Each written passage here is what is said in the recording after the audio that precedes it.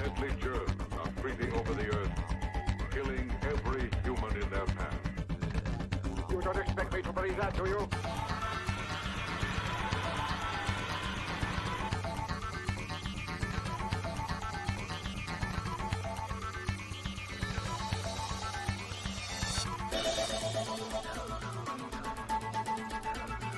Time is running out for the planet Earth. You don't expect me to believe that, do you?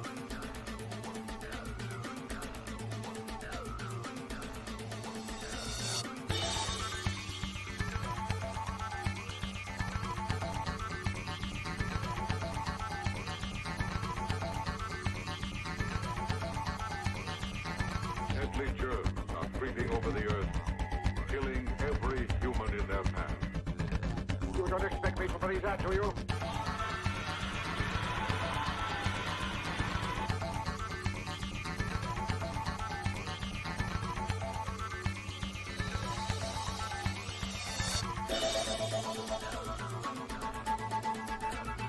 Time is running out for the planet Earth. You don't expect me to believe that, do you?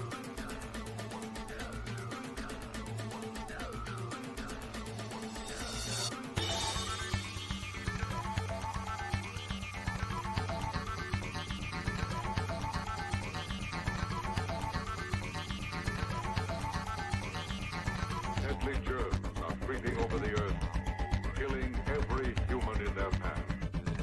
You don't expect me to believe that, do you?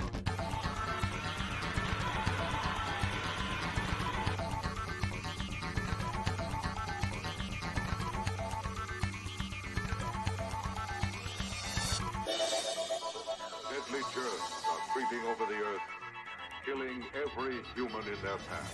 It's impervious to all poisons. Time is running out for the planet Earth. You don't expect me to believe that, do you?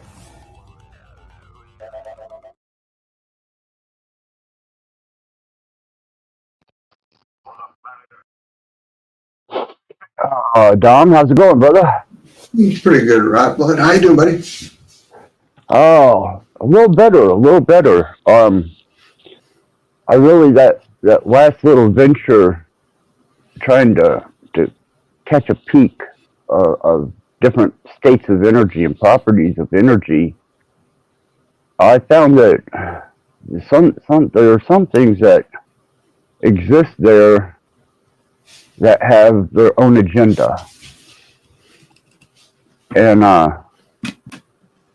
they're kind of intrusive, actually, is what I found. Try and bring everybody up to par on this. Hey, Max, good to see you. Definitely want to talk to you, Max, before you go. But anyhow, Dom, I started peeling away, the different layers of the construct down to just energy forms. And I started getting a really good grip on just the energy form itself. And some of them have a type of personality or persona, maybe an individuality to them. And then others are just states of energy, some coherent, some decoherent, some easily identified by the geometry of the energy that's being projected off of the source, and some others is just randomly chaotic. But in between there is an awareness. There is an energy that exists that is very self-aware. And once you open that conduit up, whether it be good intent or bad intent, there is an awareness that you have opened that conduit up, and I noticed that these energies made themselves abundantly present, abundantly clear, and apparently was trying to reach my attention just as much as I was trying to discover their attention. But mind you, that in this state, you're observing cohesion and decoherency of states of energy. You're not actually seeing the construct. It's that which is there within our realm, but very, very much, pretty much unaccounted for, because it takes a real lot of focus and a lot of letting loose of what you would be considered safe reality zones, where you feel safe or comfortable with the mind, and you start allowing the possibilities of the dissolving of the construct, to see those energy forms. And what I wasn't taking into account whenever I did this was that there are energy forms that when you do this and you become aware of this state of energy, which is just one of many that I've found, they become aware of you. And you can't just, you can't just shut it down. It's not something you can just flick the switch on, because, they definitely made their energy very well known and very well abundantly clear that they were aware of me being aware of them. It was a trip, and it's still, I still know they're there, and I still know those traces of energy are there in various forms.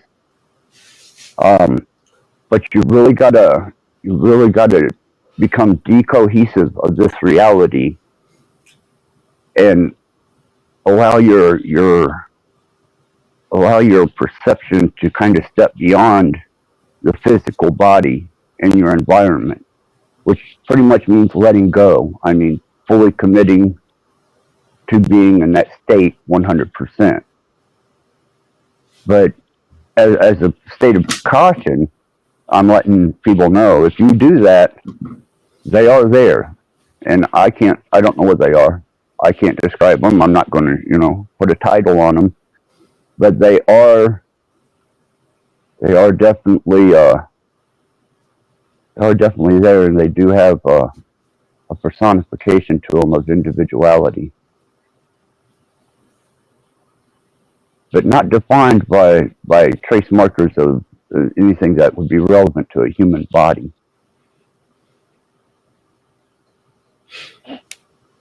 So if I can ask, Max, if you can recall, do you recall if there was a backdrop? The backdrop was just basically the construct without a type of comprehension. It's kind of like that 1,000-yard stare of blank nothingness, and certain people that gaze at walls, and you're kind of like, wonder what the hell his mind's at. It's almost that type of mindset that you're in. You're aware that you have an environment, and you're aware that this environment is familiar to you, but you disassociate completely. So these energies are playing within the confines of this construct, but just on a different perception level. And the more I played with it, the better I got reception. Much, it was easier to get reception. But whenever I went to shut it down and just kick back and relax, they weren't through. You know, it didn't matter whether I was through or not. They weren't through. And it took me a bit to get that shut down enough where, you know, I'm not being aggravated. I'm trying to assess whether or not you actually, it was your home field, their home field, or was it a neutral realm that you're in? Because when you hear certain stories where certain people said they got taken up in the spirit, they started seeing something that they've never seen before. And then there's other times it's done in the neutral, and sometimes to make it familiar for some people on this end, you'll get familiarity of this place. So they've come to you. This is how we find out whether or not they made contact with you, you made contact with them, or you both stumbled each other, or you're trying to meet in a neutral place. Because there's a good chance they allowed you to see them. Right. I'm not saying I had any control over the form and the mechanism. I just was reaching out, you know, and decided to become receptive instead of being a transmitter. I decided that I was going to be receptive to various states of energy that I know are present. Mm-hmm. And it started out with just forms of energy. Some coherent, some weren't. And there was a relative color to things, but nothing I can define. And I didn't even realize that the intrusiveness of what I was about to experience was even a part of what I was doing. That just comes as a surprise. So I can't define it. You know, I can't say this is what it was, or, you know, this is where it's at. But I can say that there was an interaction that was very, very real.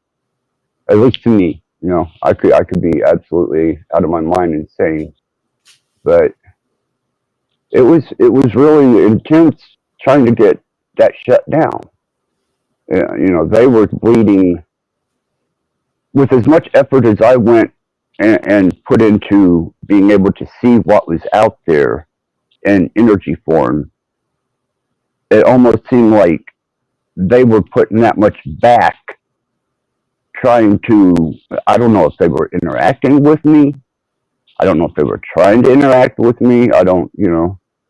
I'm not sure what the particular nature of this energy. It didn't seem malevolent, you know, it didn't seem benign. It just was there. Unlike doing certain things that I did in the past with metaphysics, and especially whenever it come to summoning and projecting, and, you know, dealing with defined entities. These were more undefined, but highly interactive. I've never seen anything like it, Dom, or felt anything like it. Well, you probably have contact. Maybe that's a good start. Maybe when they start communicating with you, if that's needed. It's like when people talk about going into the light. Have you ever gone beyond the light? Why? Because the light's on this side. So once again, you've probably done enough work that you've earned some attention. And in that attention, hopefully they'll be able to, you know, bring you there for whatever reason, whatever there is. Because, you know, anytime you get beyond the mind, now you're in that other place. You know, awareness opposed to awareness of the self. The self, that means that you might be still here. So they might have come to visit you outside of what some people would say their senses. That's a lot of work, but even to get to that point. Yeah, I wasn't expecting it, Dom. I was expecting maybe, to be able to see energy forms, you know, and in the natural and unnatural state of things, which were present. But I didn't expect for there to be what I felt to be a consciousness beyond that, that was independent, an independent consciousness moving amongst the energies of things around us, such as lights, uh, electricity, just anywhere there's a focus of energy, there is a state of coherence or decoherence that exists there. And some of it is easy to observe, and some of it is like static. But in between there, there is another type of energy that almost seems conscious of itself. Fucking weird, man. I'm putting in the back there because you said it a numerous amount of times. So maybe what is means to be accepting or expecting. Maybe that was my apologies. That's accepting. My apologies, Axis. Yeah, it was just an experiment. I mean, it wasn't anything that I was taking on as a pursuit of this is the way I'm going to go. It was more or less exploration. And I've worked with identifiable energies that have definite resonance of their intent or their nature. We'll call it nature, their nature, and those are identified fairly easily in just a general state of consciousness. I mean, you have to lift yourself to a certain degree to become in sync or a part of that type of energy that you're summoning, whether it have personality or not. But this wasn't anything that this was just a natural state. Just me pushing the boundaries of a natural state, and that's what I stumbled across. And still intriguing though, still very intriguing. But it's just going along the lines of the endeavors of research that I take, because I'm thinking that intent and something. Let's say you give a gift to somebody, but you have a malintent behind giving that gift. I believe that gift will consume that state of being and within itself. It'll have its natural energy, but along with that natural energy, it has that implied energy that you put upon it. And upon receiving this, you're kind of receiving whatever intent comes attached with that object. So I was working on cleansing certain things that come in and out of my house, or certain medical providers or various other people. I thought, man, I really need to start paying attention to the energies that I'm allowing to fluctuate through here, because I'm dealing with some of my own energies that at this point in time are kind of infringent. And I thought, well, I'm gonna, I get mail. I want to kind of neutralize that mail, take any intent off of it. I get a delivery. I want to take the intent off of that before I bring it in my home. Or, even whenever my in-home service people are here, that when they go, they take their intent with them. And that I nullify or neutralize their intent, especially on a malevolent level, when they're coming into my home. And that's where I started out at with this. And upon that, I got to looking around, and I thought, I'm curious is to take a lamp that's on a, it's on a conveyor belt. Guy's putting it together on an assembly line, winds up hurting himself really bad, blames the lamp, and sends the lamp on down the line. Does that energy, to my notion, it does.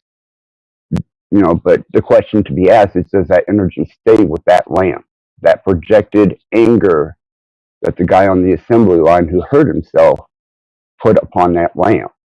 And does that carry over and if you don't take precautions into your home, your dwelling, or where you live. Oh shit! I got Max back. This is terrible. I got to pay more attention. There we go. Hey, how's it going? Oh, Max, good to see you, brother. How you been? Good, good. I've been listening to your experience here. That's pretty awesome. Yeah, I was taken completely by surprise with it. Not what I expected, you know. As usual, just general energy work, or even more spiritual energy work. So This one, this was through meditation or meditation and frequencies and what was it? The well, experience I that had you my had? general. I had my just my general frequencies going, which are Yeah. sustainable frequencies. But I started removing the relevancy of the looking at this plane of existence is more like a computer, Mm, stripping the programming away from it. yeah. So breaking it down to its fundamental basics of not being a physical, like a piece of wood, but the energy source that creates it to be a piece of wood. Yeah, And the underlying energy that exists in like you or me or entities or yeah. I was listening to your kind of description of what you were seeing, which was really cool. There's yeah, yeah, that's what kind of teach is seeing through the layers, right? Because there's layers of energies out there as well. Like there's the energies that are creating and all that stuff, right? But there's energies from the planets, energies from people, energies from entities, stars. It all interacts, and it's like it's a collage, and it's one layer, and then there's different vibratory layers on that, and there are entities, like you say, that are in that, and you seem to have a really great experience. A lot of people have negative experiences with that, where, like I was discussing with a friend of mine uh, on his show the other day, um, weird squid-like, uh, you know, Leviathan-looking creatures that you know come come jumping out of the ether at you to try to startle you and shock you. So that's cool that you had a great experience with them. yeah, I didn't feel malevolency or even a benignness. It was more of a. It was almost as if as if kind of like I was being studied. Almost is what it felt like. It was like a reaching out, but it had its own definition. It Yeah. wasn't just like a light source energy or Yeah, and you you're know absolutely right not to give it a name. Um, call it an entity, right? entity. Because That's good. because as soon as you give it a name like an archon or god or a this or that, it will assume that form. If it's malevolent, and if it's not, another form might come and do that as well. So yeah, Right. keep the titles n out, completely.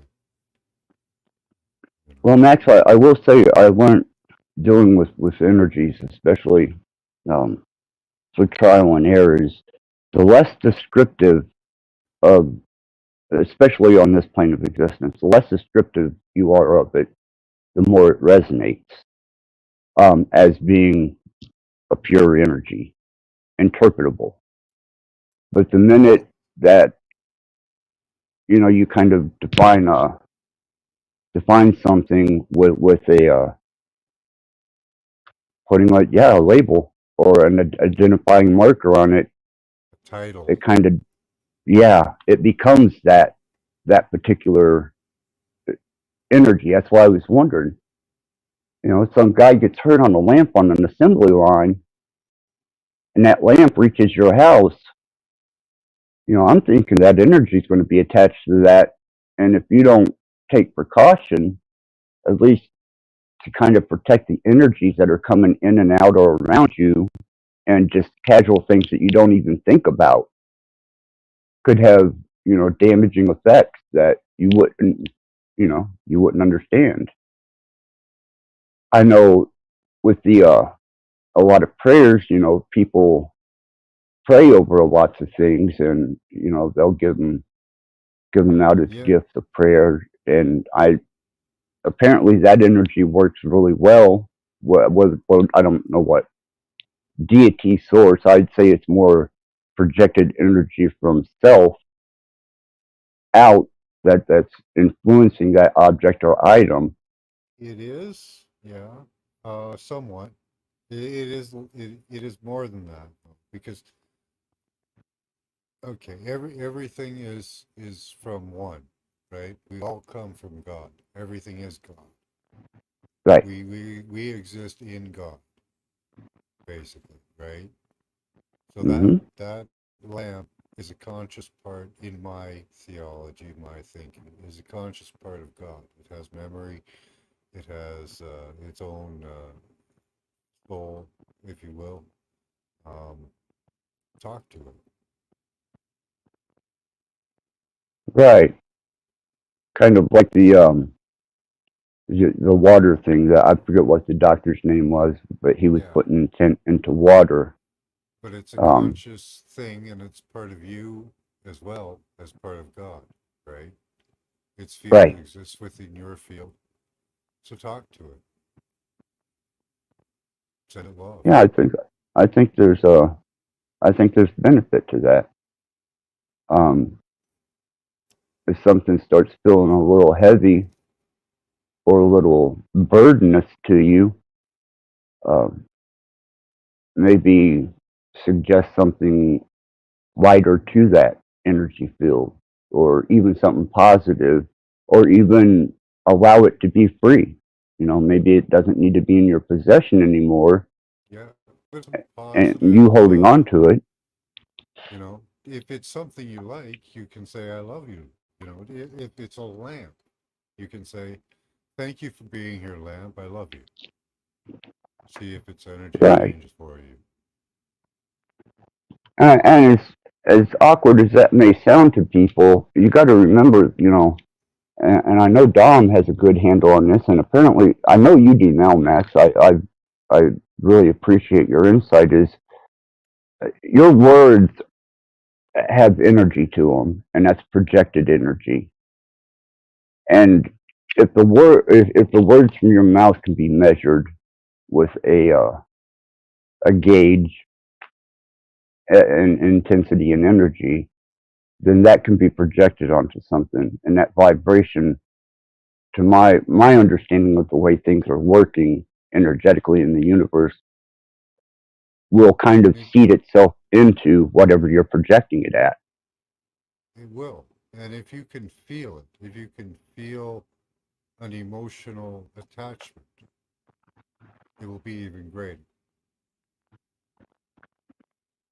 It's like, have you heard of the priests praying over contaminated waters and purifying Yes, them?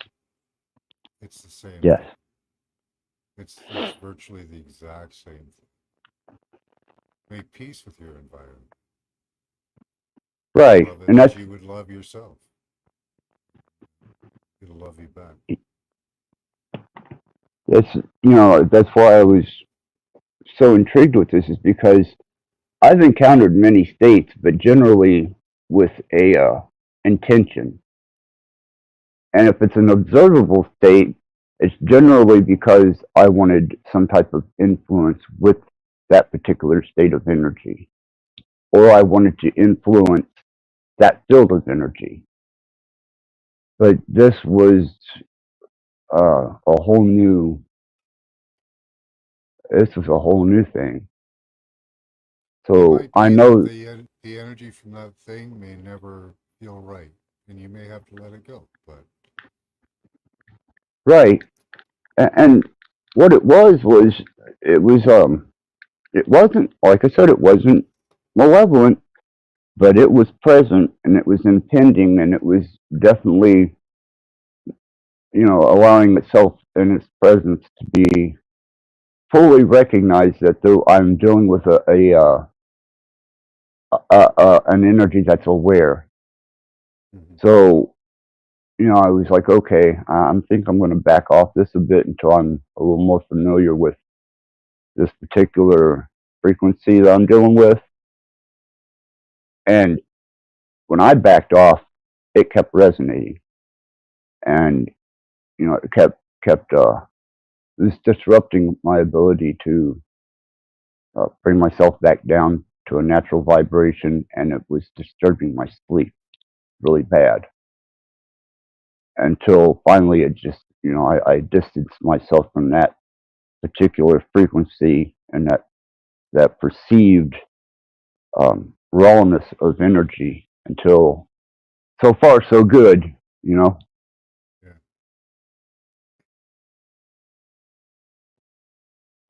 How much of that, Max, do you think is a person, if they're not aware and they're projecting energy, such as anger is a very easy one. And let's say that there's an unseen um, entity that resonates towards that. When you're projecting that true anger and you're in that true state of anger, do you think that there's a natural state of control that they have to a degree? Or do you think that they fight you to have control, and the more angry you become, the more capable they are of using your energy to, in the physical realm, to create a scenario to happen later on that could be, I don't know, beneficial to their existence? Yeah, you're you're right on it. Um, it's negative. Most entities seem to exist off negative. There are those that seem to exist off positive, but most exist off negative in the ether, and they'll set up anything they can. They'll take any route, any method that they can to propagate a negative emotion Let's or a let's play negative with this ideal situation. for a second, if you would, with me, Max. Um, let's say that we'll use something common. Let's just say a cellular signal. Let's say that there is a type of self-aware entity that is being aggravated or disrupted by a cell phone signal. And in return, this particular entity, by nature, does whatever it does to inflict itself in a state of our realm of being, and our state of reality, to protect itself or to eliminate the source of discomfort. And is it possible that we've disrupted that energy for those entities enough now that they are starting to bleed through in a much more pronounced way than generally, like back in the 70s or even the 80s? They use things like CERN for that. That's what I was kind of thinking. Because unnatural frequencies, as you know as well as I do, have an effect beyond the scope of our senses. And being layered the way that we are, with our construct and the fractal nature of realities and universes and states of being, it would almost be as if we were malevolently intruding on someone's existence and them virtually having to go to war with the source of that intrusion in a damn near spiritual way, as best that that type of energy could interfere or disrupt what we're doing. Yeah, it's a multi-dimensional whirlwind. Like we're coming to a point where human beings are, um, I don't know if it could be, I don't know why, but we're coming to an awareness. Seems. And at the same time, we've got these forces working against us. um, Sorry, I lost my train of thought there. No, you're fine, man. Just I know, we've discussed our indifference with certain frequencies and energies that they project out and how it affects us on a physical level. And we take our precautions and we try to develop defenses. Yeah, And I don't know what they're doing on the multi-dimensional level, because it is much more than like the effects on us and stuff. It's much I, more than that. But I I'm don't know what feeling it that. is. I don't know what it it's all in a combination, like with frequencies, the chemtrails, even the programming might even have something to do with it. Like, the churches, the sports stadiums, that type of energy, that right. spiritual energy that they collect, you know. There's so much hidden from us, right? Like, it goes as far as like weird concepts as they're communicating with astral beings living on Jupiter, and I don't really know,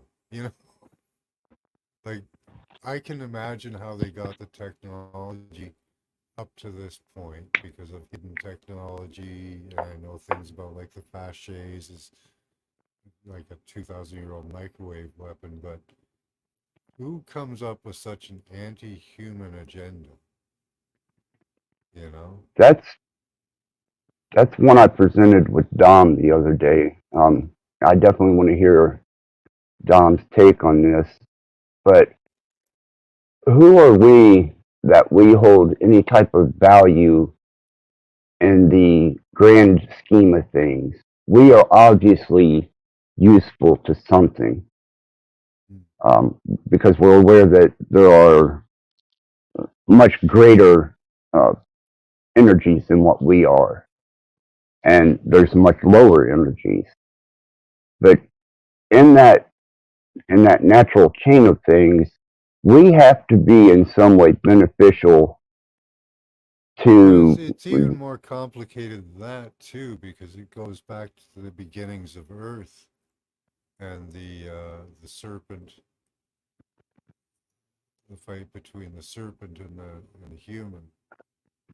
That's a fight as well. Okay, that's not good. TP, you could explain, Max. I mean, I would like to It's get a better insight on this.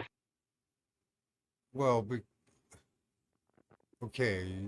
The Earth is a serpent, um, but we're the gods, right? We're the interlopers. Okay. We took over the. Now there's still that spiritual fight, Marduk and Tiamat. Okay, that was Sumerian and just pre-Sumerian Yeah, writing. have you read the Enuma Elish? Yeah, the Numalish. Okay, so Tiamat procreated without her consort Marduk, and that led to war. Tiamat died, the earth was born. On the earth, there were lizards, there were gods, there were titans, there was all kinds of creatures. In the end, the gods won out, and we're the image of the gods. So there's still the serpent to deal with, the serpents that are still around, that are still a little bit upset about losing the war. Okay, I can find relevancy to that through the Naga, the teachings of the Shivite Yeah, and the Naga. Yeah. Because now I'm seeing that there's a man has kind of a. That's just an offshoot, right? That's just an offshoot of the war. I don't know who the spiritual side of this is. No idea. Right, and I would, I mean, on a lesser plane, we'll call it a darker, a denser plane. I'm much more familiar with that territory. I feel a little more comfortable there because I've learned to maneuver there fairly well. But when we start getting into areas of non-intent, kind of like, if a human was just born in a natural state and didn't have an intent or directive, kind of like a feral animal, just survival, period. It would be least intrusive on its environment.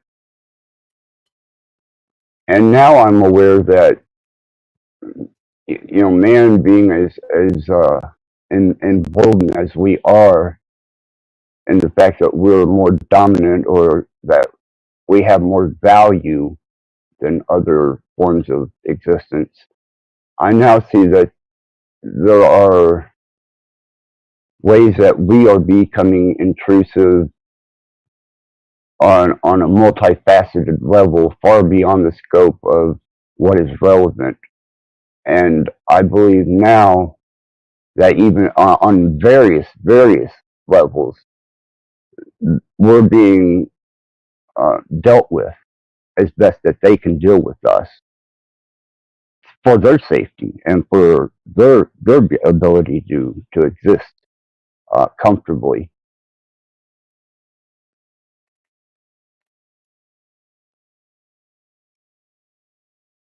Kind of like man struggled to exist comfortably here on this plane of existence, but there's intrusive waves and signals and all the way to microwaves and levels of radiation, electromagnetic fields, and most people aren't even conscious that these things are affecting them or around them.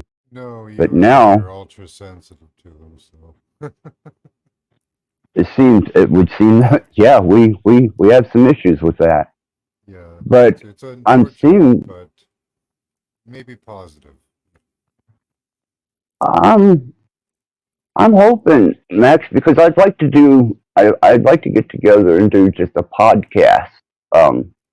One is definitely with you. You're on top of the list there, and kind of endeavor amongst one another about our understanding of frequencies, energies, and vibrations, and the form and function of them on various levels, from fractal to programmed. The defenses that we've learned, the defenses that we're trying to develop, and give a very informative, in-depth podcast on helping people to maybe have something that doesn't have the distractions as much as an open panel would. I would really enjoy that. Yeah, that'd be awesome.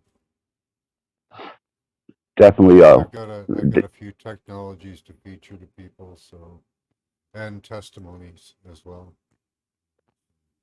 right. I would like to definitely, we could have even, I wouldn't mind Dom being I there. like your avenue of research, but problem I have with it is the equipment. Is there like would lower level equipment work as well with what you're doing?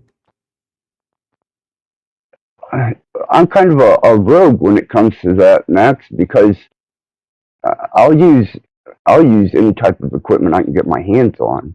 To tell you the Okay. truth, I mean, if it's Yeah. even if it's a low level voltage meter, Hmm. I'm going to find a use for that low level voltage meter to scan my field or area, my Yeah, local like area. low quality stuff, like low quality. Yeah, Like yeah. because Some of the you have Bose speakers and all these fancy, pretty fancy equipment to um, play with, right? yeah, yeah, I do. It's not as portable as like taking an EMF and maybe a voice box or something and going out and trying to Yeah. tap into energies out on the roam. Hmm. Mine is definitely more localized and stationary. Yeah, But I you do got a keep studio there pretty much, don't you? Like a sound y- studio. yeah, yeah, Yeah. Okay. yeah, Okay. complete Well, that's good complete sound development. sculpting and That's good for development. development, right? Yeah. Yes. Right. Oh, absolutely. Yes. That's That's the only way to do it. Like I can't afford that equipment. Yeah, that's good for development, right? I probably wouldn't have one third the understanding of Hmm. the full spectrum of frequencies and the vibratory energies that are around me had it not been for me identifying them with this equipment. Yeah, I'd I still spent a be boatload of money completely. on equipment, sensors, and shit. Bunch Hopefully, of though, electric we can. meters. Yeah. Right. We know that they're there. Now it's developing the technology to nullify them, and even Yeah. a step beyond. Which is Yeah. where we kind of had left off in our last conversation. And I think there's a lot of value and significance that could be given out as a resourceful tool to people who are suffering, and they may not know why they're suffering. Yeah.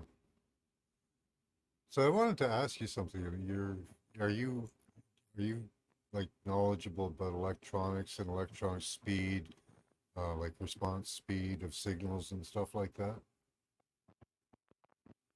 As far as slowing them down and speeding them up with diodes and capacitors, or um, Or like how they interact between different components, stuff like that?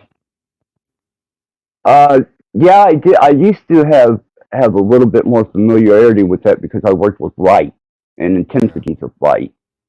So I knew that Okay. if if I went to like Radio Shack and I wanted to slow um, the speed or the intensity of a light down to create. Um, I do have a specific question. okay, So like but okay. So a one of those noise silencers, right? They take the hmm signal coming in and they cancel it, a noise canceling device, right? Is that going right. to be fast enough to cancel, say, EMF radiation? And is it going to have a high enough frequency to cancel? You would have to put a receiver um, Those are the two inside. major factors into uh, making a device that will counter it. So if you could check out those two parameters for me, like even hmm like we were talking about that device on a window, right? Like even if you had to put a device like a gathering or sensing device at a distance, would that signal be able to make it back through the wire or whatever device you were using fast enough, like to counter that signal? Because there are problems with the speed of the Yeah, signal that's and countering. So that's yeah, a the major factor. SSID. Yeah, and I don't know enough about that, so I was hoping you did. And the next thing is the frequency. Will it go up to the gigahertz frequency in countering these types of frequencies? And if it's only doing it with sound, is that going to counter it? The best way that I have, and it would be by individual process, is I would take the Wi-Fi signal receiver that I have that shows the strength of Wi-Fi or whether I'm getting a signal at all, and put it up as a receiver within those noise canceling headphones, and then pump my router up to where We I've got lost Dominic. everything. Where'd you go, And Dom? oh, Yeah, we discussed kind of a setup for that. The thing I was wondering if that setup would be fast enough, right? Because of the either the lag speed of the connections, right, between the router and the processor, and then you're going back to a speaker or an emitter of some sort. So there's the time lapse, right? yeah, the variables in speed of the Yeah. waveform is what it would be. Um, at various different waveform lengths, there's the variables in its intensity. The tighter and the closer, the vibration, the higher the resonance. The lower the distance between those peaks and valleys. The lower the resonance is going to be. But I'll be back what in I a would second. have, okay, but what I was thinking of is I would have to take the noise canceling headphones, put the Wi-Fi signal detector um, encased in the headphones. Uh, Go ahead and make sure that I'm getting maximum signal being sent off from my router, and adjust accordingly until I've either found the right padding or the right, it may be a physical material even that deflects those waves. Which with Wi-Fi we know that Faraday does that. Um, you would be able to protect the ears at that point until you developed an understanding for that signal and what the medium between that's blocking it, and either match that or canvas your environment in that, which is kind of, I think, There the we go. direction we were taking. Sorry. Oh, you're fine, Max. You're fine. Oh, there's the probably one of the important points why I came on tonight. Um, you, instead of using your router, there's an application called the ElectroSmart app. It actually tracks all of the sources around you through a cellular phone. And That might it's called it's a what now? It's called the ElectroSmart app. It's a cellular phone app. Okay. Yeah, let me show you. Hang on. It shows all the sources around you. It only shows their power level. It doesn't show their signal, but it might be. I don't know. I don't know if you'd be able to tap into this somehow to use it. So yeah, here. Here's my camera. This one's pretty cool.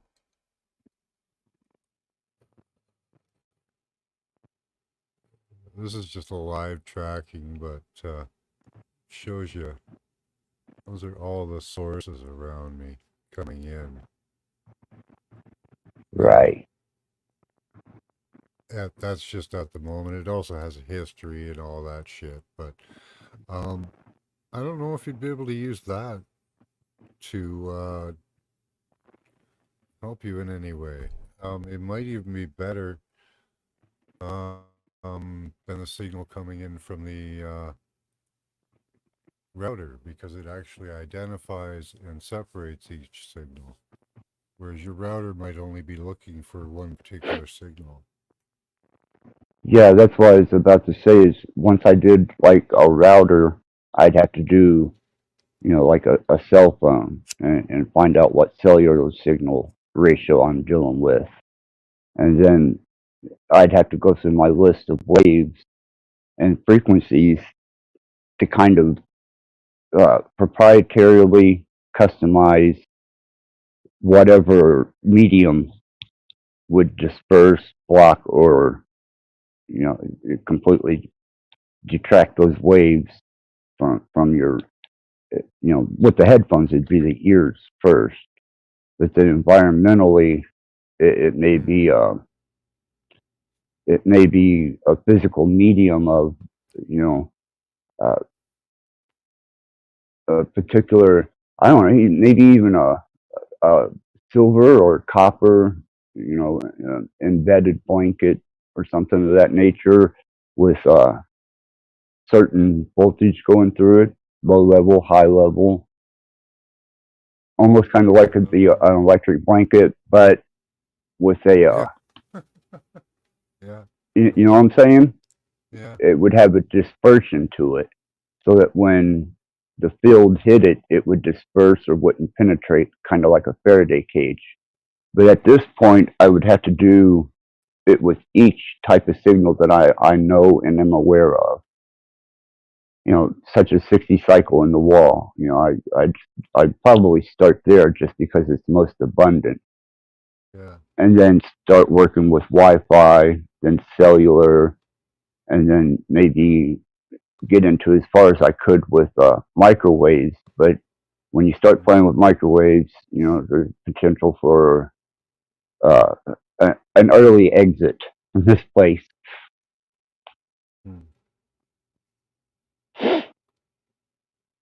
That's the Yeah. problem with some of the more tactical military technology that they have is, you know, um, I don't have, man, I don't have the resources or the money to fund um, microwave Yeah. research the way that I would like to, you know, because I know, to my Well, observation, they have it it's also very directional. dangerous. It's also very Yeah, dangerous. So, yeah. yeah, All and right, and I've got to duck out. It's past my bedtime, but I knew there was something we needed to share. So yeah, I think that's it. Yeah, thanks for having me up. We will have to talk about this again sometime soon. yeah, Max. Let's whenever a good time for you. I would like to Usually get weekends for me are better. Yeah. weekends. Yeah. Yeah, and maybe do a couple hour podcast and get some type of presentation ready and Yeah. present it out there for those that want to endeavor further into understanding their environment. Yeah. But All right. thank you for showing up, Max. Thank you. All right. And yes, absolutely. I believe that we've got a lot to share on this, and I think a podcast would be a great first step. So All right. thank you. Have a good night. We'll talk to you later. Thank you. Bye bye. Thanks. Okay. That's Max Vision. He didn't leave his link, but for anybody's future uh, interest, he does have a channel, and it's Max Vision on YouTube, remote viewing class. And I suggest if anybody that wants to start understanding the fundamentals of remote viewing and various forms of energy work, uh, this gentleman right here, he's definitely on a precise path of development, and he's moving forward with his research and understanding, and he's very interactive. Okay, yeah, Max, please leave your channel link, so it's that way. I'll try and after this video, I'll try and link that in the comment section. Okay, we got Jeebus here too. Me and my buddy of mine made a really cool microwave gun. Oh yeah, fun. I'm ready.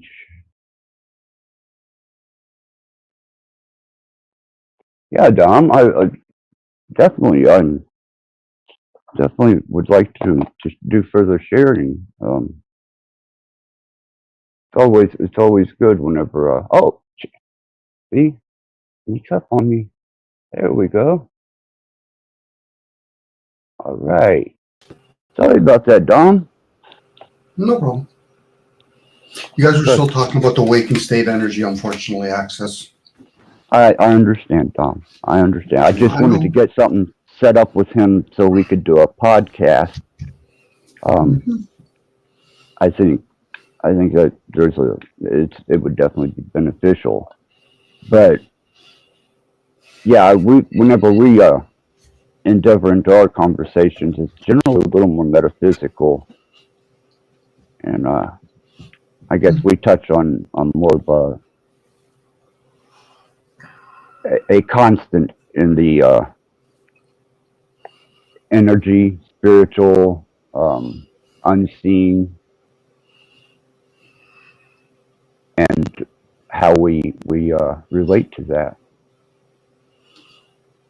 Mm-hmm. Which now Dom, I have a much broader observation of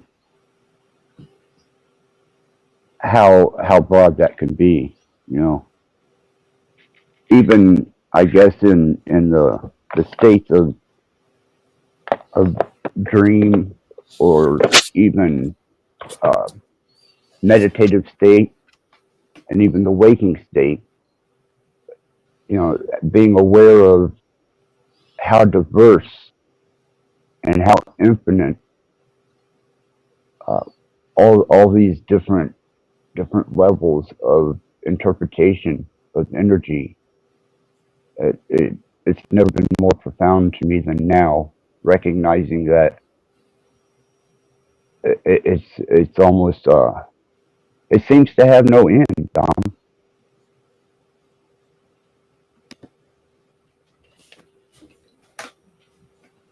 We could. You know, I'm not sure that. I'm sorry. Go ahead. Unless everybody starts getting into a hypnosis state, so desperately trying to feed the waking state, and then we have to use language. We have to use a lesser technology to try to explain this stuff. You know, the awakened state is when you use language. This is why when people say the word silence is golden, because to get into that state, you have to realize to deduct all that noise called the senses. Once you realize there's a source running that waking state always, that is what some people might call the energy. And then they're saying, I'm communicating with some other source. It's been there the whole time. And that's just scratching the surface, hence the nowhere in the self. So when people are talking about, okay, I can astral travel and all that, yes, you're talking to the source that's always doing that information. It's like language is always here. You can have access consciousness beyond the mind. But most of us have to learn in the awakened state how to speak a language, how to understand numbers, let alone what energy of number is. Most people just are programmable in the awakened state. You wake up, that moment just before you're about to wake up, that's who you are. You're having that moment of communication. And then the waking state, again, just carries on learning the language, have to be treat some craft, not realizing something's functioning the breath. Once you learn another craft, it could be let's say, astral traveling, or understand bloodletting or consuming gold for conduit and all that kind of stuff. Now you're elevating that, but you have to learn on this state. You have to learn how to walk first. The walking state is the walking state. Waking state, my apologies, is the walking state.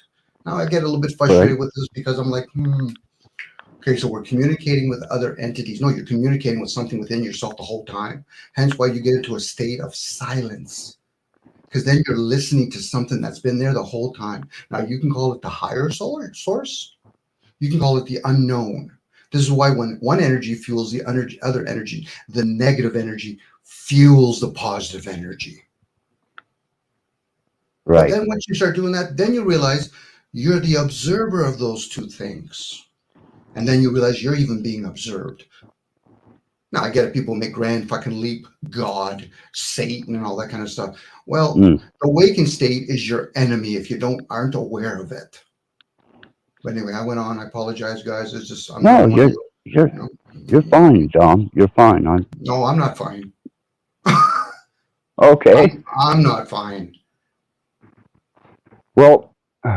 Anyway, I'm okay. I can quickly get into my familiar spot. I'll just keep quiet.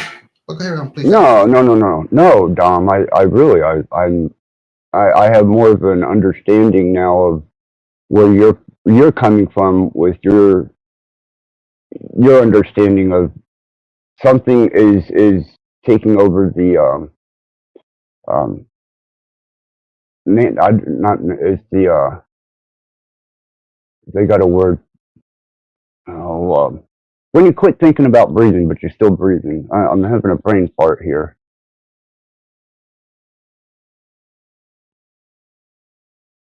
Anyhow, there's a state that the body has to be in, I suppose, when it's at rest, full rest, that puts it on kind of an autopilot.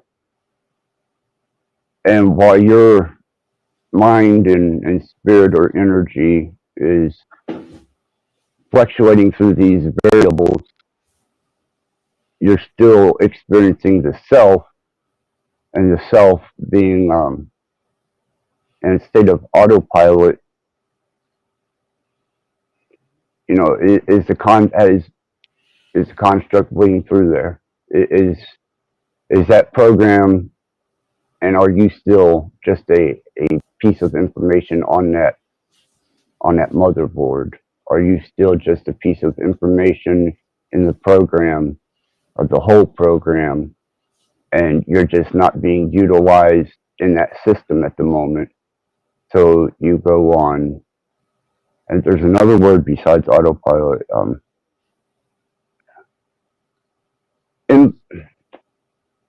Involuntary breathing, a state of involuntary being, until your program exceeds or reaches its limit of productiveness to the overall program or the construct.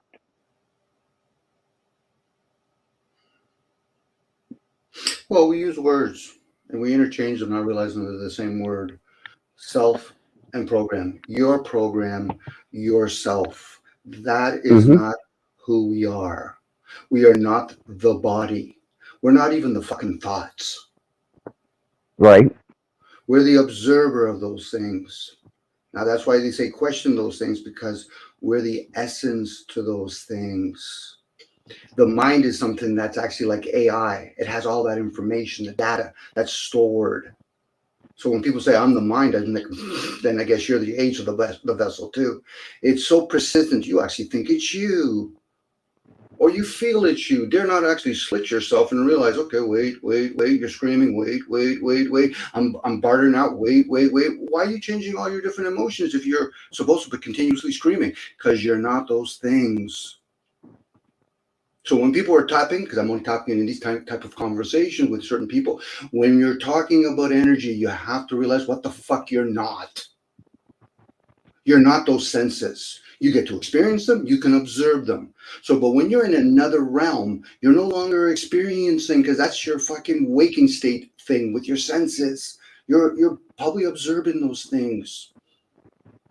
Well, yeah, it was just complete. For me, it was observation. Yeah. I wasn't feeling any physical interaction with it, or was Mhm. I in a state to physically interact? I was All just I sharing could with do you to was be see. aware. I was just sharing with you Oh, access to see whether or not what level that you've, because sometimes when we put something out there is going to say they're really way off, but I give them credit because they're being persistent, so they'll get rewarded in something. It's like giving a dog a bone. This human form, it's a fucking like a dog. It's a bone. So hey, you've done a little work. You did a little, flying up in the air. You understand a little bit of acrobatics and all that kind of stuff. That's fine. You can easily have a walk-in that could do that like that. Once you become aware of that kind of stuff, I'm like, oh, okay, so this is a lower experience. So I'm in the three-dimensional vessel, your emotions, your mental, and physical dimensions. Now, people will use the word life. Yeah, you're in life. Breathe it in and out. That's energy. Same with thoughts. That's energy. Just because we speak it, we don't see it. And some people might have that gift to be able to see it. Like certain people that I know, Max has a credit to himself, where he says he can do astral traveling. But who's doing the astral traveling? Not the waking state. It's something else that's communicating. This is why when people go into hypnosis or in coma or they black out, something's always there. It's in the unknown. It doesn't have to reveal itself. Anyway. no, I'm listening. I'm listening to what you say because I take the aspect of myself being a constant. Um, I don't see death as the end, nor did I see before I was born being any more of a start than what my death will be whenever I reach that. This is just an experience in between those stages. And then what comes after that is the next experience. Um, so my understanding is knowing that this is temporary, this is no more than a car ride. Taking a car ride in a meat sack, and trying to experience the full effect of what this has to offer on many different spectrums, from the physical touch, things that I enjoy the feel of, all the way to, discomfort, um, things that I don't find as well. They are as rewarding. They're just not as they're just not as comfortable as other states. But I don't see this as being the be all end all. I see this as just a stage, uh, a movement, and not much different than taking a car ride in a simulator. Um, you know, feels like you're moving up and down the roller coaster or taking that plane ride in a simulator. I don't know if you've ever been in one or not. I was actually fortunate enough to be in a full immersive simulator back when those were big and popular, and you got the full effect. I mean, the stomach, the height, the tingling in the feet, the anxiousness that comes with, getting ready to go over that hill in a roller coaster, or when we were in the plane, or the racing car. That was another intense one. Fully immersed in this capsule. That affair is really neat. But I understood at that point in time that there's levels of just comprehension, and that's all that you can do is try and comprehend, to try and understand the full scope of being able to experience many different facets of this particular thing. And when I change from this form to the next one, I can't say how my experience is going to be there. It may be a complete rebirthing, almost as an infant, into a whole new, trying to understand and develop a sense of familiarity, or even the sense of experiencing that next stage of energy once it transcends the body. I don't see us as temporary, Dom.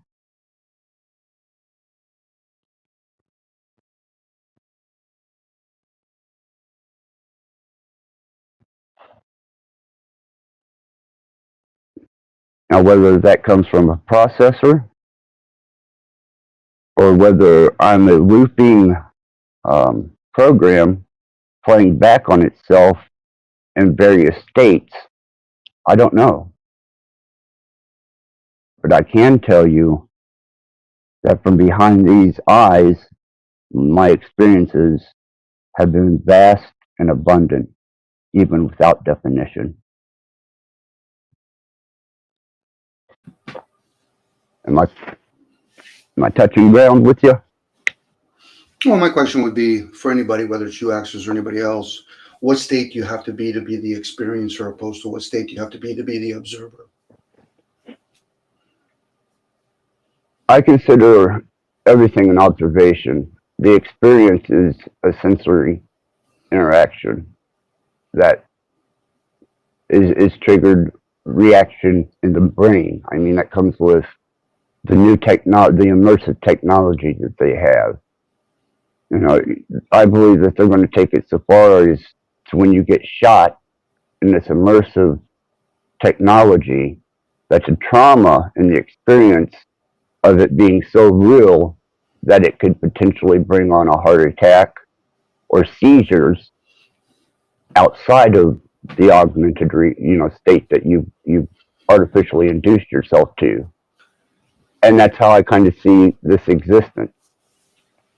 Though I'm interacting with it on sensory levels, you take my smell, my vision, my taste, my touch away from me, and then I have to experience my own being in a drastically different way.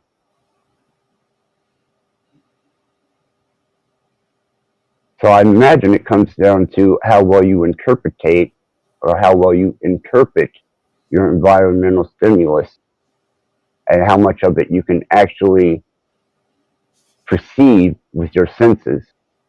Because the more senses you cut off, the less experience you're going to have with this immersive energy.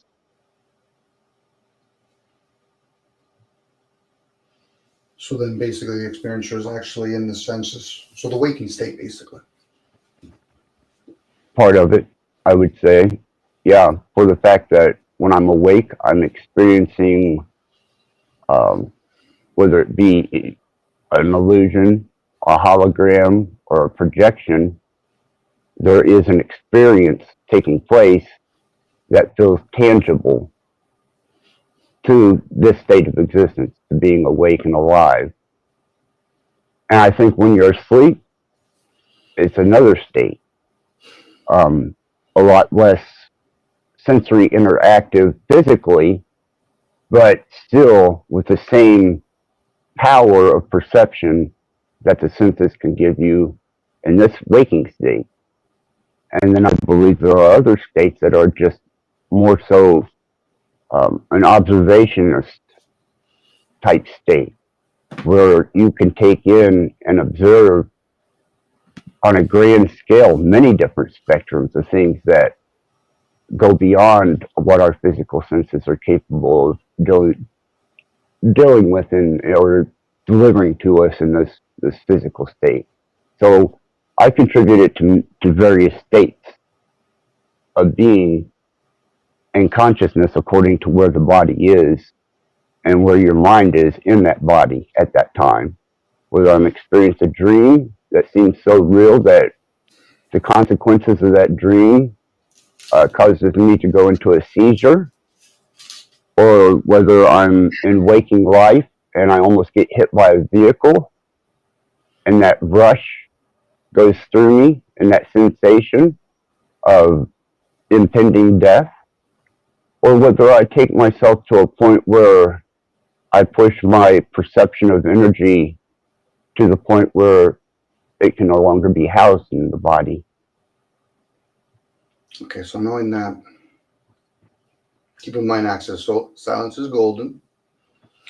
If I'm observing, or in this case, experiencing a car accident, and I also experience it, let's say, through a lens of a TV, am I experiencing it the same way? In the brain? I'm just talking Yeah. about. I'm talking about the experience because we're both talking about senses now. So if I see a car accident, I'm with my body and I see a car accident. Then I'm also with my body and I'm seeing it through the lens of a TV. Is that still an experience? Well, yeah. Okay. Even more so if you're. Hear me out. Hear me out. I'm not going to go into depth on this, okay? Because this is for a lot of people, actually. It's not just about me and you. Because I can answer all these Okay. for myself. So now knowing that, is there an observer in both of those situations? I would say so. Okay. So now knowing you can use the hologram metaphor that you use. Does that prove or denounce the fact that the senses could easily be misled? Very easily be misled. Okay. So knowing that now, but the observer now, can it be misled? Well, absolutely, if it's experiencing through its senses. I'm talking about two different things now. There's the experiencer and then there's the observer. The observer is always there. But what people call experiences is based on their senses. So somebody will say, okay, were you in the car accident? Were you experiencing it by observing it from outside? This is where people play with words. But once you have discernment, you realize, no, I'm just observing that. I'm the spectator at that point. So now when you get taken up into other realms, you really have to fucking numb that experience shit because you're no longer using the senses. So you really have to be aware of the observer. This is where you get the concept of know thyself. You really have to know who the self is, which is the lower program, but you have to know who the knower is. Because once you realize, you can decipher the difference, and one functions the other, not the other way around. The child is the waking state. This is why when people get dreams, when they have that, not everybody has the ability to be able to do dreams. So whatever anybody tells you, tell them the fuck off. So now the ones that are able to, they're in a constant thing called stillness and silence because something's trying to communicate with them. Now, if they haven't learned the craft of learning to interpret dreams, then it's okay. I will communicate with you in the waking state, but you're going to have to go to somebody else. Opposed to I'm going to learn it. Now, if you can practice that same thing in the waking state, now your one state can communicate with the other state. But if not, then you have to start using what people call in the waking state your imagination. Unfortunately, most people think this is what they call reality, the senses. No. And the senses could easily be misled. Yes. Now, they might think other people are misleading. No, you're misleading yourself because this is why when you go into a hypnosis state, for some people, it'll tell you exactly what the fuck you've been doing the whole fucking time. That's why when people do drinks, liquid courage kind of ideal. Because somebody's saying, no, I was fucking there. I know the difference between fucking right and wrong. But the waking state, most of us fail each other, teaches us shit. But that's what most people talk about. That's their experiences. And that's what anchors us here constantly. So these other realms say, don't worry about them. They're so fucking infant. They're not understand alchemy. I'm not talking to you, Access. I'm just talking out loud. Because if people forget about the concept of fucking truth, you're living within your own deceptions, but are you going to be honest with the self? Whoever's speaking, are you going to be honest with that program instead of just serving the fucking thing? That's why when you hear people, and they talk openly, if you're acutely aware, they say shit like self-aware opposed to aware of the self. Self-love opposed to loving the self. Self-revelation or self-actualization opposed to actualization of the self. Why? Because the program is not supposed to run you. It's supposed to work with you. This is why people get the concept of mastery and slavery. Because you got the child thinking it's the fucking master. Tell it to fuck off. Do a little revolution within themselves, within the self. But that's the one that doesn't understand, well, then I'm life. No, you're in life. And if you want to get clever with yourself, play with the word afterlife. And this is the shit that most people play with. They're playing with broken toys. But then most people don't realize they're self-absorbed. And then they'll make it about me. I'm like, that's funny. Anyway, hence Christ consciousness. You literally have to become higher intelligence, and you actually have to develop and have a maturity in your emotions. And most people aren't, because people forget to teach them the cycles of 7. We're not those ages, but we can gauge those ages. So certain ages, what planetary alignment should I be concerned about? What luminary should I be concerned about? Yes, thank you, Access. But I get it. People want to scratch the surface. I'm like, okay, that's fine if they're all fucking shutting up, but they're yapping in a classroom where they don't realize either you're in the wrong classroom or learn to be in silent. Now I'm breaking my silence, and I'm okay with saying I'm acting like an idiot, but other people don't know enough to say to themselves, are they really acting like an idiot? I'm using the word acting because we're in the karma realm. That's why we have many words with the word act in it. Fact, factual, action, actually. That's why we have many words with the RE in it. I'm talking about just the English language. We're getting into Sanskrit and all these other different nations' languages and all that. Again, those are all programs. And where are they all being stored? This is why I use the word soul data. So I do a soul contract, because that shit stays here. You don't take that with you. You learn a new way to speak language, that stays here.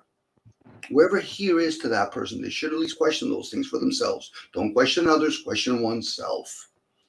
No, I didn't realize I was underdeveloped. In what area? Thinking, feeling, reason, comprehension, understand. Even in the tree of life, what is wisdom and what is understanding? What the fuck are they under? Anyway, so I went on, Access. I apologize. No, you're fine, Dom. This is great. This is good perspective. This is food. Intellectual food. And that's good. Hopefully it's liquids. Yeah. Some liquids. Then transmute it to maybe water or gold, or fucking you can use urine if you want. Dare not people understand how that works. Oh, Dom, what about you? I said, no, why would I tell you all that shit? Most people haven't even scratched themselves. They're too busy defending their self. And then their ego gets involved in all that. Oh, I believe in God. Ego. Let's put it in its own clever little word. Edging God out. They don't give a shit about fucking God. They don't even give a shit about Satan. I found, Dom, that most people, the only reason they entertain the ideal of God is because of fear. They're afraid of not entertaining the ideal of God. So therefore, 99% of them are bullshit because they're doing it out of fear or reward. They're not doing it because there is, and the is the is that is. The analogy I give to people when it comes to fear, you go into a very dark alley or a dark cave, so you're fearful. Then you go a little bit further deep down inside, and you realize now you see this big two giant eyes. You transfer what you call fear from what you thought the darkness was to those two big eyes. Then you go a little bit further, and then you see this big creature attached to that. So now you transfer your fear, what you call fear, from those eyes to the big creature. Then the creature starts speaking to you in a language that you say, that you know. Hey, Dominic, how's it going?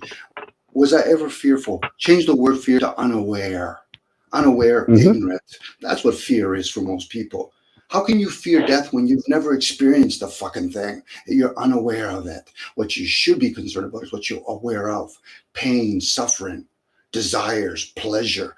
That's attachments now. That's what really suffering is for most of us, especially the ones that live in that comfort. Now, I'm not going to denounce the fact that there's other people, they've never had those comforts. They lived in more savage countries. They don't even have enough fucking food to put in their mouth. That's a different type of thing. But overall, and I don't think we've ever worked collectively as a species to my awareness, let alone I've ever read about it. We've never done that yet. 100 million people going to war, that's not a collective. That's just a whole bunch of fucking people. And a lot of fear. It could be. Well, yeah, there's a lot of people unaware. I like to use, I'm always going inwards and saying, okay, Dom, I'm going to change the word so it gives you better clarity. It's like the word evil to me just means material. But most people don't realize that, because for them, what they're leading by, they've already had categorizations. Oh, I put everything on my good side or my bad side, my likes or my dislikes, my agreements or disagreements. What the fuck? You made yourself a duality in a world with many possibilities, And then you want to play the game half full, half empty? Now you want to make yourself into a singularity? What fucking moronic piece of shit do you think these people are? Now, of course, I'm just talking with words, and they might sound very crispy. But the thing is, should you be concerned about my words or the way most of us are acting in this realm? Well, as far as an experiencer, the effects of other people that I've noticed do seem to impact my state of being at times. So at times I do become very aware, heightenedly aware of the possibilities that the person driving down the road while I'm on the sidewalk could just easily cause and inflict lots of bodily harm and pain on me. I'm aware of this. But it doesn't keep me from walking down the sidewalk. But you put me on a battlefield and I have high velocity kinetics coming at me at all directions, I think I'm going to be in a more heightened state of impending and imminent sensory overload.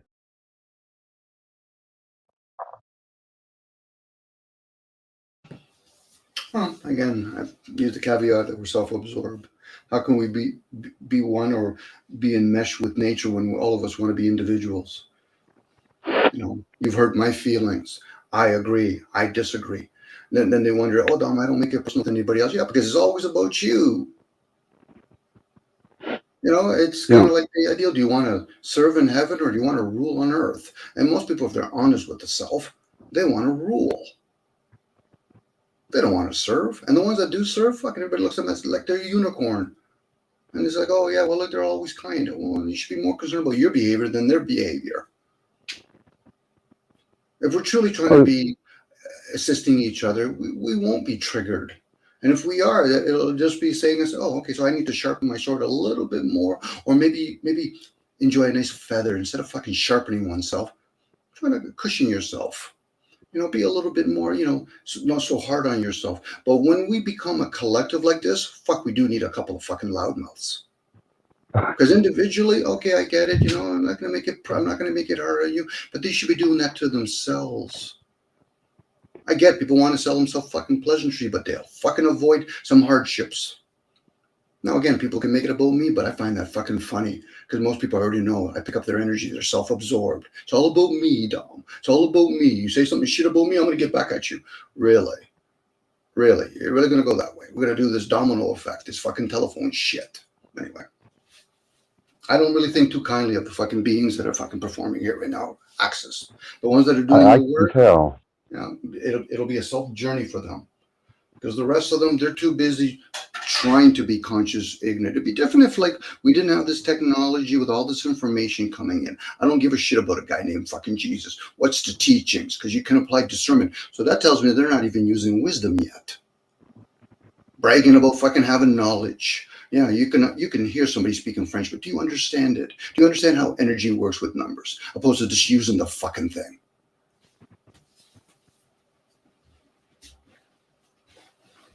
Now, if people can't do that revolution from within themselves, then how do you expect others to do it for you? Somebody should be able to take themselves apart.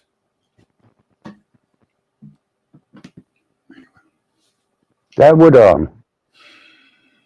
require them finding themselves in a more advantageous state of not having to take on as much of this world as I'm fortunate.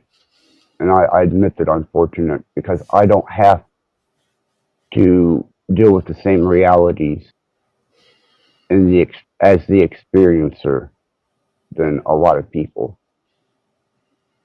Though I have went through massive experiences, I have come to a place where I can now examine and maybe stretch my arms, my mind, my being to have a little bit more reasoning with the experience, the experiencer, and the observer. because I don't have bullets flying at me at the moment. So, those people that are barking like that, they're kind of, aren't they victims to social engineering and programming, Dom? Well, they're caught up still thinking that it's all about the body, where it's kind of like, Max is, how do I put it without fucking making myself a total fucking idiot? The concept of, tell me when you're done.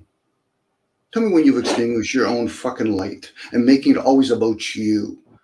Don't be a self-sacrificer making it about them, because we have some right-hand path people. When are you going to make it about us?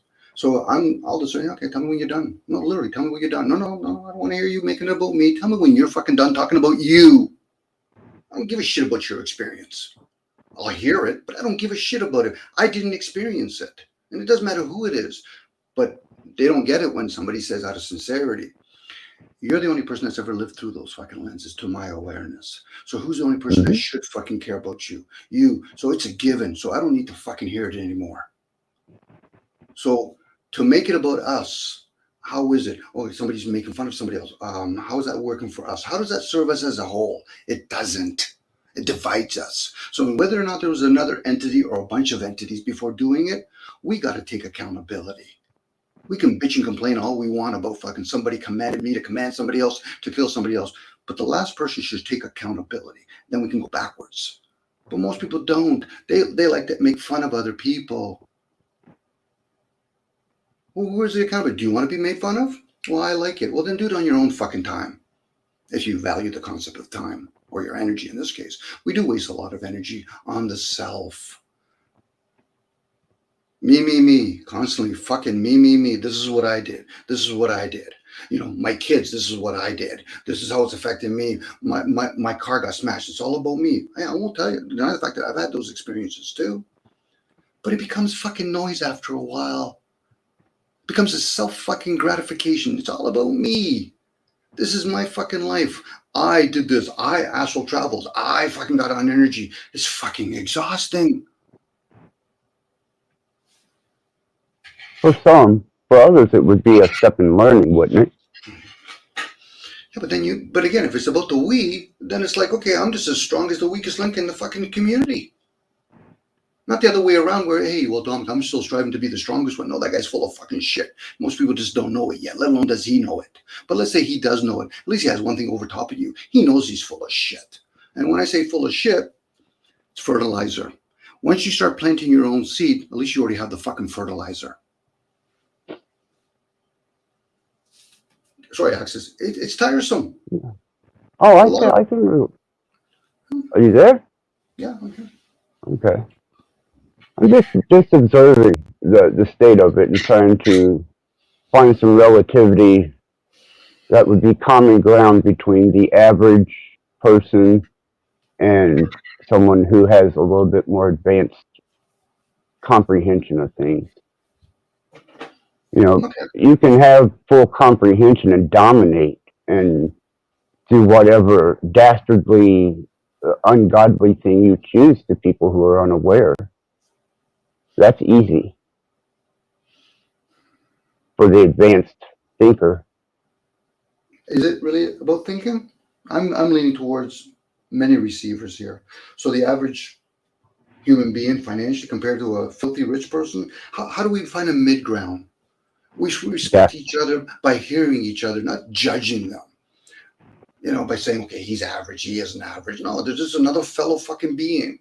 That's the issue that I have. Not the fucking human part. The part that's immortal. It's going to fucking expire at any given moment. People fucking fear death, and why do they drive a fucking car? It's the being part that I have an issue, and that's us. Right. We're bringing all this different technology. There's a lot of transformation going on here, but I don't see people struggling and saying, well, no, I still want to be close to nature. No, you don't. Get the fuck out of here with that bullshit. Unless you don't have a cell phone and a car, all these laundry machines and all that kind of stuff, you bought into the system, whether you know it or not. Now, you might not literally buy it, but you're in it. So when people turn around and say, well, I want to get out of the system, I'm trapped here, I said, then you're not truly aware of the self yet then.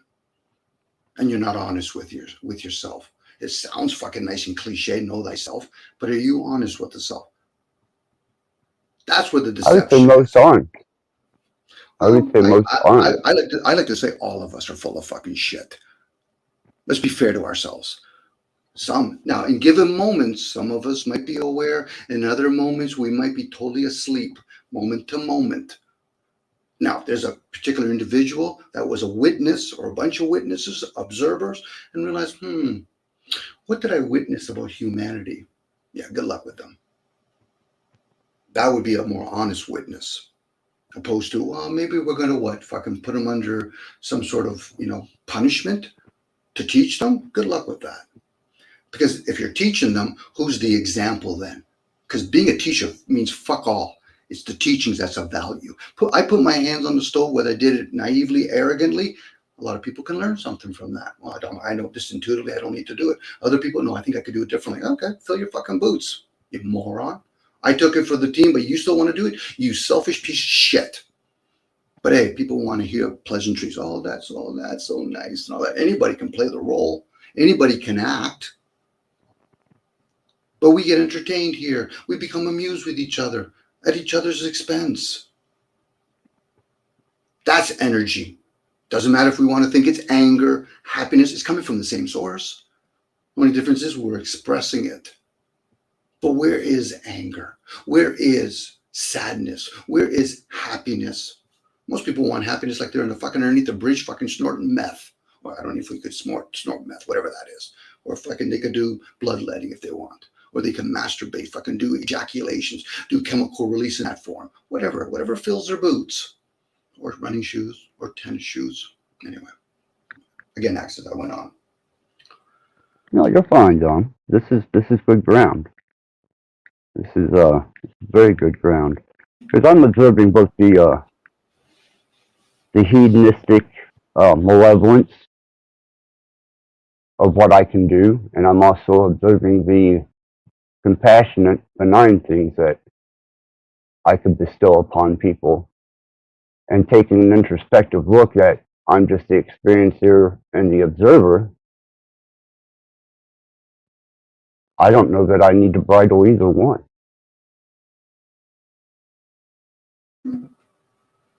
You choose it. I get it. We don't, doesn't have to be personal within one individual, hopefully for oneself. But even that, are we an island by ourselves? Because if we are, then why are we living in things like civilization? Why do we live within nature then? Why the fuck are we even in these forms then? That's why I said something has a purpose for us besides ourselves. Or at least maybe it's left us, so give us the ability to be able to think, feel, question. It's for us to learn. This could be a rehab center, as far as I'm concerned. You want to call it a trap? No problem. What did you do to reward yourself in this trap? Why you're so fucking innocent that you think that you need to get the fuck out of here? To what level? You're not even in kindergarten yet because you haven't left the fucking womb yet of Mother Earth. Dare not people start. Go ahead.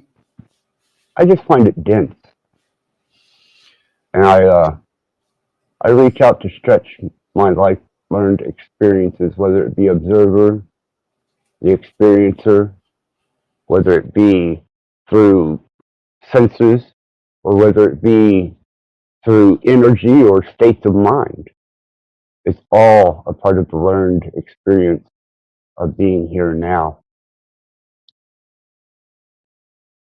But the malevolence, that's the part that comes into question. Okay, so if we come down here and we get to observe the race, but yeah, we don't jump into their costume. So now we can get out of the fucking way experiencing now, because that's kind of like if people don't get the concept of being a fly on the wall by saying, don't make it always about you, because that's the fucking thing that you're going to be attached to. It's going to fucking mislead you. If you're the observer of this realm and you start looking around all the positive or negative or things that are pleasantries, the things that are harmful, then and only then a person can say, can I really truly defend the human race? Probably not. Could I truly prosecute the human race? Yeah, probably not. Could I be the adversary? Sure, I could. Can I? And what would I be the adversary for? To call them out on their own shit? Sure. And whatever they keep in the dark, I said, that'll come into the light. But yeah, people like to say shit. I'm enlightenment. I said, you've never brought fucking shit into the light. Again, it's always about me. And if a person really hears themselves, they realize it's always about me. This is what I've done. This is what I've experienced. Okay, so you jumped out of a fucking plane. Did you jump out of a plane with a parachute in every fucking spot on the earth? No. So you had a fucking moment in time. What the fuck? Move on. There's nothing to fucking see here.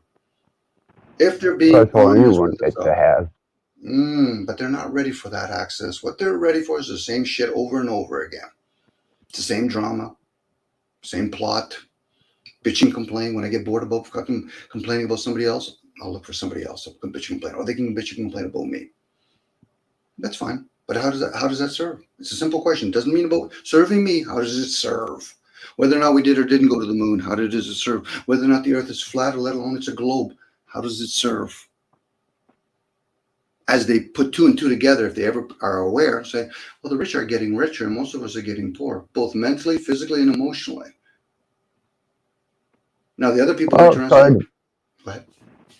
Outside of observing the great clock, I just experienced the fact that I'm standing on what I perceive to be solid ground in my waking hours, moment to moment. I matters not to me either way because I haven't been up that high to see, nor could I relay that to you. But in my waking moment, the relevancy of the fact that I'm standing on solid ground is enough for me. So that's it's what I am. But that's how it serves you in that moment. So the serving went towards the me. I just put the word out there. How does it serve it? Now, it'll reveal a person. How does it serve me? How does it serve them? How does it serve us? So now that's why I just put the word, how does it serve? I'm not putting an entity to it. I'm not putting oneself. But most people will reveal, oh, fuck, Tom, I didn't realize I was so self-absorbed. Well done. Fucking 101. Well done. Now, do you want to see all the fucking branches that are attached to that? It's not my job to fucking people realize they're so fucking self-absorbed. That comes from first-person shooter type games and the observation of the nature of man in the first-person shooter game. That's a part of instinctive natural selection and survival. It's instinctive to watch out for number one. So then how are we going to understand? How are we going to understand and appreciate the ones that are thriving then? Well, I have many different approaches to how I would deal with them upon particular times and scenarios. Not saying that each day is going to be the same. Could be one day I could be forgiving of them, and one day I could be begging them for some spare change. The next day I could have a knife at their throat. Just depends. I'm trying not to actually make this about me and you. I've actually tried not to make it about me. So when I talk about that, I'm talking about the masses. How are the masses that are in survival mode ever going to understand another group of breakaway nations that are in thriving mode? That's just a question, and everybody can contribute. But if they bring in their ego, get the fuck out of here. This is not about a fucking ego conversation about the self. No, this is about a survival. I'm sorry, it's about the nature of survival, Dom. They're going to be experiencing that here real soon because of the movement of people from place to place. One being are you talking about the ones that are surviving? They're doing it. They're on track. The ones that are masses surviving, they fucked themselves a long time ago. Access. If it's about surviving with nature, nature already provides all stuff. Most people, if they were still fucking with nature, they would have to say, okay, I have to make sure I built a tent or at least a little, maybe a wooden cabin, a little bit better to not always be in bad nature. No, there's breakaway nations that are giving all this fucking technology. So they're thriving. The ones that are bitching and complaining, being little fucking children, are the masses. And they're the ones that fucking do the most fucking yapping. Because they're caught up in their little selfish little twit. This is what I did. Most of our technology we have, I don't care if we're in the music or electrical industry, they fucking make it. Well, yeah. Unless you're in the woods alone and know how to take that on. Yeah, yes. You're subject to them. I'm with you on there. But the thing is, most of us, I forget, regardless of what our forefathers did or didn't do, this is where we're at. And if they can't see, history is going to repeat itself. There's going to be another evolution, and it will go towards it. We've talked about this transhumanism. Humans have made themselves expendable. Why? Because they're fucking noise making that they do. They're not taking accountability for themselves. Now they can turn around and say, well, the government. No. You're just talking about another one of us that have chosen to fucking sell us out for a little bit more money. So get that fucking noise out of here. Unless people can have a conversation and keep their fucking ego or their self at the door, they're not worthy enough to have these fucking kind of conversation. Because this should be about the we, not about what the fuck I experience. That's why I say it's not about me. I know when it's about me, and I don't have to be here to make it about me. I don't need an audience to make it about me. No, that should be a self-fulfilling experience that you endeavor upon. If there's something you want to fulfill within yourself, then do it. And that should be something that satisfies the you in you. As far as the masses, you can't please everybody. I'm not here to please them. But as far as yourself, if you want to experience something, then endeavor to do so. But do it with the intent that may be the last thing you ever do. It could be. I've openly shared. I share awareness. I don't share awareness with the idea that it's going to be either or, right or wrong. I just share awareness. What the fuck people want to do with it, that's on them. Right. Whether or not I'm practicing it or not, that's still, I'm sharing awareness. That's what it's all about. If I experience something and I met, or in this case, observe aliens, I would share that. Now, if somebody says, prove it to me, fuck you on the boat you came off of. I just share something with you. I don't even give a shit if you fucking trust me. I shared it with you. Now, if you want to actually learn things like body language and all that kind of stuff, say, fuck Tom, you're pretty consistent, or patterns. But most people don't want to learn those fucking crafts. What they want is more fucking programs, but I even want them to fucking spoon feed me the fucking program. And then bitch and complain, well, they're making all these different laws. Well, first of all, they're not making laws if you understand fucking what laws really mean. They're making more policy. You talked about the clock. We have luminaries in the sky. You're aware of this. I'm just bitching and complaining out loud. That's all I'm doing, actually. I know we've had these conversations. They're fine, Don. Privately. Yeah, we're all good. Yeah. But the rest of the ones I want to hear this. If you think at any fucking moment that I'm saying something that you think I deserve to be ripped into, fucking spend more time on you, ripping in you. It's wasted energy on me. I'll be friendly with people. But it would be nice if I can embrace human beings, or at least the being part. The human part, that's fucking mortal anyway. It's just still a beautiful technology, and I know we're wearing these suits, and we spend a lot of fucking enormous amount of energy fueling it and sheltering it, but I know that's not who I am. No, not in the grand scape of things. Hell no. This is temporary. That's relevant by looking around you at whether it be another life form or just the decay of things naturally. Temporary. And almost gifted to the point where shit could cave in on itself at any given time. But I don't see it doing a reverse dynamics. I don't see it restructuring itself into a development that is cohesive to what we are now. We only bring decay with us and utilize it till it is no longer functionable. The only thing I've seen that replenishes itself in a decaying nature is nature.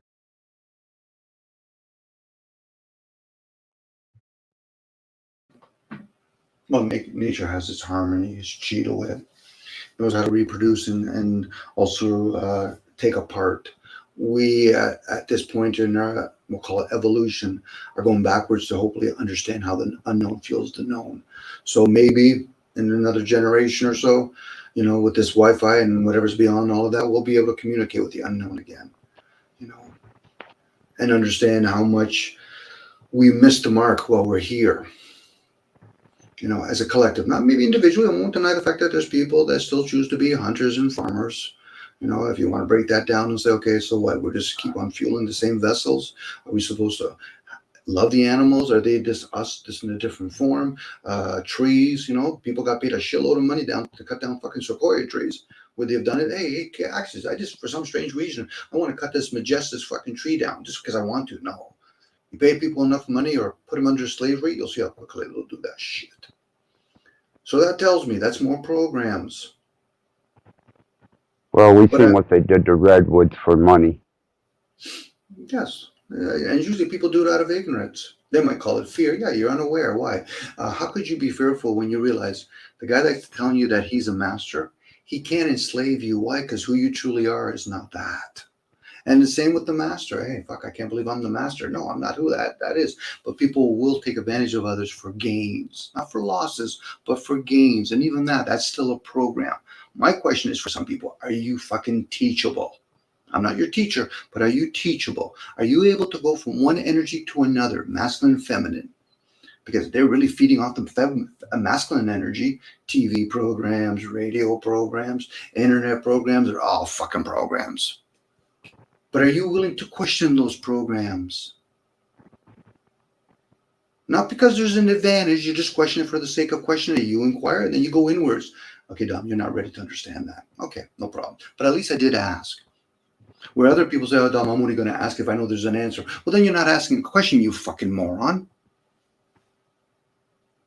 I'm entirely too shit selective. Too shit selective, man. I'm really aware of how much garbage I was shoving into myself. This is the TV being on in the background, so I got rid of the TV. Made my food simple, easy. Don't even need a stove. Reduced everything down to as least amount of programming, so that way what I did want to experience, I could turn it up, amplify it, experience it even better in a more purified state. That's why I'm really considering this transhumanism stuff, Dom. Well, inevitably, Axis, if we could see the energy that's around us in the whole time and say, okay, it's not the food that's going in me that's fucking poisoning me. It's everything around me. The noise, the thoughts, other people not revealing how angry they are or happy they are. Eventually it becomes confusing. And in that confusing, that becomes noise. That's the noise that I'm talking about. It's confusing. Trying to make sense of something, trying to reason something, trying to think of something. When other people aren't honest with themselves, I said, well, fuck, I'm on my own. And it's about you. That's the sad part. But I'll gladly hear other human beings. I don't fucking care about telling whether I agree or disagree. That's not about them. That'll be a bit about me then. So again, we've introduced a lot of technology here. Why? Because somewhere along the line, something just said, fuck, you humans have been having wars. We've turned a direction a long time ago. Unless that's designed that way or they're just given up on the human race. But we still need you for a bit.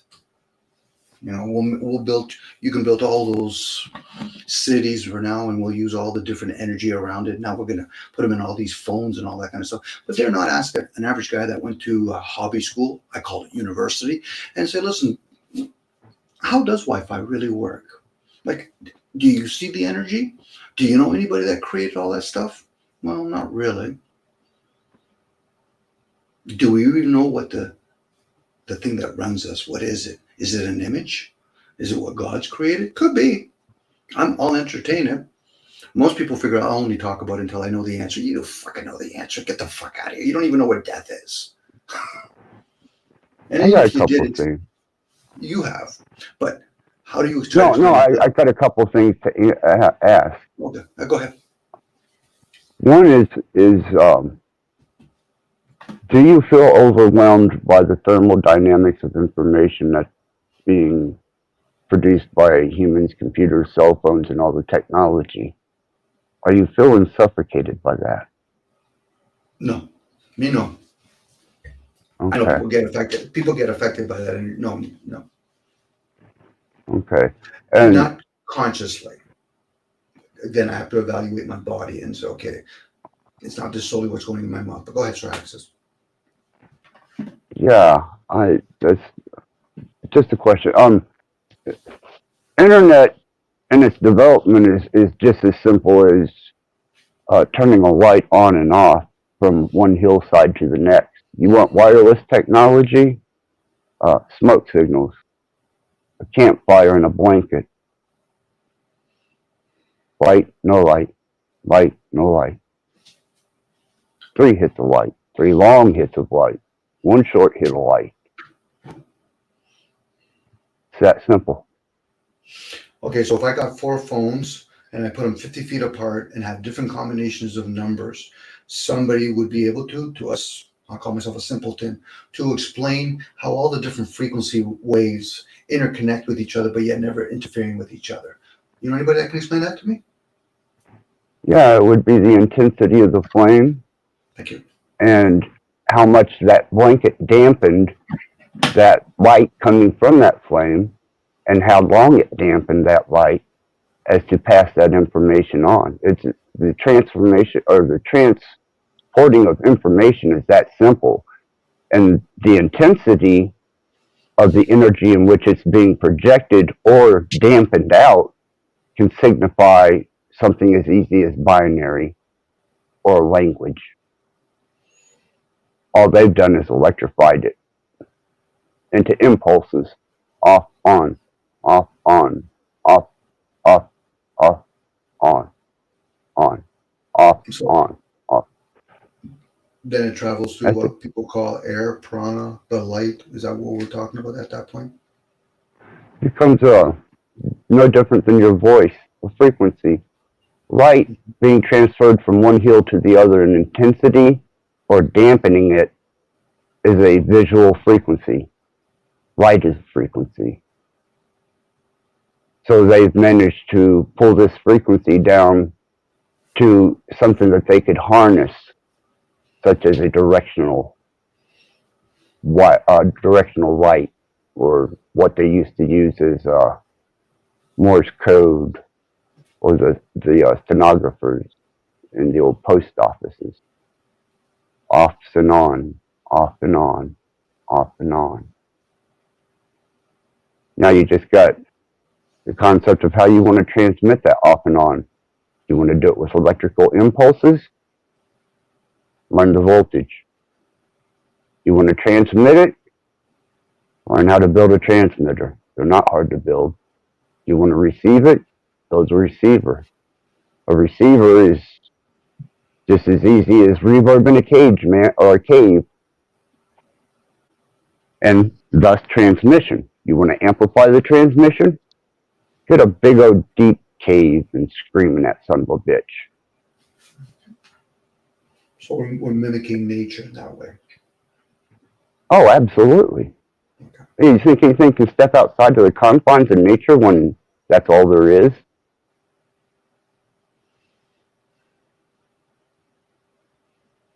Just because it doesn't look natural doesn't mean that it didn't come from a natural source.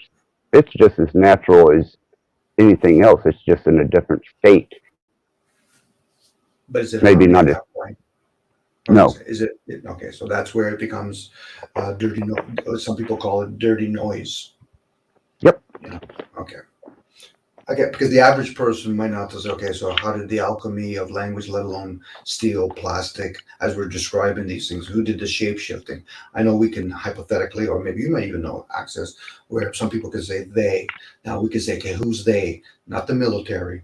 Are we going to say a bunch of scientists? Well, who created their devices to be able to gauge this stuff? This is the continuous loop within the loop, not even a loop. It's kind of like you're looking with the Russian doll within the Russian doll, but opposite. You're putting stuff back into the onion, opposed to taking the fucking onion off. And I'm like, okay, so who gave us this ability? Is it another species? Then and only then we can say, okay, so are we going to try to understand their purpose, or our species' purpose? You know, because most of us are using this technology. Whether it's cars, Wi-Fi, fucking stoves, fridges, electrical material, plumbing material, we're using this stuff. We're just, a lot of us are assuming, well, it's being made somewhere else. Yeah, but who gave us the technology? I would suppose that would boil down to the question that I asked originally was, who has a use for us? And what use is it that they have for us? Mm-hmm. Mm-hmm.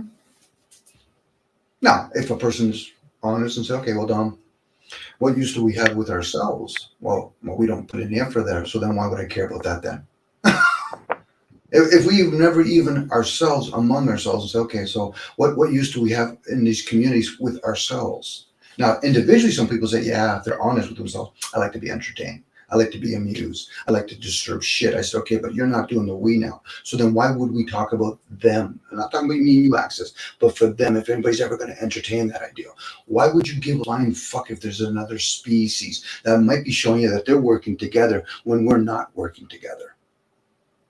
Now, they might turn around and say, yeah, but what happened if they've been dividing us? We're not giving them any resistance. If anything else, we're actually working with them.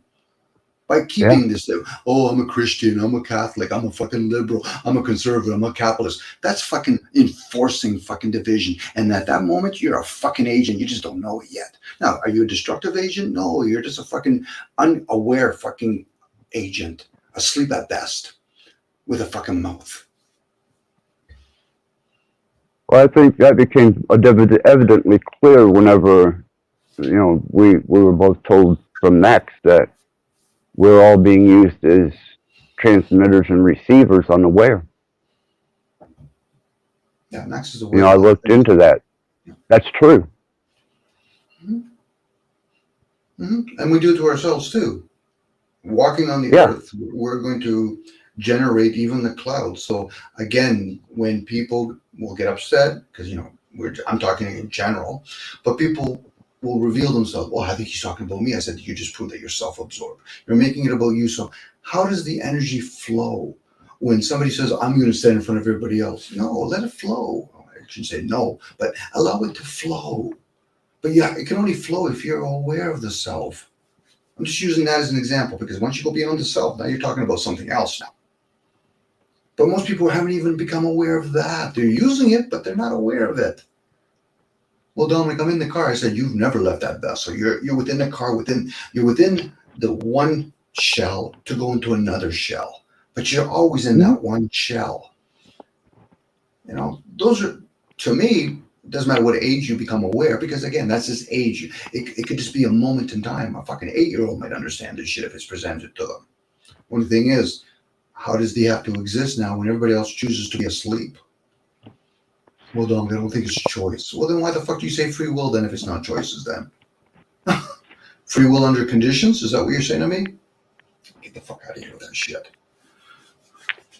I think they overcomplicate it because I don't see that an 8-year-old would have much difficulty understanding that if you put a blanket in front of a fire and you lift it up for 3 seconds and you shut it down for 4 seconds, and then you lift it back up for 3 seconds, and then you dampen that radiation of light, it says no. That's easily taught to a child. Eventually, they're going to have all kinds of fun with it. Well, again, I use the denomination of 8 because the age of 7 to 14 is when you develop your emotions, and most people aren't developed with their emotions. So how can you be teachable when you're too busy caught up in your fucking emotions that have never been developed? So now 8-year-old, some of them actually might be aware. They might even be able to teach us. Where on the other hand, they're teachable. That's the difference. But for most people, no, Dom, I'm programmable. This is what fucking Darwin talked to me. Get the fuck out with Darwin. The fact that you told me somebody's name, get the fuck out of here. What was the teachings? I don't give a shit whose mouth it came out of. What's the teachings? Right. And how did it become useful to you? Because I know how it served in the past to be able to use smoke and light as transference of or information over distance. I understand that because we're still doing it. It's just that we do it in pixelization now and audibly with the manipulation of nature. It's right up there with Braille or American Sign Language. People know about this stuff. It doesn't mean we understand it. Now, the question would be wisdom, discernment. Why would I want to learn that? That's a good philosophy question. Why would you want to learn that? Well, hypothetically, let's look at possibilities. What happens if you have a child that doesn't know how to read or write? Wouldn't you want to know how to do American Sign Language? Well, that's hypothetical. I said, that's why people learn shit. It's not always about you. It's not always about your little kids that you brought in because you don't teach your kids how to fucking read, so you did fuck all for them. But yet, humans, for some reason, think they do a lot of shit. No, you do nothing but fucking create fucking noise. You want to go back to nature? Yeah. Take your chance, be interdependent with nature. You think that you're independent in the city? You're not. You're interdependent in the city. You drive somebody else's fucking made car, go to somebody else's gas station, go to somebody else's grocery store, go to and pick up their fucking food. You're somebody else's fucking bitch. You're just not aware of it.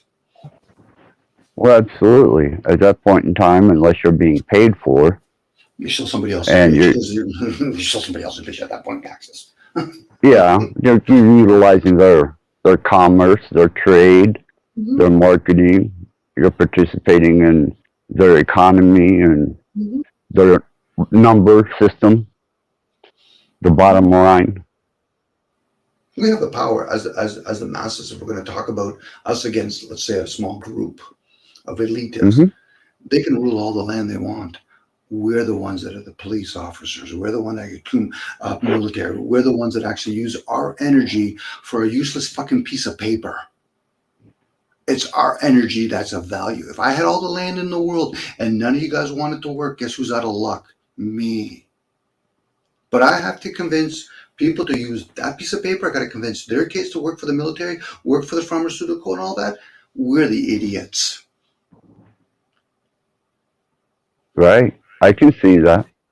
No, somebody because say, yeah, but go ahead, Access. That's where, when I went into derivatives of like the white willow and various funguses and herbs, most of our pharmaceuticals were based off of, like, aspirin is a white willow, the bark of the white willow. And eventually that became Bayer and Monsanto and such forth and so on. But its original derivative, before they turned it into what it is now, was just white willow bark. It's the same as plastic. We found the compounds to mold plastic. But prior to it being plastic, it was a petroleum. All has a natural base along the way somewhere. It's just been perverted and I guess become an abomination of what its true state is. Thus the human. Well, we've lost touch with the people that were wise.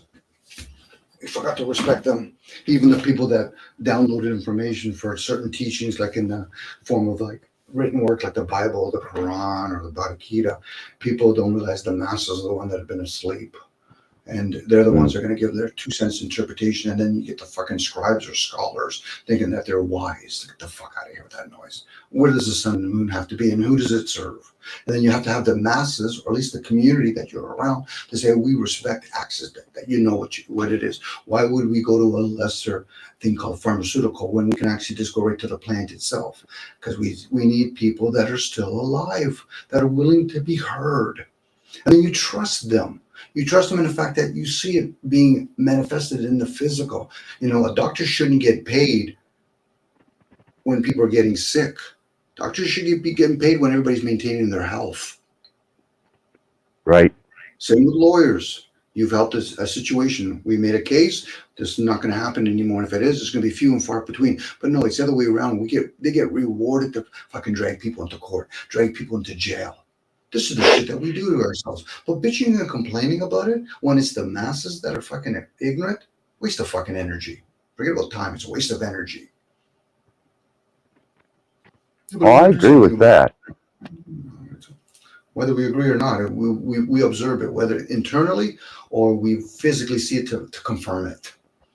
But for most people, Dom, I won't believe it until I see it. Well, then at that fucking point, you moron, you're not going to be believing it. You're going to know. It doesn't mean you're going to understand it. or have discernment, but you're going to fucking know about it. So there's your fucking power. Now get the fuck out of here with that shit. Get in line. You're not wise enough to be a fucking teacher. I'm not saying I'm a teacher. Not, far from it. No, we all contribute and take. It's a give and take of information constant. You know, it's like when I put down the Gregorian calendar, you know, I had to say goodbye to that, but I also had to say goodbye to a lot of conveniences that I'd grown used to following that Gregorian calendar. Now trying to get these sumbitches to bend to understand my calendar is like pulling fucking teeth. So I just gave up on it. You know, they don't get it. We're just going to be at odds. Well, they're going to be at odds.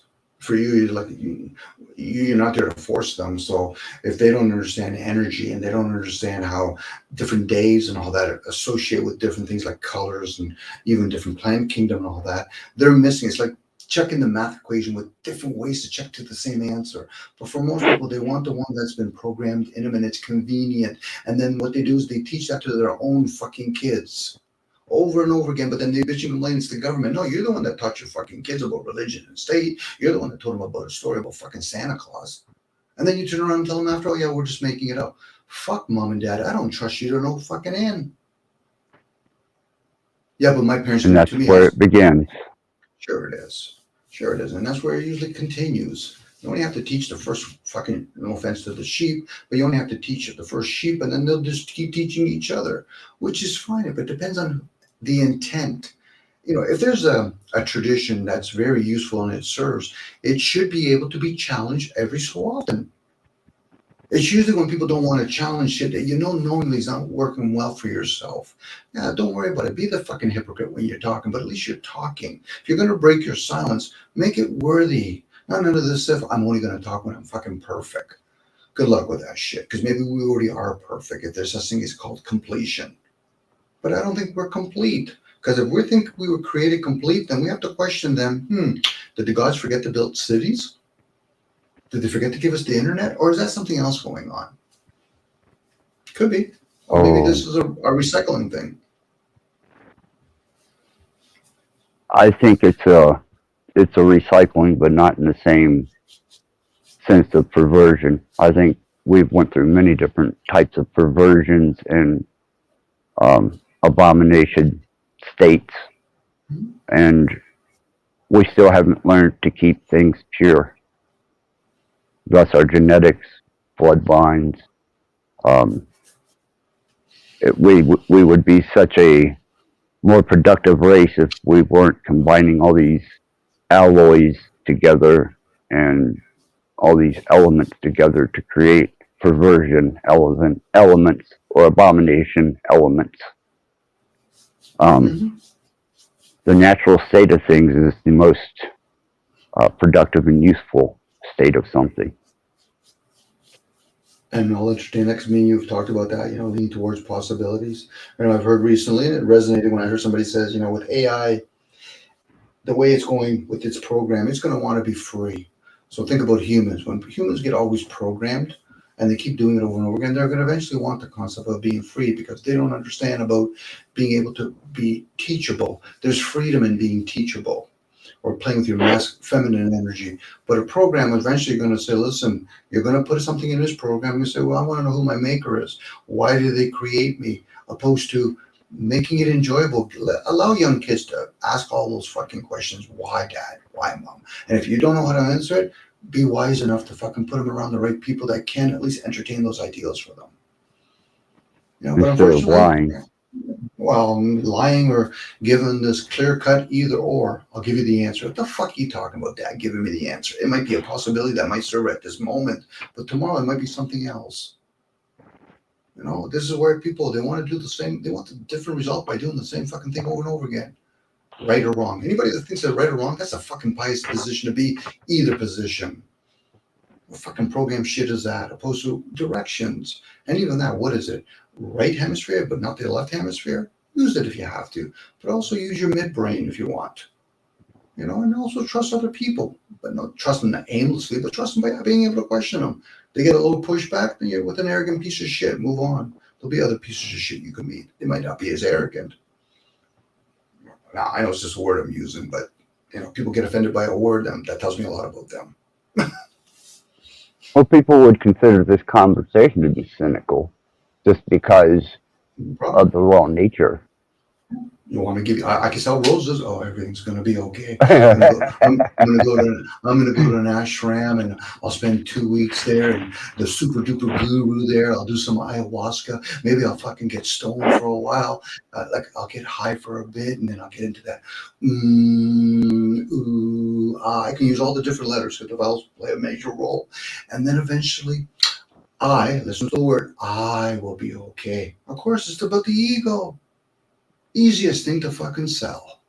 Sell the ego, feed the ego. Movies are produced that way. When you see a major character, the major character has to be alive. Why? Because I'm living precariously through him. Opposed to, what about all the other characters in the background? Yeah, well, they're not that important. Why? You honestly think you're the most important person in the fucking world? Hey, it's easy to sell shit like that. Hey, you're a good buddy. Come on, buddy. It's like when people say, everybody's a good person. Really? Everybody's a good person. How do we not know they're just not acting good? Because I wouldn't want to condemn a person saying they're a bad person. They might have moments of acting bad. And even that, we should be able to question who deciphers what is bad. What makes a criminal? Yeah. If I have all the food in the world and I'm hoarding it, and then you have to take some from me, are you the criminal or have I been the criminal?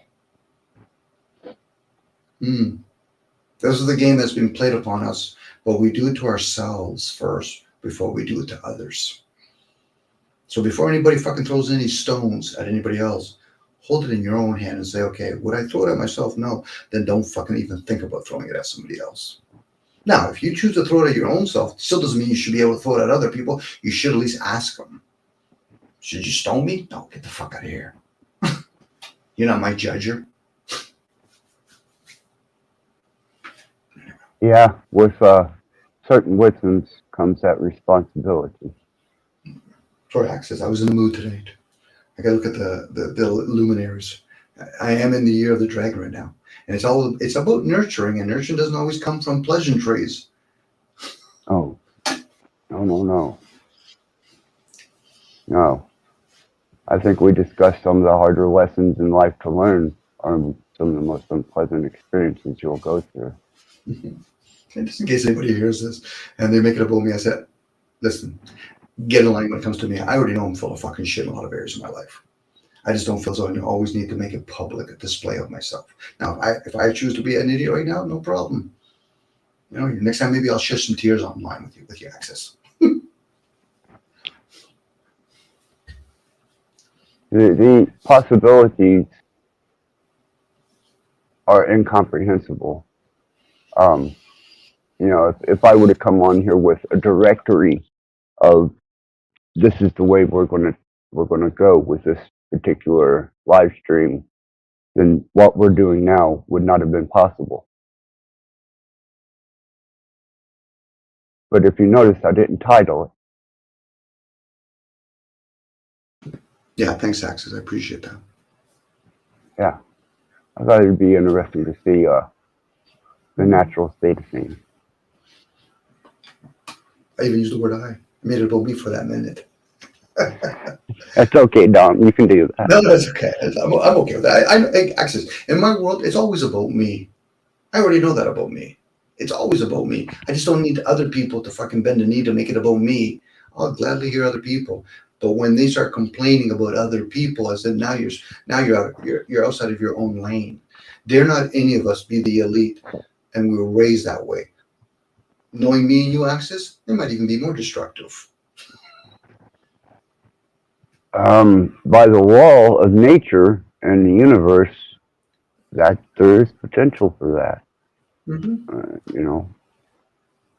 I guess that's where you have to take an introspective look on your level of responsibility, and are you your brother's keeper? Yeah, that's yeah. One thing is, are you your brother's keeper? Are you also your brother's judger? Right. I don't like the way you treat me, so I'm going to kill you. Okay, Cain, you're going to kill me. Good luck with that. You tell me how that works out for you. Yeah. But some people will Yeah. say, but I'm still alive. I said, yeah, you're still doing that same fucking shit, surviving at the expense of other people, putting them down, killing them, giving them that dirty look, classifying people based on, oh, I don't like them because of the color of their skin. Really? Is that where you're going with that? Or I don't like them because of their gender. Really? You're going with that? This is the shit that people do to each other. Now, you might have been harmed by somebody that just happened to look different from you. That's a given. Every woman don't look the same. Even fucking twins aren't the same. If you start really breaking down the way they write and all that kind of stuff. Now, from the average onlooker, they might say they're very similar. Yeah, okay. You go with that. But the question is, then why are they programmed to dress alike? Tells a lot about programs. Yeah, it gives them when they're identical twins, room to experiment with the programming a little more than the more diverse people. Well, they also do pick up the energy. You're around other people. There's that assumption when you see twins, people don't realize how much they put that energy out that you guys should look alike because, you should dress alike because you look alike. Now they're not them be separated from birth and never knowing each other. Then you can actually do that true test and say, okay, was the energy pulling each other together? Because, then you start hearing some people, they look alike, they were separated at birth, but meanwhile they had the very similar outcomes in their existence. And that's a different thing. But if you have two people identical living together, it's their energy around them that will unite them to be programmable. This is how we keep each other in check. It's the unknown energy that programs us. If me and you are aware and we're around a whole bunch of other people, majority of the people are unaware, we're struggling with our energy among them. Yeah. Thus, people, serving a god or following a religion out of fear. And I'm serious, Dom. I'm going to say 99% of these people are following out of the fear of either being exiled away from something that they would consider to be a heaven, or punished in Hades or, Sheol, or, there's usually a fear factor for self-preservation involved in religion somewhere that has a deity involved. Again, that's just people being unaware. Yeah. If they truly understood what laws are, they realize, well, then what do they talk about? Okay, now we can at least talk about policies. And once they realize, well, who actually enforces that? Us. What do you mean us? Not you, but us, the collective. The guys that are another person's child being a police officer. What makes them become a police officer? The same reason why you go to work as a fucking street cleaner. Money, you moron. You don't have to stretch that. You don't have to look outside to realize that. Now, people could say, yeah, but I'm scared of losing my job. What do you mean scared of losing your job? It's a question. I'll ask people, what do you mean by losing your job? What are you scared of? And then you start hearing all their programs. Why, you think your parents are going to think less of you? You think your friends are going to think less of you? If you were a billionaire and you didn't tell your friends and you didn't have a job, would you tell them that? Probably not. Why? Because you'd realize how easy it is. A bunch of cats would want to be fed by you. Dare not tell somebody the reason why I don't work on a regular basis. Then you couldn't say, well, don't me, or not me per se, but let's say somebody, I'll use a fictitious name, George, whatever. Doesn't work. And everybody wants to know, well, why isn't it like one of us? He's not working. Well, George could easily turn around and say, listen, I got 3 months to live. I have cancer. You'll see how quickly those people feel like fucking idiots. I said, you should feel like an idiot because you're asking somebody else why they don't go to work. The question is better served. Why the fuck do you go to work? Why do you eat the type of food that you eat? This is what people do. They're clever at that point. Well, Dom, why are you a vegetarian? I don't give a shit if I'm a vegetarian. Oh, why the fuck are you a meat eater? Because I know I can ask other questions. Okay, so you ask me, you're a meat eater. Do you eat wild or domestic game? Do you eat at a certain type of day? Are you getting certain types of proteins from certain types of parts of the animal? Are you killing the animal? Are you doing it out of honor? See all the fucking questions I can ask, but most people just want to know quickly, why are you a vegetarian? Because I already know that. I'm reading their energy. Because they think being a meat eater is right. So you're going to try to clever me get into a conversation thinking being a vegetarian is wrong? No, I choose a diet like I choose everything else, but I also understand emotional and mental diets. Are you going to play that game with me? See, most people don't understand this shit. But yet they'll go to university to get a fucking hobby. Or they get Yeah, Go ahead. to me, that would be a hobby because I eat out of opportunity and necessity. That's why I eat. Mm-hmm. Mm-hmm. Very true, Access. Yeah. Again, most people will go in university, they'll get one degree, study it for 10 or 15 years, and then they'll practice for another 20. There you go, one fucking degrees. Not realizing the many modalities and degrees you have in each language that we speak. But yet they'll say, oh, what about all these other guys with these 33-degree Masons? Now it just means the higher degrees you have, the more fucking club membership fees that you pay. You just don't have to pay. You don't have to pay tribute. You don't have to pay what's called property tax now. Tribute. You just pay it a different way. And how many people would actually pay those memberships to get some of their fucking comforts met in a short mortal lifespan? You know, I believe that if most people were honest with each other, there's two reasons that I found amongst Masons that they join. One is the fringe benefits of being in the Masonic fellowcraft, the order. You know, because they think that there's an advantage that's going to give them an upper edge on being comfortable or being able to get through this life a little easier, which is true. It is there. And the other one is just out of that necessity to congregate, to be a part of the pack, such as the Knights Templar. Mm-hmm. You know, what better? Go ahead. What better way to bait them in than to proclaim yourselves an offshoot of the Knights Templar, and that they can be a part of this great, majestic order. Again, it's in words only because, you know, this is why they invented terms like secret of ages. They get the concept of secrets, where most people say, oh yeah, would you want to be in a secret club? We already hold fucking secrets. We all have secrets from each other. So that's the attraction part. Oh, you mean I can, you know, hey, if I could steal but not get caught, yeah, there's your secret. Oh, if I get speeding ticket, do you actually follow the speed limit, or you just don't want to get caught? There's your secret. So that's not a big fucking splash for fucking human beings. So now when people talk about secrets, I said, well, you say you're an honorable person and you want to do what people might call right. I said, do you cheat your tax system? Yeah, but that's not fair. I said, oh, how quickly we have so many excuses to justify ourselves. You know, that's why they make those words. You know, Helen Blavatsky, secret. They're not understanding what a fucking ascended master is. One of those fucking pieces of shit that were masters on this fucking plane. And now they need to send us slaves. Fuck them in the boat they came off of. And I'm talking about as literally a fucking boat, of some sort of spiritual boat. Now, I'm going to say that harshly because I don't mind calling that shit out. Now, other people, no, you can't say that openly. Then why the fuck are we on these public platforms then? If people are going to do it, well, you might as well do it then. You might as well do it privately then. Isn't that another version of secret? Could be. But I don't always like to talk shit in a public platform, not just because I know you educated me. You know, there's a credit system coming and all that. It's just, to me, I don't want to be everybody else's entertainment, amusement. You know, if I'm being human like everybody else, nobody pays me enough to fucking do this shit. Actually, with all sincerity, I don't get paid to do this shit. I'm paying my attention and my energy, which is a value. But I choose to do that kind of shit. So if anybody's going to be an idiot or call myself an idiot, that'll be me.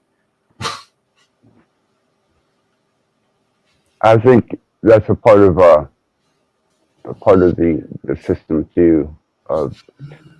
I hate throwing it back in their face, but in the Masonic order, to be able to keep the Masonic order at a true core, they're misled, and some of them are misled all the way to the very end, just to protect and keep those secrets. Especially upon entered apprentice, fellowcraft, or master mason. You know, if you think that those things right there are going to fundamentally propel you into some state of Masonic direction, well, believe me, they can just as easily and quickly and do misdirect you to protect the core. Mm-hmm. I'm with you on there. Yeah, it's all bullshit in the long run. I mean, you know, it's only going to be as effective as the people who are willing to accept that phrase that you say and give it power, or accept that sign, symbol, or handshake to give it power. Otherwise, it's just notions. Well, they could be feeding the masses more belief systems. You know, that's why it's not usually bullshit, even though some people have shared that it could be about Saturn, but it's just more belief systems. And once again, whether or not these things exist, or, you know, that these club members are outside of being a network, they might be playing with magic, or it's kind of me saying about whether or not we did or didn't go to the moon. How does it serve? You know, I get it why for some people what they're serving is, you see, now they can point fingers. Fuck, you don't. We're back to the Garden of Eden now. You're still fucking pointing fingers? Like, how does that serve you blaming somebody else? Now, somebody can say, but you could blame yourself. I said, yeah, but it does serve me. Why? Because when I'm in my own little world, I'm accountable for me. I can bitch and complain about having an ex-wife or an ex-boss or whatever. I said, but they're no longer here. If I take accountable for what I feel as though I misunderstood about myself, or I failed to see that about myself, because something is inside of me that will say, Dominic, do you remember that time when somebody mugged you? Yeah.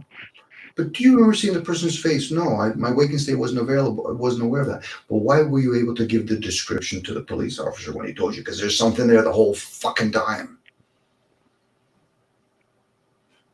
Most people are unaware of that. Now, that could be a secret to them, to themselves.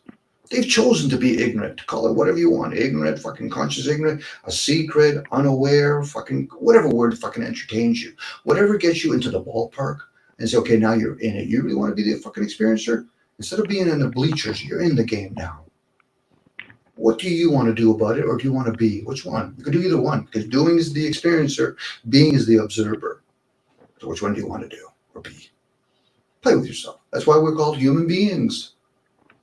You know, is that by accident? And then when they use the word beast, what's the beast? When they categorize it in court system, that's the human part. But I get it. People like to play with words, human. Then they start using gematria. Here we go. We're playing this fucking moronic game. But if that works for you, all the power to you.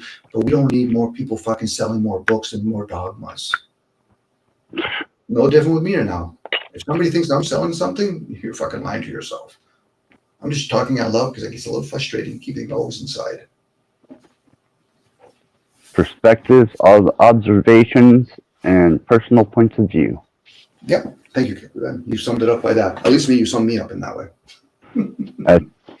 Same applies here, man. I'm not out to lead anybody anywhere. If I can inform you of something that may be beneficial to you, then I suppose that's better than a lot of platforms.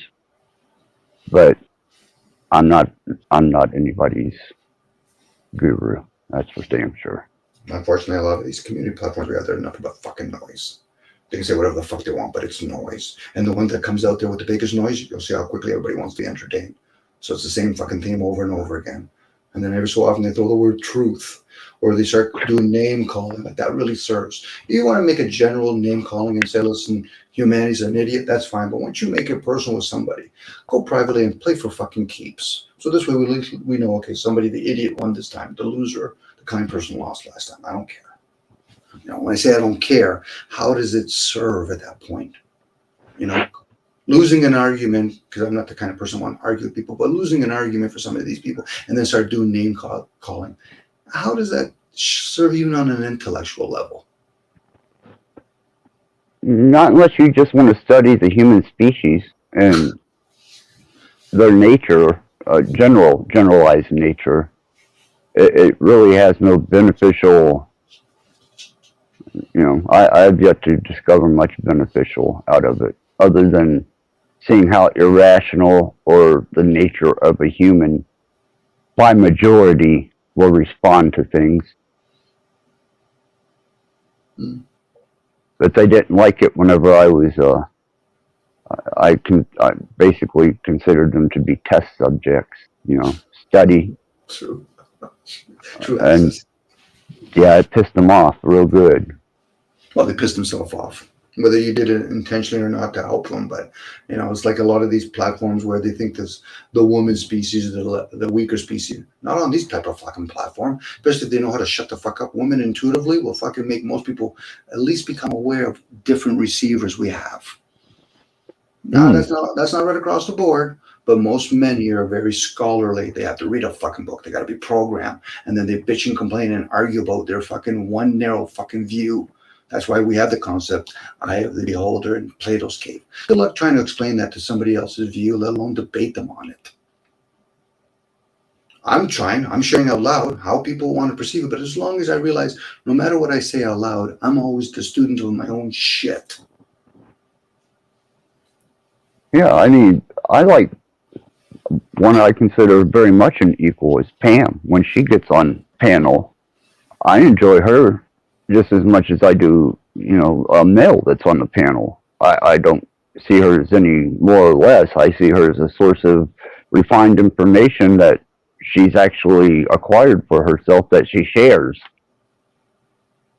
Yeah, you can narrow it down to individual people, but I was leaning more towards usually because women are, whether they do it or not during their lifetime, have a child, they're the ones that have that ability. So, when people talk about the stuff and I heard it and resonates within me, and I even listen inwards, where because they're the ones that can reproduce, they're going to communicate more with that midbrain. And that's where the concept of the mind works. So for most men, they have to work at it. No different. Men probably more times than not are naturally set that they're more physically stronger. But that's not to say that women can't work at it and probably just as strong as some men. Not all men, vice versa. Not all men are designed to be nurturers. Most women might be, but that doesn't mean all of them. So this is where we look at a species, whether in the gender form, and just make that assumption that all of them of the opposite gender think the same way. No, even among themselves, they don't. Even me being a male, I don't think like fucking males. It's a simple fucking inquiry and then go inwards and no, we don't think alike. You don't see the sun like I do, let alone do you even see the fucking words. But that's me talking. For them, they might think it's one. Okay, good for you. But I realize that's why we have words like describe things. But that's me talking out loud. No different as surgery can tell Dominic, I can explain to you surgery. Doesn't mean I'm going to understand it. I might be able to correlate in some of the hand gestures or how he uses his hand, me being an electrician, for example. And am I really an electrician? That's just another personality that I took on. I'm just a guy that fucking plays with electrical stuff. In a semi-responsible manner, I would presume. Sometimes. Sometimes. When I say sometimes, I mean I try to treat any job that I ever go like it's my own place. Now the question would be, how do I treat my own place? It's like when you hear people say that shit. Hey, you want to find a good tradesperson? As soon as he comes in with his truck, look in his truck. If it's fucking pretty messy, guarantee that's the kind of work you're going to get in your place. Yep. Yeah, it seems to be relative to the nature of people. Either you have a system that is functional and organized, or you just have a random chaos that occasionally you savant yourself into productive things. Mm-hmm.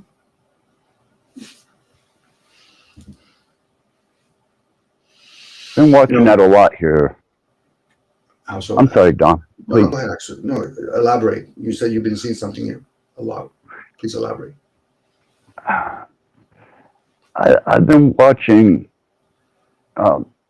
religion being discussed and debated and even argued, and I'm watching people stretch their mouths to get these words out, and they're perplexing their brains with these huge concepts and memorizing all these texts and passages and verses. And it has absolutely baffled me how it has developed itself within the core of a certain community at this point in time. It was introduced, and I watched it grow like a cancer. For me, when I hear people have conversations, I see a consistency. I don't see religion, science, or state. I see human beings. So in this case, when people talk like some people say religion, what they're doing more times than not, they're trying to prove points or argue with each other. They're trying to validate their opinion at somebody else's expense. When they talk about state, no different. It's still human beings. When they talk about science, in this case, people are going to explore the ideal of flat or globalist kind of ideal. It's the same ideal. There is this constant right and wrong. Some people will use the word truth, but that's still about right or wrong. Because if they understand energy, they realize energy is its own. You're in the energy of deception. Because it's what people do. It's religion. No, it's human factors. Human beings, actually. Not even the human part, it's the being part. So when I hear people yip yap about, when I say yip yap, this means they're fucking talking, they're chatting about some shit. So in this case, somebody will say capitalism is more favorable or more useful than, say, communism. I said, well, then you're not factoring in other human factors, such as what? Printing fucking money and having military? Because if you could do both of those, any ism can work for a short period of time. And then eventually people will get familiar with it. Like anything else, familiar breeds contempt. Now you got to change the program again. Again, those are people that went to college, university to get a fucking hobby. Now they could turn around and say, Dominic, but I experienced it. I said, so how many years were you a banker? 10 years? Okay, for 1 degree? That means fuck all. If you understand human behavior, you'd realize that run rampant everywhere. Even when they talk about biology, it's another dogma, but the one that runs it all is usually commerce among the human race. Whether it comes in the fact that you're selling an ideal, which religion and state is, you're selling them an ideal. That's commerce. Commerce is not just restricted to bartering products. Even that, you got to sell an ideal. It took me 10 hours to plant this tomato kind of ideal. How long did it take you to do that banana? It took me 4 hours, but it was really hard. I don't give a shit about hard. It's still 4 hours. My problem is you're not efficient at your job. Again, that's what I get. Now, these communities are just revealing how it's always been. Technology can only mask it for so long. Whether you put it in a book form or you put it in a computer form, it's still humanity. The majority of them are not participating in the technology when it comes to creating it and maintaining it and disposing of it. What they're doing is just using it. Yeah, I'll dump my computer or my books at the end of the fucking driveway and let somebody else deal with it. It seems to me the comparison of observation is the machine becoming aware of itself, us being a biological machine, asking who created me, such as our what we hinted to earlier. Eventually the computer will want to know who its maker is. I've been observing the human body more so as a biological machine and an interactive program situation, more so now than ever. And with the development of augmented reality and AI, I'm finding more and more relevancy there. And when I see these guys debating about religions or, what course of program they're taking or how they're conducting their program, they're still reaching out for the fact that there was a creator that created their biological machine and installed the program, and they're just speculating and grasping at maybe a team of programmers that developed a certain program and system. Like Bill Gates wasn't the maker of the fucking computer. nor did he actually create Windows itself. Mm-hmm. But he takes the credit for it, you know. Well, that's what the media promotes. Again, this leads towards like the Frankenstein ideal, where Frankenstein wants to know who's my maker, but dare not understand that it's not like you're saying, it's not this one programmer. It's like, this is why the ego's the one that wants to believe that it was just one God, because they couldn't dare handle the ideal. There was many gods that created the one. It's like when people read a book, they don't realize there's hundreds of people that participate in that book, and you're just a one person reading it. So that Frankenstein would realize you're made up of many parts, meaning that what happened if I presented you to a whole bunch of Frankensteins and there was only one maker now? That's a different game now for most people. But most people are caught up in the self. So they're only asking God or whoever this is themselves. They don't want to have a group conversation. What do you think, all of us, why we have different languages, different way the way we eat? Then you can say, now we're talking about either a group of higher beings or one that's so superior that most of us individually, we can never compete. It's like putting a whole bunch of computer geniuses or programmers, chess masters, and putting it all into one computer. Good luck any of them beating them now, because they've all input. Right. So there's a good chance our input is what makes us think that there is a source that probably originated but allowed itself just to duplicate and triple, go sideways, go forward, go up and down kind of ideal. We'll introduce a different language, or we'll manipulate one language to sound like another language. People don't want to have that kind of conversation, because what most people want is, I'm already coming into conversation, I want an answer. Well, now you've limited yourself. It's like voting. You vote, you've limited yourself. You picked a side to a point where now you have to complain about another side. Opposed, no, what side did you pick? Now, if you choose not to vote, now you can play. You can figure out, why would people want to vote for different people? Why did these systems come to be? Where are they going to go? But most people, that's a self-driven reason why they cast their votes. I'm just using that as an example. But that's what people do when they cast their likes and dislikes. I have conversation with people, and for whatever reason they feel, because if they're truly listening within, why the fuck would you be telling a guy that doesn't give a shit about likes and dislikes by telling me, Dominic, I like it? I said, I don't need your validation. I'm just sharing out loud. I'm having a conversation with people. Now, if a person wants to share their view, you go right ahead. But telling me that they like or agree or disagree with what I have to say, this has nothing to do with your fucking ego. And if it is, how about you? I'll keep quiet and you just sheep yap.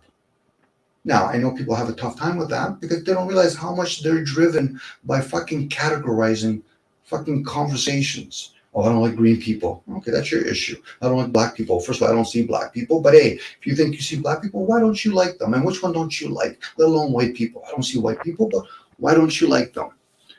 Let alone, why would you like them? See, most people don't realize they'll protect their attachments, but fucking rip into other people their resistance. Yeah. And which one develops the most when you're bodybuilding? More resistance you do, the more muscles you get. Anyway, I have my own way of thinking, I guess, obviously, but. No, it's relative. It's very relative. I just was throwing it out there that it's becoming more relatable now that, you know, we are just biological machines that are under a construct and a program, and the more they develop this technology that they're developing, the more relevant it becomes to our existence and the questions that we ask. Mm-hmm. Because I wouldn't blame AI for asking, who the fuck made me and why? Mm-hmm. Well, I'm with you. You know, you've worked with enough different types of computers that you probably are aware access that more times than most people never use the full capacity of any given computer technology that's out there. So there's a good chance even within ourselves, we never fully engage in all our receivers. So then when there's a new age and a new shift, people start complaining. Well, I still like my old thing, but you never fully utilized it. I've had many computers where I've never fully pushed the processor or the hard drive to its maximum, let alone realize I can refit it. You know, this is why when people are we truly going to learn different types of language in one lifespan? Well, some people do. Like we do learn a lot of languages, whether it's a form of numbers or colors, body language, consciousness is its own language, spoken language, computer language, and then other people want to learn different other language. Okay, I'll learn how to speak Hebrew. I'll learn how to speak backwards. I'll learn how to write backwards. Not backwards, with the opposite hand. You know, because that gives different outputs now. You know, dare not the sun ever spin the opposite way. We'll see a fucking different shift going on. You know, how I know that is because my wife teaches things like singing bowls. I used to ask her, I said, you know, why do you spin the singing bowls with the striker clockwise? Because Dominic, it does one thing. When you do the opposite way, it does something else. One manifests, the other one detox. So I can imagine all instruments might be that way, you know. So now knowing that, the clock that you were talking about, if it spins one way, maybe that's how it is. Or let's say with the sun, when it's set lower or higher, the moon, its location. Those are all fascinating topics. Not because I'm really going to understand it, but I like to be aware of that stuff. This is where knowledge comes into play. To know that stuff, it is power because now we can communicate with other people and then we can pass it forward. And hopefully some child from some of the parents that listen, I'm glad that you told me that Dominic or Axis told you this because I actually understand what they're talking about. Well done, young man. You're the next generation. Right. And that can be defined as sacred knowledge, you know. Oh, this guy knows how to use the sky as a measurement of cycles and motion. One that's coming up, April 8th, you know, we got the eclipse and a planetary alignment. And I'm curious to see what the effects of those energies are going to be on people. Yeah. And then there's probably some people out there, Access, and you might even be in those moments, they might even understand the cause. Right. That's a rarity, but it's like air. You know, I don't know the cause of air. I know its effects. You know, let alone can I even see it. Like I see the effects. I'll see a leaf moving. So is that the wind? Is that air? Is it a bit of both? Is it the light? You know, I'll entertain them, but doesn't mean I have an answer for that. Yeah, it's my understanding this is going to be a pretty rare occasion, and not ever experiencing that alignment and that type of movement amongst the luminaries, you know, it intrigues me to see how much effect those energies are having. Such as the tide, you know, being affected by the moon. It's the same concept, just on a larger scale, with a more precision. And for the average, we'll call it average, or the unaware person that says, okay, I'll see the subtle effects, but people that understand energy and they have things they can gain from it, like say it's technology of some sort, they'll fully utilize that. It's not a bad thing. It's just they're aware of it and they know how to harness it. You know, if people understand, you know, Mercury retrograde kind of ideal, that, you know, there's certain electronics or certain kinds of contracts, you just don't do it when I think it's going backwards opposed to forward. So again, I don't know all that. I hear people talking about it, and I'm like, intuitively, something tells me if I was in the presence of somebody that was able to understand that, I would follow them because there would be a part of me inside that knows to trust them. Right.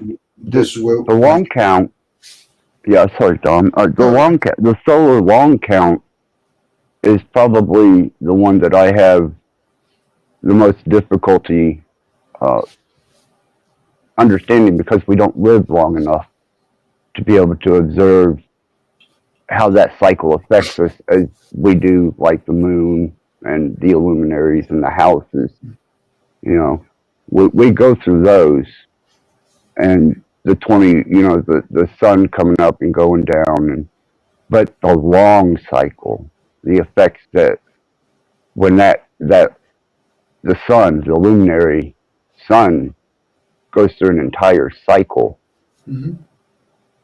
That is perpetuation in motion. Yeah, That to me is intriguing. there's a good chance that the sun, this SON or SUN, the reason why it's a 7-day cycle because it's the sun, but they're not have. Maybe we'll call it the father. I'm going to just assume by putting the name Ceres that they used to talk about a 10-day week cycle. That Mm-hmm. would change. That would change a lot. You're still Mm-hmm. going to get the 364 or whatever, but instead of having them in chunks of 7s, you have them in chunks of 10, and then it would probably line up to a 13-month or whatever. And now when you're following the days of the week with colors, because remember we have like really 10 numbers, even though 0 might be a holding number, but it's still 10 numbers. And it's how you put it in order. Do you go from 0 to 9? Do you go from 1 to 0? Or do you just ignore the 0 and you go from 1 to 9? There's people that talk about numbers. Same with the clock. So now knowing that, then why do we only have a 7-day calendar, let alone based on a Georgian calendar, the Mayan calendar? There's many different calendars going at any given time on the earth. Oh yeah, yeah. I just chose one that works best with me. Mm-hmm. Yeah, because you probably understand your self-axis. It doesn't mean that every clock works for everybody. Because we're tribes in so many different ways. If we were all the same, then we would be all the same blood type. We would all look the same, and we probably might as well just be a combination of both genders. But we're not. So knowing that, it opens up. There might be reason. We can use the word reason. I even like the word. REA sun, again, a sun kind of ideal, but again, it's reason or patterns to try to understand this kind of stuff, if it's to be understood. Right. I can expect, to understand the workings of the universe when I didn't do the hands-on creation of it. Mm-hmm. But I can observe the effects. Yeah, and if somebody shows you that they trust you in your gift, there's a good chance you're going to pay it back by saying, I trust you in your gift. So you truly do know what the solar system is. You truly understand that, I trust you that, okay, you're playing a musical instrument. Yeah, I understand colors. Oh, okay. There's a bit of trust. But when we lose trust with each other, now we have to earn it. That's the sad part. We like to think that once we meet a total stranger, that trust should be given to them. But most of us come in with already pre-deemed programs. Well, I've been hurt. Yeah, put that aside when you're meeting somebody new. Somebody else that's hurt you, yeah, they might have to earn it back with you. But these other people, they shouldn't have to be in the same category. That's why when I see in the community, when I hear people do name calling, they've lost their fucking trust. Now, I don't expect them to earn it, but then also I didn't expect them to lose it. So for me, they're just noise. To me, doesn't mean they can keep talking. That's what only confirms that more noise. When I say noise in that case, they're saying things just for the sake of saying it. They're not trying to actually help other people by saying, okay, I'm going to share something. It might serve you in some way or others. That's why some people get a bad taste in their mouth. Oh, fuck, I spent 3 hours listening to fucking what? One gem? Holy fuck.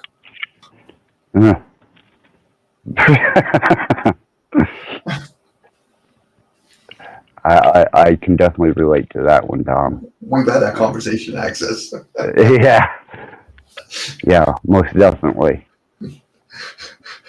The only reason why I'm talking like this is because we're talking and it's being recorded for other people. Me and you, when we talk, it's a little bit more subtle, and it's we might make it more personal with each other, but it's more of like we're like tribe members, where other people's like, okay, if they were here, I'm like, okay, so are you sharing with us, or are you just gonna fucking make it all about you? Because I'll gladly hear people to a certain point, and then eventually I say, okay, how does that serve you now? Because obviously they made it about them, and then I'm the kind of person I'll say, listen. So I guess I don't really have to be here. I could be anybody at that point.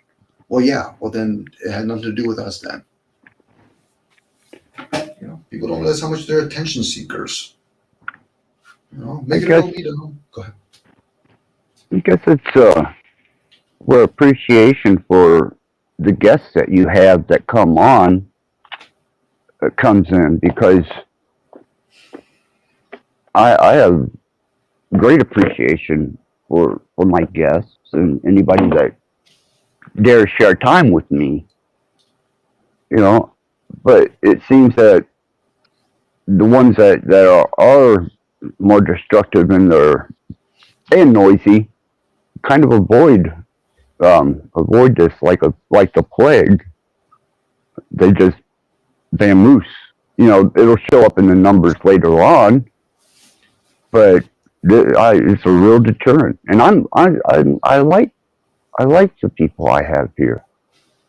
I feel comfortable with my peer group here on this platform.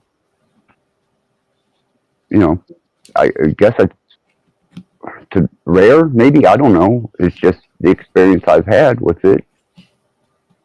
And so far, I haven't seen the issues that a lot of these other channels are dealing with. I haven't even encountered it, which makes me think they're attracting this shit. They're promoting it.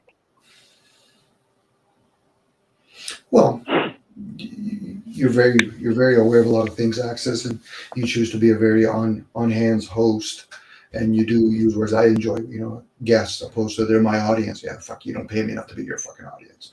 So I'm a guest, and I appreciate that. I'm in your house, and I'm very grateful.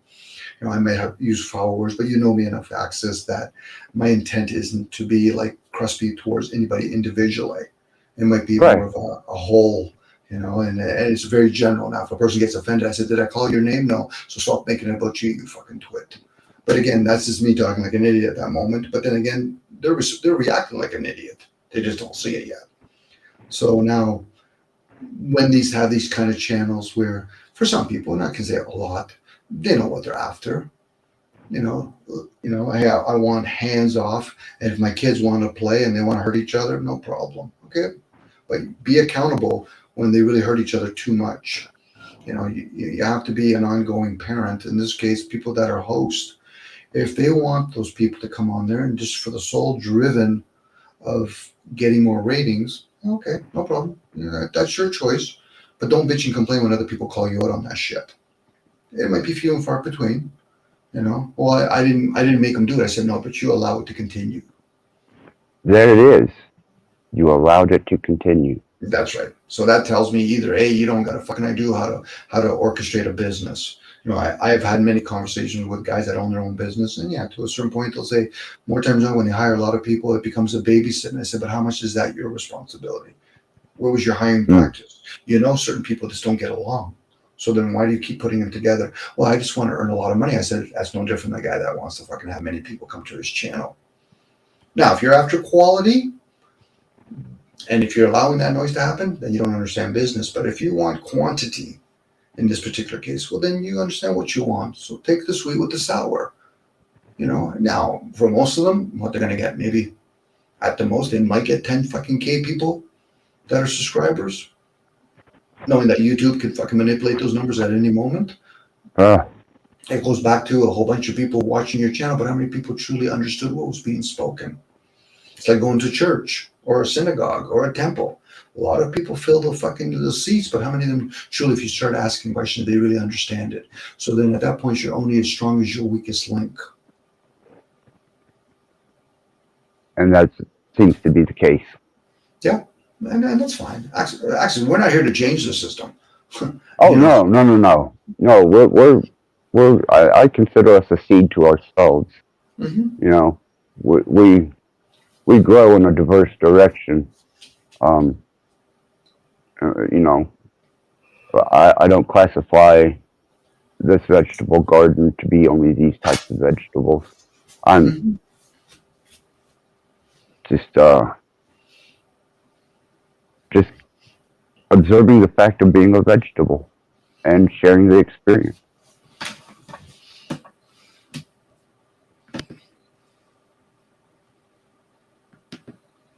For me, I enjoy. I've always done it. Not always, but I've done it for years anyway. Where having 4 or 5 pages open at any given moment. A stream's a little bit challenging for me because I can't really mute it per se. So I can't really listen to another channel. But I know for me, sometimes if I mute here, but I'm still hearing other people, I could play music in the background if I want to. You know what I mean? So But that's me expanding myself. I can hear 3 or 4 different things going at once. Now somebody might say, okay, Dom, you're not focusing. I said, then you don't understand about receivers then, do you? You know, you could be asleep, taking way more information. Sure, go ahead, Access. No, you're still picking up information regardless. Yeah. Mm-hmm. Mm-hmm. This goes back to the waking state opposed to the sleeping state. Taking that information that you take up in the waking state is fucking totally different than if you do it in the sleeping state. Sleeping state, fuck, you do it over and over again. You wake up and next thing you know, you're having conversation with people. Where the fuck did that come from? Because you've lodged it into a state that can take in way more information. It's a simple example. It's probably not the best example. A person that takes magnesium through the mouth opposed to putting it in the tub, and then you can absorb it through the skin. We have different organs. Some are bigger than others. We have different storing capacity and processor inwards in the sleeping state, the unconscious state. Some people might call it the subconscious, opposed to the conscious state. Not to say not everybody's built that way. Some people are just more gifted in the waking state than they are in this, or more balanced, I guess, in that case, when they're in the subconscious state. Again, I'm just using words to try to describe the undescribable. No, but I get it. I do. Mm-hmm. I can relate. Mm-hmm. You know, there's something to be said for the multitasker and also the diverse learner who in many different states of the lesson learns in diversity in many different levels, different ways. I find I can't multitask as well as I used to, and I find that to be a useful tool that I don't have fully functional to me anymore. So I really, I kind of admire that. I find it as a very useful tool and a wonderful gift. And when you don't have that ability to its fullest ability anymore, you recognize it, you notice it.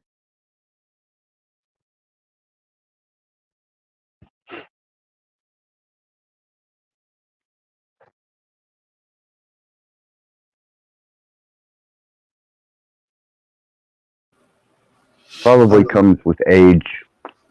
I'm sorry. Go ahead. Probably, yeah. Age might play a role. Well, literally, there is terms for a reason, age, because we have different cycles when we have different ages. Like, when you're in the age of, say, 15 to 21, for example, that might be a different processing where you might be ruled by a different lunars or planet at that point. When you're in your 50s, that might be different. Not everybody's all designed the same way, Think about women when they have menopause. There could be more different information being perceived during that time, no different when they're on their cycle. So, we all multitask. We just want to look for those clear-cut examples. Like a person could be painting and thinking about doing their taxes and remembering how to change a tire, but they're not doing the one, but the other two, they are doing something, but they're multitasking. It's not about multi-doing, it's about multitasking. So we still do it in so many different ways. It's just some people would want to see a clear cut in the waking state to satisfy one or two senses.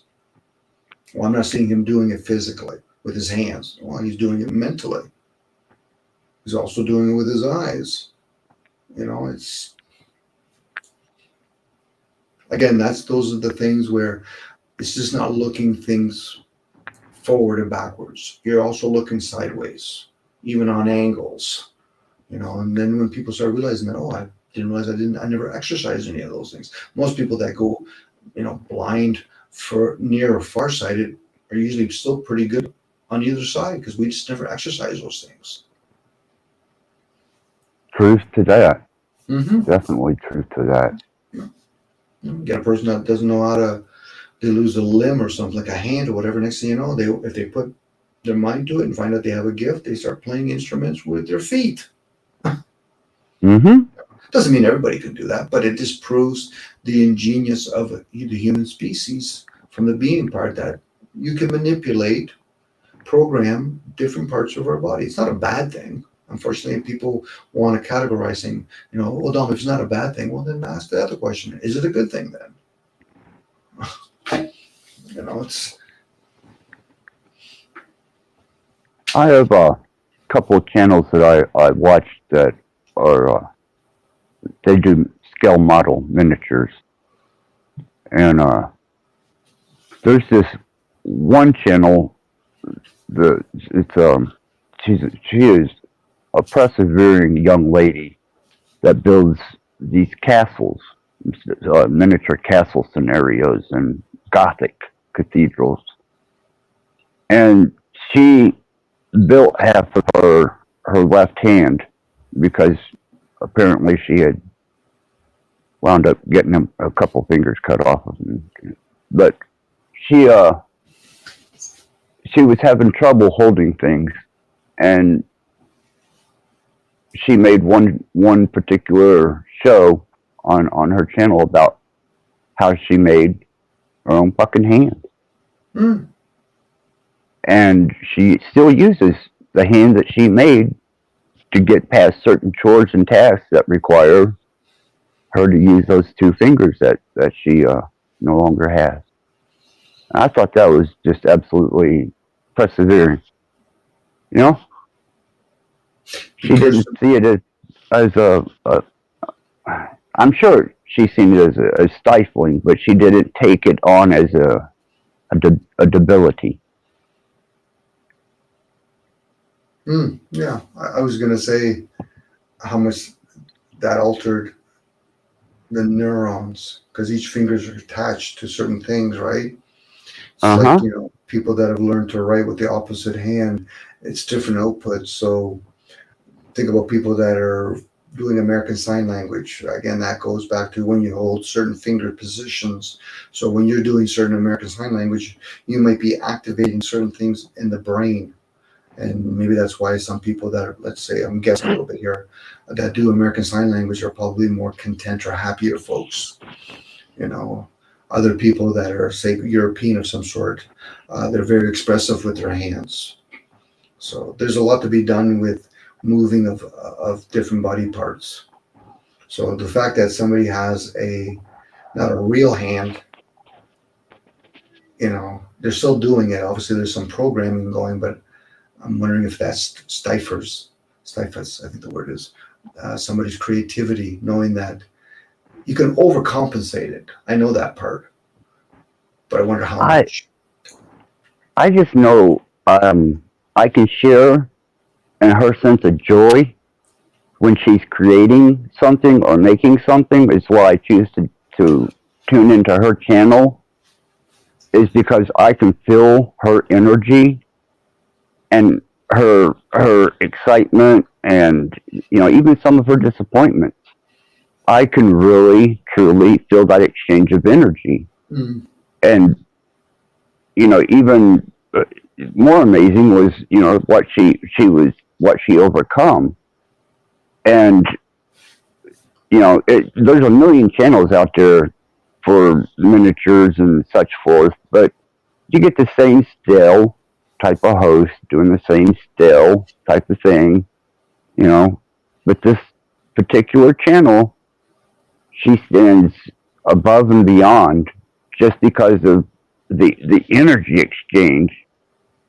And I never noticed at first that she even had a couple fingers that weren't there until she made that glove. I always looked in her eyes, or watched her smile, or was observing her handiwork. Yeah, And I guess that's it. Go ahead. that just, I don't know, it was just a joy. It's just I watched her last night build a robot, and it was a real joy watching that. We've had conversation where I've shared about, there's some people that come into a room, they own the room. And in owning the room, they're very nurturing to the room. And then there's other people, they're draining of the room. They want to be the big person in the room, but yet they're draining. So some people, whether through a technology, it's kind of like the energy of Reiki, you could literally own a space. And in that space, you'll nurture everything in that space. You're not draining it, you're actually feeding it. So there's a good chance what you feel about this particular individual, you pick it up. You know, so Again, Yeah, yeah. it's amazing. Because there's some channels out there that have great ideals and techniques on building miniatures, but not this type of energy, not this type of interaction. Mm-hmm. And there is no actual conversation or interaction. I don't even comment on her channel. But man, when she goes at something, I want to share in that joy that she goes through when she's doing it. Mm-hmm. Like again, you'll see that even in the communities that we're in. You'll know when somebody comes in there, you know it's a drain. And you don't, some people just, hear them, they don't feel safe. Other people's like, it's an agitation, which it could be a bonus. You can learn something and say, okay, I'm glad that person, they're not aware of it, or they might literally be aware of it. And I needed to hone in and realize, I'm glad I had this practice of irritation, where other people don't realize. Some people are so egotistical that they despise themselves. They just don't know it. Because we're not there to disrupt each other, and if you do it, you like to hope that people that are doing it, they're doing it consciously, but with like certain types of gloves. The ones that are just malicious, I don't even want to give a word to them because I would be giving too much energy to it. Right. I found myself swaying more towards some of the channels that I used to really have a joy in the person that was coming across, and the joy of their energy and their persona and who they are. There's another character that I was all about promoting her career as a not only a content creator, but she was a host that took you through top 10 this or top 10 that, which was usually historical or, kind of creepy in nature.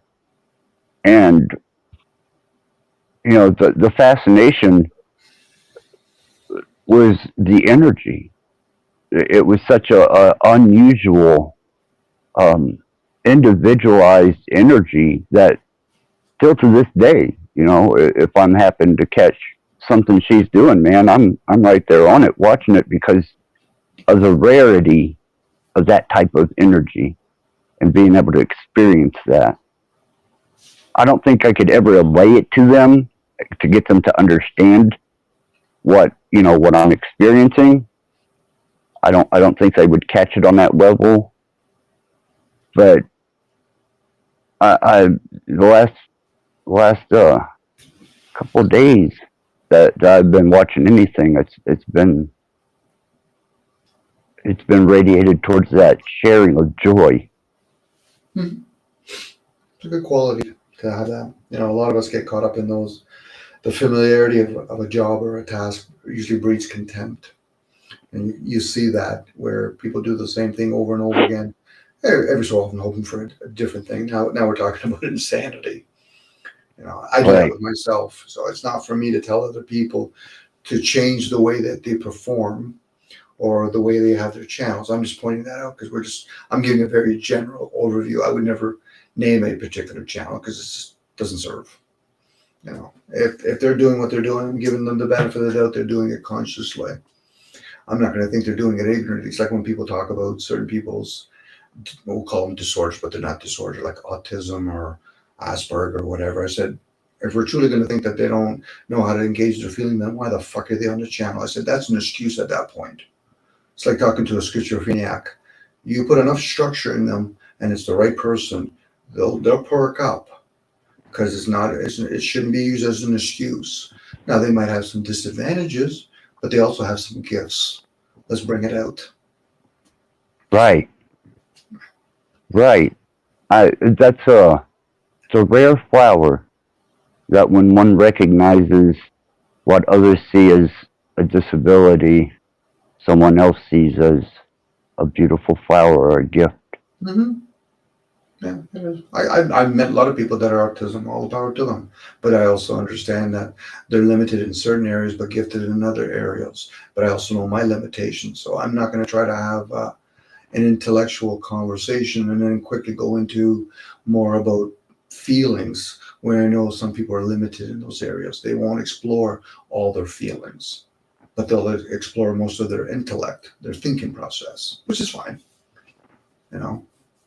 Yeah, this is my observation of these particular individuals is just a complete sharing of enjoyment. It's not. It's I'm sure I learned something from them. That's just because I pay attention to them. Mm-hmm. But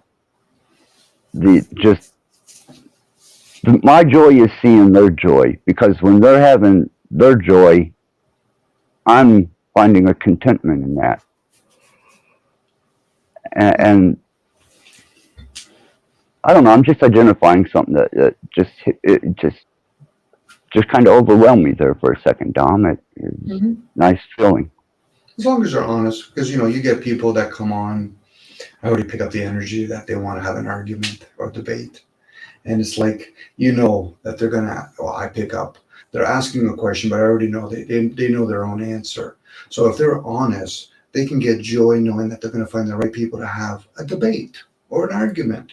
But doing it with me, when I'm like, no, I already pick up your energy. You're gonna ask me a fucking clever question when you already know the answer. For them, not for me, for them. So when they say, well, Dom, why do you do what you do? I said, why don't you just share me your fucking reason, your question, and you follow up with your fucking answer. That's the follower and leader. I'm not here to fucking lead their answers. No, I don't even have those thoughts. And if I do, I'll willingly share, but I don't need somebody else to ask me those fucking questions. But I get it. If people really follow patterns, they'll see, no, they know their own answers. So then why are they asking Axis or Dominic? I'm like, come on, you're being fucking clever. Wise people don't do that shit. It's like when somebody says to me they're a doctor. I said, I didn't ask you if you're a doctor. Your grandstanding just tells me you're fucking clever. Yeah, but I'm smart. I say, yeah, but you went to smart to clever. When are you going to choose to be wise? No, when somebody wants to know what's your profession and for what purpose would it serve so that you're a fucking doctor or electrician or a plumber. Unless it's a private conversation, that's different. But a public platform, what the fuck? How does it serve the 40 or 50 or thousands of people to know whether or not you're a fucking surgeon in fucking some third world fucking country? That's the ego talking. Yeah, badge of honor they have to pin on to get a certification for themselves amongst their peer group. Oh, the peer group that's their self. Yeah. The self is so insecure it needs to be in groups. Dom, I saved a whole bunch of puppies. Oh, okay. Since you brought it up, now I gotta make it all about you. So why did you save a whole bunch of puppies? Do you feel as though you need a ribbon? What do you want? First place, second place, third place ribbon? You're gonna bitch and complain a couple weeks down the road when you say, fuck it, they're really expensive to feed them? Fuck. You gotta take it sweet with the sour. So if I'm gonna give you a compliment, say, well, that's nice. Next week I'm gonna turn around and say, if you tell me that those dogs are too much to handle, I'm gonna say you're a fucking idiot. Well, why would you say that, Dominic? Why didn't you ask me why I said what I said earlier, a couple days earlier? Yeah, are you going to take lifelong responsibility for those puppies you saved? That's fine. But my concern is I'm the observer and I'm like, why would you tell me that? In myself, I'm saying that. And then, believe it or not, for me, if people want to believe this shit or not, I would get my own answers inside Dominic. It's of no interest to you. Or if it is, you want to read their energy? Yeah, sure, why not? And then at that point, I want to see whether or not they're going to confirm themselves. This is where we have to learn to be honest with the self. How are we even going to think about being honest with others? Anybody that goes around saying, I represent the truth, you're full of fucking shit. But that's just me speculating. Now it's on them to say, okay, so instead of denouncing me, tell me your story of this character or whatever you're calling truth. What is truth? If you listen to them long enough, they're talking about their own personal fucking experience, their opinions, their narrow fucking view on their existence. How old are you? 30, 40, 70? Fuck, I know guys 90 years old are fucking more egotistical than you. It's all about me. Yeah. I became rich. Okay, did you create the fucking service and product that you sold to other people? Well, no. Did you create the money? Well, no. Did you create the fucking house? No. Then what the fuck did you create, you piece of shit? Oh, I don't know, Dom. You never heard anybody call you out on your own shit. That's your responsibility. Why should I have to do that for you? Now, I'm being an idiot by doing that. That's why I always use that caveat. Me talking about other people, even in a general statement, makes me look like the idiot. And I'm okay with it to a certain point. With observation. Mm-hmm. You can't help but to observe, you know. And I'm hoping I'm wrong. I'm hoping I'm wrong. When it comes to humanity, I think I share the sentiment of I hope I'm wrong, but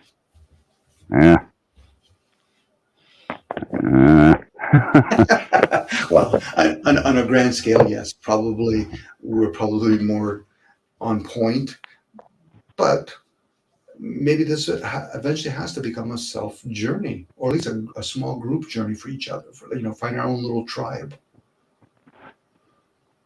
Yeah.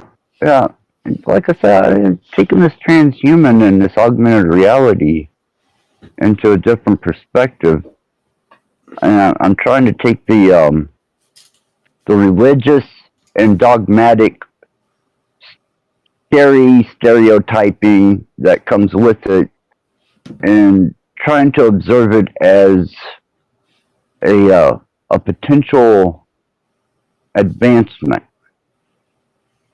for the human species, but I've got to monitor in what way it's being done, thus I become a slave to it, or it owns me. Mm-hmm. I'm with you. That's why, for me, when it came to my awareness, and I heard myself saying it, how does it serve? Whether it serves me, I serve it. There's a serving going on.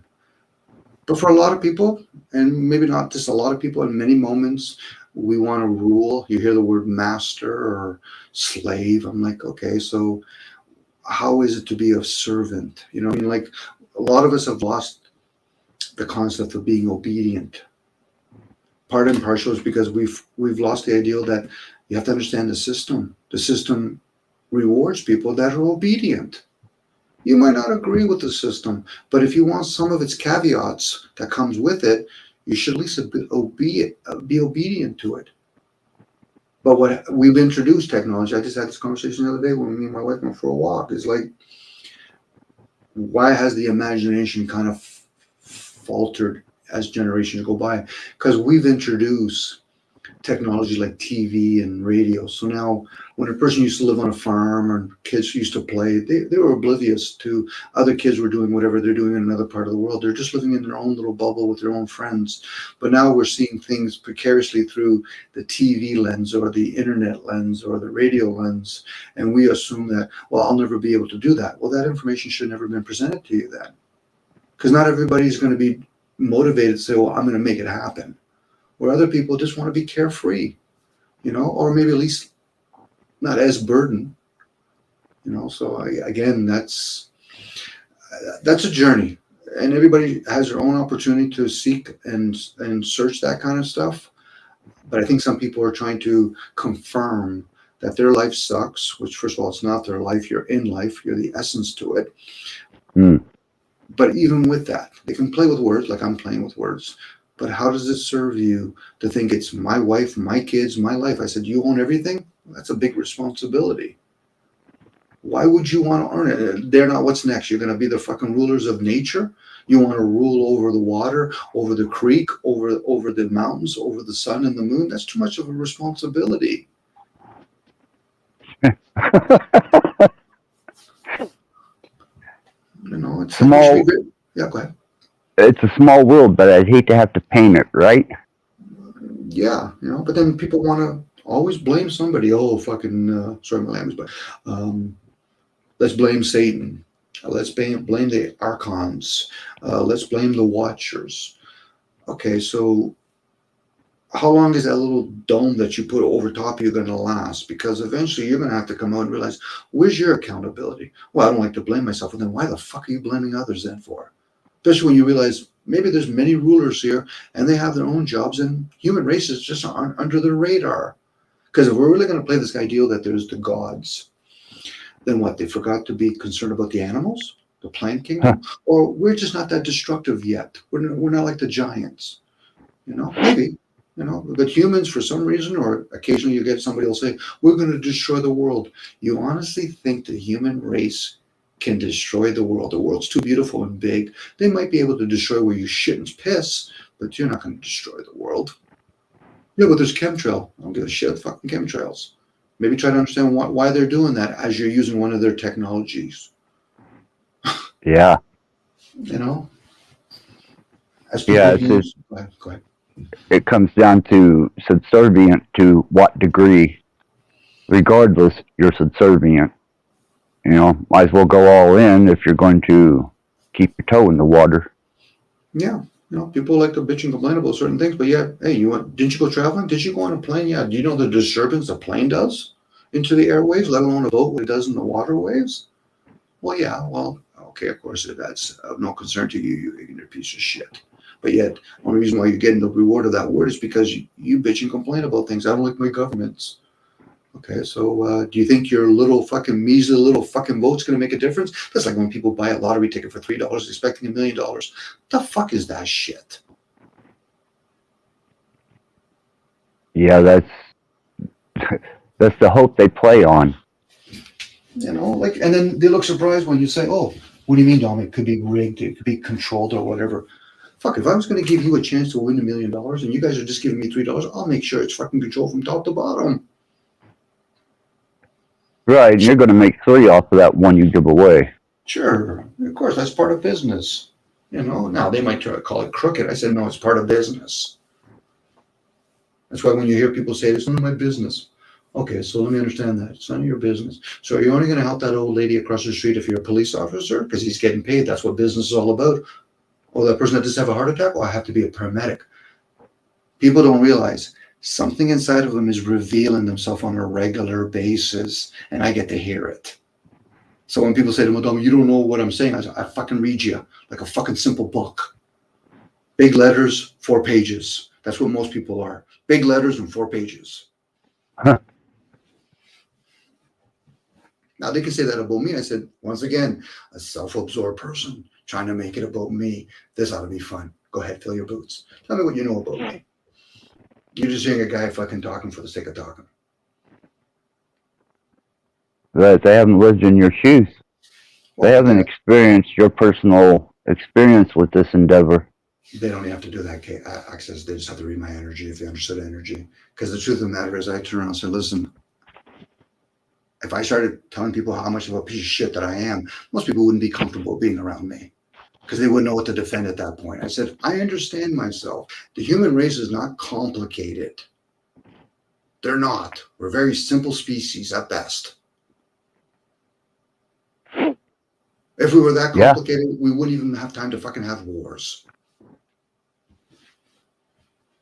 It's idle fucking hands. Hey, let's spend a whole bunch of time fucking get a bunch of guys instead of, hey, you guys shoveling fucking dirt and maybe planting some seeds. How about you guys go fucking make machinery and a tank and a fucking submarine? And then we bitch and complain about that and then wonder why, hey, capitalism is working. No, you're a fucking moron. Yeah, I think the same as you on that is there's more of an unseen behind the scenes presence that's controlling that direction, and people are just not developed enough to catch on to the sensory of that's what's happening. That's why we have things like tarot cards, Ouija boards, Reiki, all that energy, because there is an unseen realm fueling this realm on a constant basis. This is why when most people talk about, well, I like to be positive, I said, you just revealed yourself to me. Did you realize that? What do you mean? You're stuck in the karma energy, the masculine energy, the known energy. Dare not understand what the negative energy is. That's one that fucking fuels the positive energy. Hence the yin fueling the yang. Wisdom fueling fucking understanding. The feminine energy privately fueling the masculine energy publicly. Now, I'm just using words to describe this shit.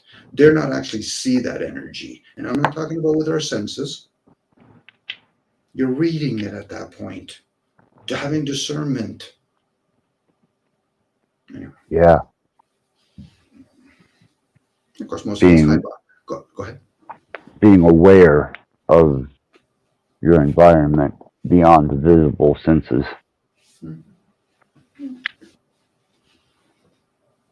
I feel like a phony when I'm usually just being what's the word I use? Polite. Politeness to me is just another energy that I have to realize, Dom, you got to tippy toe around either your feelings or their feelings. That's usually politeness. I fucking despise being polite. But when I'm fucking angry, it's because I know that about me. We're not at that point where we're all kumbaya right now. We're at that point where we should be fucking angry with each other, with the self. Not even with. I would never get angry with you, Axis. I might talk like an idiot in your presence, but you're doing your part. I'm trying to do my part. Other people are trying to do their part. Other people are just trying to fucking steal their parts. I agree with that too. That is something I have become very aware of. If you present something that seems to be a little abstract or has been beat to death on these platforms, they will take that little bit of information that you flashed and they will abuse the shit out of it. Everyone taking credit for it or trying to build on it to an obscene manner. Well, dare not have a private conversation and play for fucking keeps. That's a different game now. So now these people that go around that really have no stake in religion, but yet want to fucking drag in some religious person so they can debate them. I said, that's a waste of energy on your part, and you're wasting their energy. You don't value religion? Shut the fuck up. You don't value state? Shut the fuck up.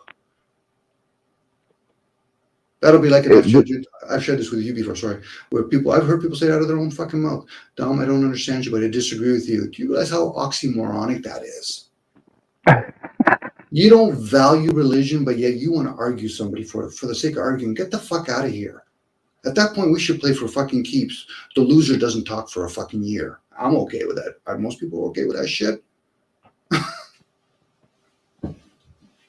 That's real stakes. You know, oh, hey, it's the earth is flat. Okay, do you give a shit about the possibility other people think it's globe and vice versa? Well, Dom, I'm going to prove them wrong. How the fuck are you going to prove me wrong here? What do you mean? Because first of all, I'm not going anywhere, and I understand the senses. So have you been high enough? Well, no. So then how do you know it's flat or it's globe?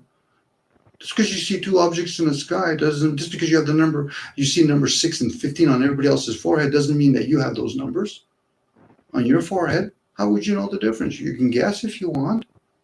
Now, if you see everybody else wearing the number 9 on their forehead, good chance, I guess, could be that you have number 9 on your forehead too. Anybody that debates the ideal of it's flat or globe are fucking idiots to no end. Yeah, I figure it is what it is. You know, like I said, it only serves me at the moment as I've got solid ground to stand on and I'm not drowning in the ocean or falling off the edge of some mass floating around somewhere. Could happen, but then again, how would we explain to the rest? This is how kingdoms used to fight. Well, I'm going to crack the egg from the left side, opposed to the right side. Let's have a war over it. What the fuck? Well, hold on, but you don't understand. You know, obviously, and then they start using NASA. I just use the clever one. Never a straight answer. They don't tell you lies. They just never tell you a straight answer. Because that's what people are looking for, an answer, but they give it to you crookedly. Who gives a shit if it's fucking a globe or it's straight? Especially when we have poverty so rampant in this fucking realm, or greed. People getting totally neglected, whether it's a children or women or men. Fucking arguing with each other is another fucking problem that we have. How does it serve to argue with another human being about your fucking narrow view? What I've observed lately with that is it's become a social status. So far as I watched a whole scenario that was scripted and played out like a B movie being rerun over YouTube. And I was completely floored at the people that were buying into this. which was obviously scripted, obviously rehearsed, obviously set up as a design for a status, and not only a status, but a foundation to create a movement or a following. And I was greatly detoured by some of the respect that I had been given out in that area, because I thought maybe there was some perseverance in the ideal that they felt they had some type of truth. But the minute I seen them pin it on themselves as a status and a classification, and then script, just like a B movie, I was completely withdrawn from that situation then, and I removed myself. I was like, I don't want to be a part of this. Well done. So, Well done for you, Access. No, well done. Honestly, I'm still fly as shit sometimes when it comes to certain channels. But hey, that's on me. That's not on them. So that's for me to learn. yeah, it took out any interest I had on whether the earth is flat or round or square or triangle. They had completely removed any further interest that I had in developing further notions or speculations on that. It was a sickening display of using an ideal, a speculatory ideal, as a grounds for a status or a social class or a particular group of people separated by this one ideal. It's no different than religion and God. Well, religion is one thing, God's another thing, or even the spiritual. It's like when people used to talk about, do you see the glass half full, half empty? Why the fuck would you give me limitations on that equation? What do you mean? Can I talk about what's in the glass? Yeah. Can I talk about the fucking painting behind the fucking glass? Can I talk about the table? Sure, I can. So why the fuck would you limit to be the half full, half empty? Yeah. That's the same thing with religion. Religion and God are two fucking different things. Same with state and humans. They're two different fucking things. You know, it's not like as though like corporations. When I hear people talking about corporations, I'm thinking, okay, well, who's the ones that are implementing all of this? Outside of fucking unknown beings, it's human beings. So this is where people use their imagination and they hide themselves behind some fucking little fucking square page with black writing on a white fucking background, and they read shit. And so, well, I want to talk about reality. No, you're reading through a fucking book. You might as well see cartoon pictures in there, which is fine if you have discernment. You should be able to look at TV and all this fucking foolery and at least have discernment. Teach yourself something. Yeah, but I don't watch TV anymore. What the fuck are you doing? You're not helping humanity. It's like when people say they want to live off the grid. When did you become a total fucking selfish human being?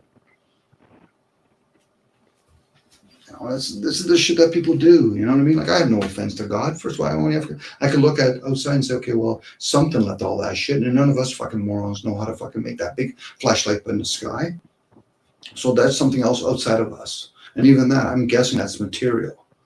So now when people turn around and say, I don't believe in God, I'm like, I don't give a shit. It fucking has nothing to do with believing. Look up there. You know anybody that made that fucking thing up there? Well, no. So entertain the idea that it could be something else. I don't give a shit what fucking words you want to use. Aliens, source, reptilians, fucking grace. Use whatever the fucking word that entertains you. Yeah, because be aware that you didn't make it. Yeah, and I'm okay with asking other people, hey, do you know anybody that made that? You know anybody that made that fucking sequoia tree? Well, no, not really. Okay, so now we can entertain the idea that could it be something beyond us. And I don't give a shit. You want to play the idea of the Big Bang? Yeah, okay. We're all driving cars. From the average person in this generation, it just showed up. We're making cars. But it was a gradual evolution. Went from a horse and wagon, from a wagon to a little scooter kind of car. Then we built a car. There's little things, and that's the same thing with nature. Same with everything else. You know, I just don't like when people mix God and religion together. They're two fucking different things. Yeah, to the learned it would be, but a lot of the indoctrinated use religion as a way to God. Yeah. It could be. Some people like to use the word spirit, and that's fine. It just shakes it up a little bit. It's like when people talk about the Bible. I said, what version are we talking about? Let alone how it was written, let alone how it was downloaded. Was it spoken? Unless you met an immortal, then now you have to talk about mortals. So it's in the written form. Which one are we talking about? Left to right, right to left in Hebrew, up and down. When should you read it best? When should the luminaries in the skies be to read that fucking information? Mm-hmm. That's why when they do things, people understand that they got to go to school to learn this shit. Where's the best place to put a coffee shop on the right-hand side of the road if you're driving that way, and make sure the signs are red? Why do we still live in a realm where fucking people in another part of the world they drive the opposite way, on the opposite side of the road? They must understand hemispheres.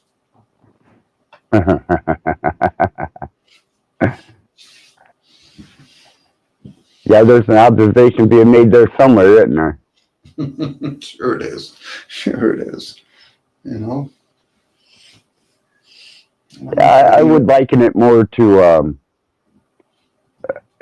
it's more of a misunderstood or a uncomprehendable technology that we are, more so than I feel that it's some type of a mysterious,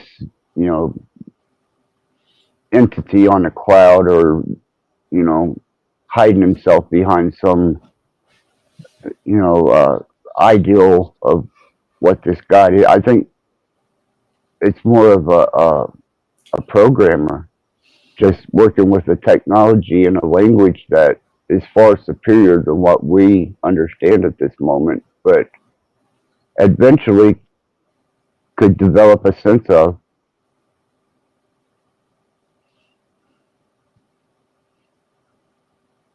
Evident within the creation itself and the construct that we live on. There's identifying markers that show intelligent design and shows creation and shows that it was created. But where does that separation of divinity and just higher technology in an origin that we couldn't comprehend at this point come into play? Is there a dividing line at some point on the spectrum that turns it into divinity as opposed to biotechnology or even engineering technology of various gases and solids?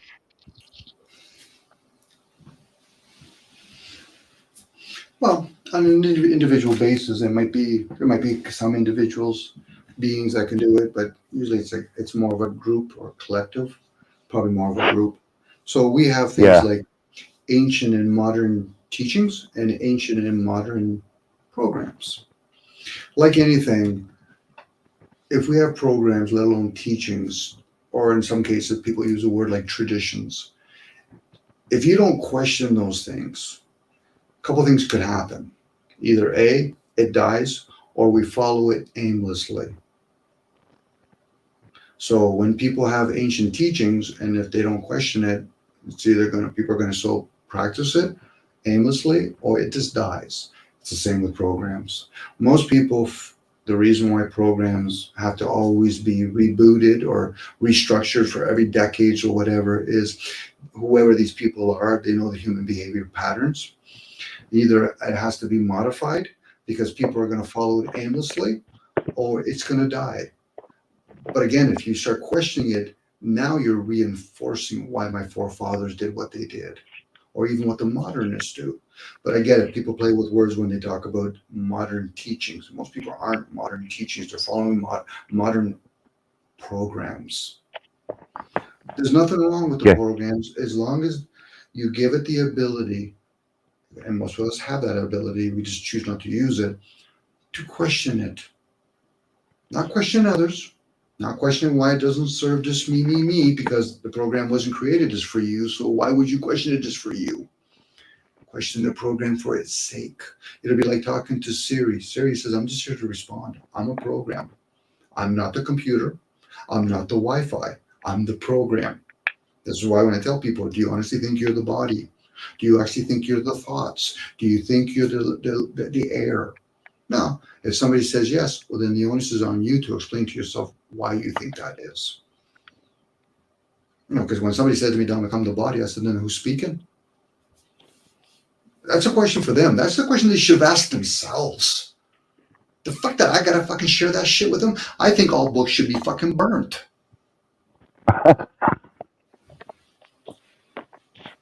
Wanting other people to do their fucking homework is what? I don't like value homeschooling. You're still doing the same fucking schooling system, an old British system, to teach your fucking kids at home to be more dumbed down. That's a fucking waste of energy. Now, if you find out what their gifts are and you want to harness it and bring it out so that community can say, okay, this person understands the solar, this guy knows how to play music, this guy knows how to work with Wi-Fi. That's different. But yet they want the same fucking, they want a different result from the same fucking input over and over again. Well, kids, we're going to teach you numbers. Teach them energy, especially when you find out some of your kids are gifted with it. And especially when these fucking morons talk about, I'm homeschooling my kids. I don't need to hear your fucking moronic grandstanding. Shut the fuck up. If you're homeschooling your kids, then how are you going to teach them when they have to go to university, to one of those hobby schools? And what type of control are they going to have over themselves to be able to interact properly too? There you go. But bingo, right? You see, hey, sorry, Axel, we're trying to make sense of this. Fool is us, using the senses. The fuck? These people are saying, because like when people say the word conspiracy theory, they're fucking parroting words. Living off the grid, conspiracy theory, I'm homeschooling, Israel war. Fucking, they don't realize how much fucking programs are going on. Nothing wrong with programs, but you should be able to question those programs. And then ask yourself, as one possibility, how does it serve you? It could be some other word they can use. How does it serve you to question your program and find out, it did serve me last week, but it doesn't serve me this moment. There you go. And why does the will only have to be free? The will could be many different ways. It could be receptive. It could be narrow. It could be whatever the fuck you want it to be. Yeah, there's nothing that says that you're not a creative program within the confines of the system. No, thank you, Access. Yes, very true. Yeah. And of course, then you get clever people. Well, Dom, you don't understand. I said, I'm not here to fucking understand you. That's your fucking responsibility. I'm hearing you. Now, and that's probably more than most. Yeah, and then some of them might even be more clever. Well, Dom, then why should you care? I said, well, then if we all felt the same fucking way, then who would have made the car? Who would have made tires? Who would have made the internet? If we truly are completely self-absorbed, that I'm giving most people the premise to come to that simple awareness, then who spent time making all this technology for us then? If we're all just caring about ourselves. Still comes down to the question, man, who has use for us? We haven't been eliminated yet, so I'm still under the impression that something has a utilizing interest in us. Yeah, it could be accident, but what happened if it's at that point they're going to say, well, I wish you had asked that question a couple of decades earlier. Why? Because you guys made yourself expendable. I waited too long. Yeah. At least if you had told us 30 years ago, then we could say, okay, well, you humans are asking some solid questions. The reason why we have use for you to build all this stuff, but it seems that you still want to work at all these jobs and all that. Well, now it's like anything else. It's usually at the back end before we start doing anything about anything. And we're not even doing that now. We're still just, I'm included in the fun. We're just talking about it, complaining, talking about it, theorizing about it.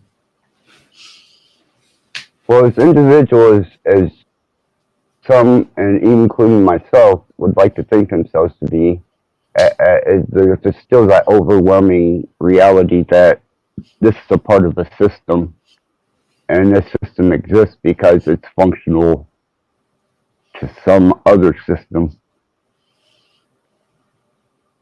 Mm-hmm. So I have to group myself into that whole cosmic program and my place in it. You either be a breakaway individual or breakaway tribes, and I'm pretty sure we already have breakaway tribes here, that they understand that there's a systems within systems, and they know how to harness one to the other one. Now, for a lot of us, we're puppy mill material at this point. You know, we've made ourselves expendable. The fact that we openly talk about our fucking disgruntled and all that just makes us even more expendable.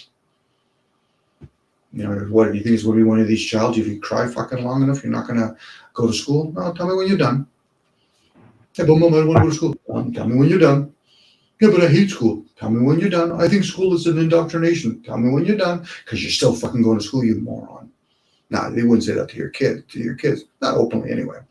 But then again, if people understand energy, shouldn't even have that thought. But I'm just talking like a fool right now, but I am okay with it.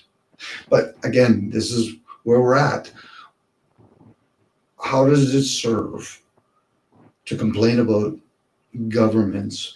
You know, it'd be like me and you going to a mall and we bought a pair of shoes and they're terrible shoes or whatever, they were ripped, and we go talk to the guy that sold it to us. I just work here. Where's your manager? I just get paid here. You go to upper management. I just administrate. So who's the true person that we have to talk to? Governments aren't the true people. Corporation families aren't the real people. So the only thing we could do is, how do we call the true people out? We as the masses have to fucking put our foot down.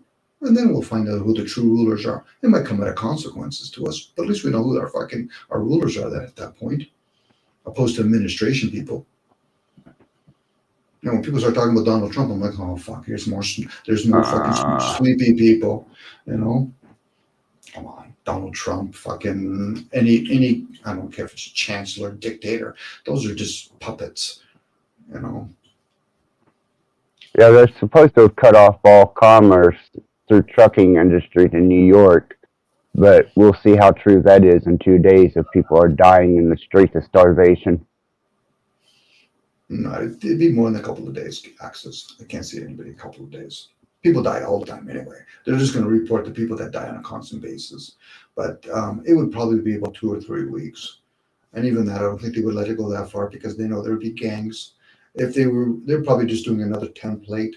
They're just testing New York like they did in Toronto with SARS. So at this point, well, I'm thinking, yeah, it's just a template. So this way they figure, okay, if we could do this in one of the major cities, we could do it anywhere. You know, again, having no trucks coming into any major city, give it about a week, no food coming in. Eventually, people are going to realize, holy fuck, I only buy food as I need it. Most people don't store food as much anymore. You know, and that's under the ideal that they're going to keep electricity and gas running still. Once again, that's an easy shut down the economy, fly a couple of drones around, or in this case, magically leave the electricity on with the TVs. So listen, anybody bring any of their guns and their foreign bullets, we'll to FEMA camps, we'll feed you. See how quickly Americans go from fucking, we're a badass nation to you're a fucking bitch. You just didn't know it. Right. The ones that actually have guns would either use it for hunting or eventually start turning on their own folks to get their little fucking chocolate bars or the pop. Come on. And even that, you'd probably want to threaten somebody because you wouldn't want to waste a good bullet on a fucking guy to get with a chocolate bar.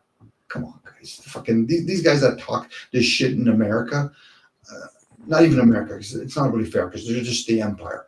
They're the same people that talk about, oh yeah, well, we're defending our country. Not when you're in somebody else's fucking country. You know. The logistics behind that, if you take a serious look at it, it may seem to the general person that, oh, they're not sending any more trucks into New York, you know, to send a message. Well, who are you truly sending a message to? The person that's going to be starving in 3 or 4 days, that is ready to kill somebody to get something to eat, or can't get their medicine, or is being brutalized and completely beat down and robbed for what little they do have? Is that what we're trying to accomplish? No. Because that's the inevitable end. No, that's not what the elites are after. The elites already know. If we do this in New York, like they do in a lot of countries, we want to see how sedated these people are. Now, if people want to understand why New York is doing what they're doing, is because people have to understand, what have they been doing with all the big boats in fucking Panama Canal? They've been fucking keeping them there. So why have a bunch of trucks coming over there when they're empty already? They're just picking certain countries, certain cities to do it in.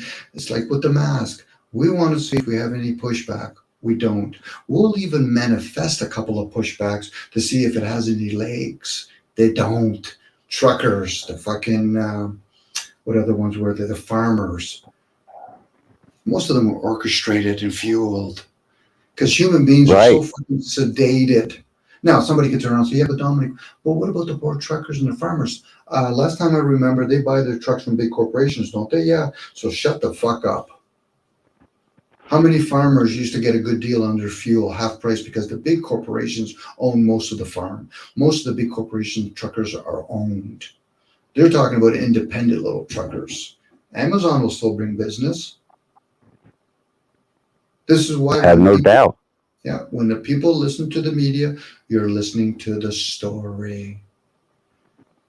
You have to go inwards to understand those stories. Most people want to hear, well, it's finally going to happen. Do humans really want to see the masses in anarchy? I love it when fucking people say, I want anarchy. Yeah, as an individual, you selfish fucking piece of shit. But as a whole, to see without rulers among the masses, that is, they showed you a small little example when they did the fucking weather modifications and they stuck a whole bunch of people in New Orleans fucking dome. What about the rape going on there?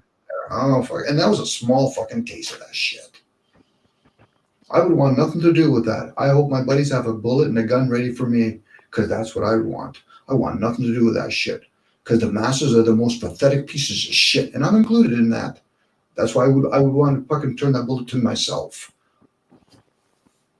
The ones that want to survive that shit, yeah, you fill your fucking boots, because the elites are already living fucking comfortable, and you think they're not living with us. I think they romanticize it, Dom. I think they've watched so much media and entertainment on it that it's almost a romantic notion to be the Mad Max type individual. I'll be on the front grill.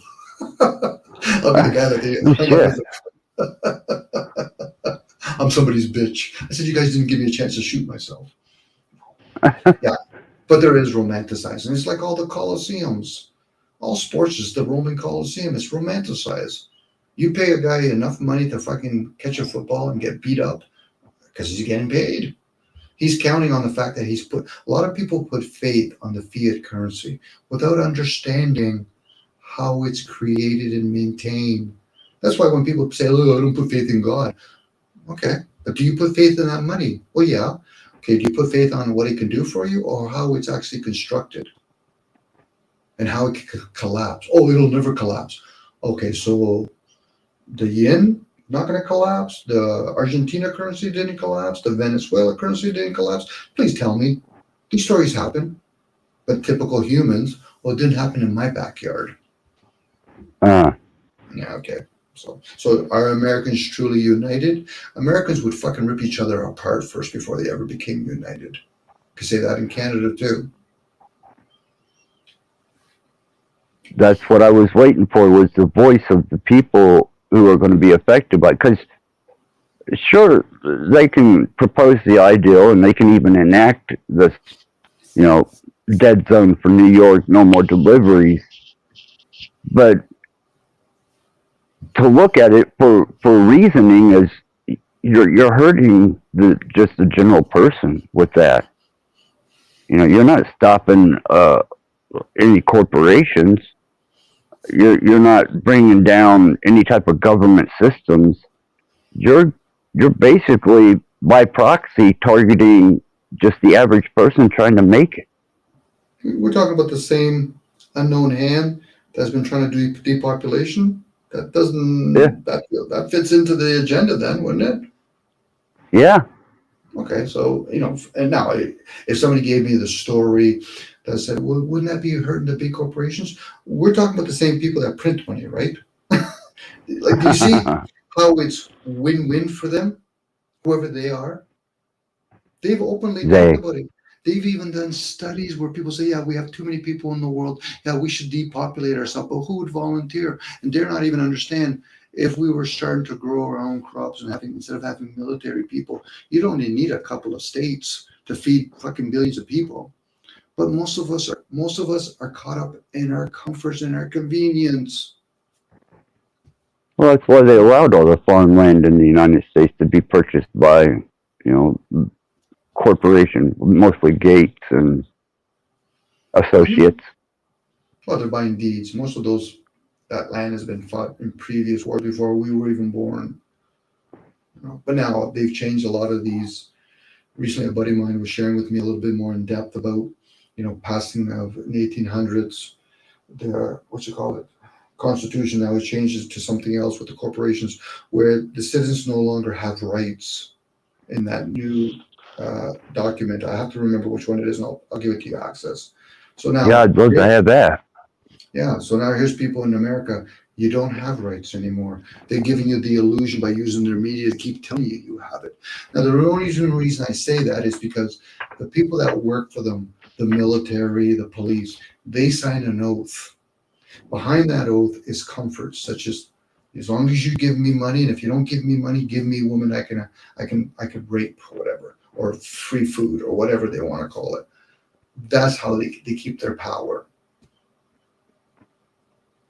Yeah. It's a small amount of people ruling the bigger amount of people, and not realizing bitching and complaining about policies doesn't help you. If anything else, it forces you to be deeper into the hole.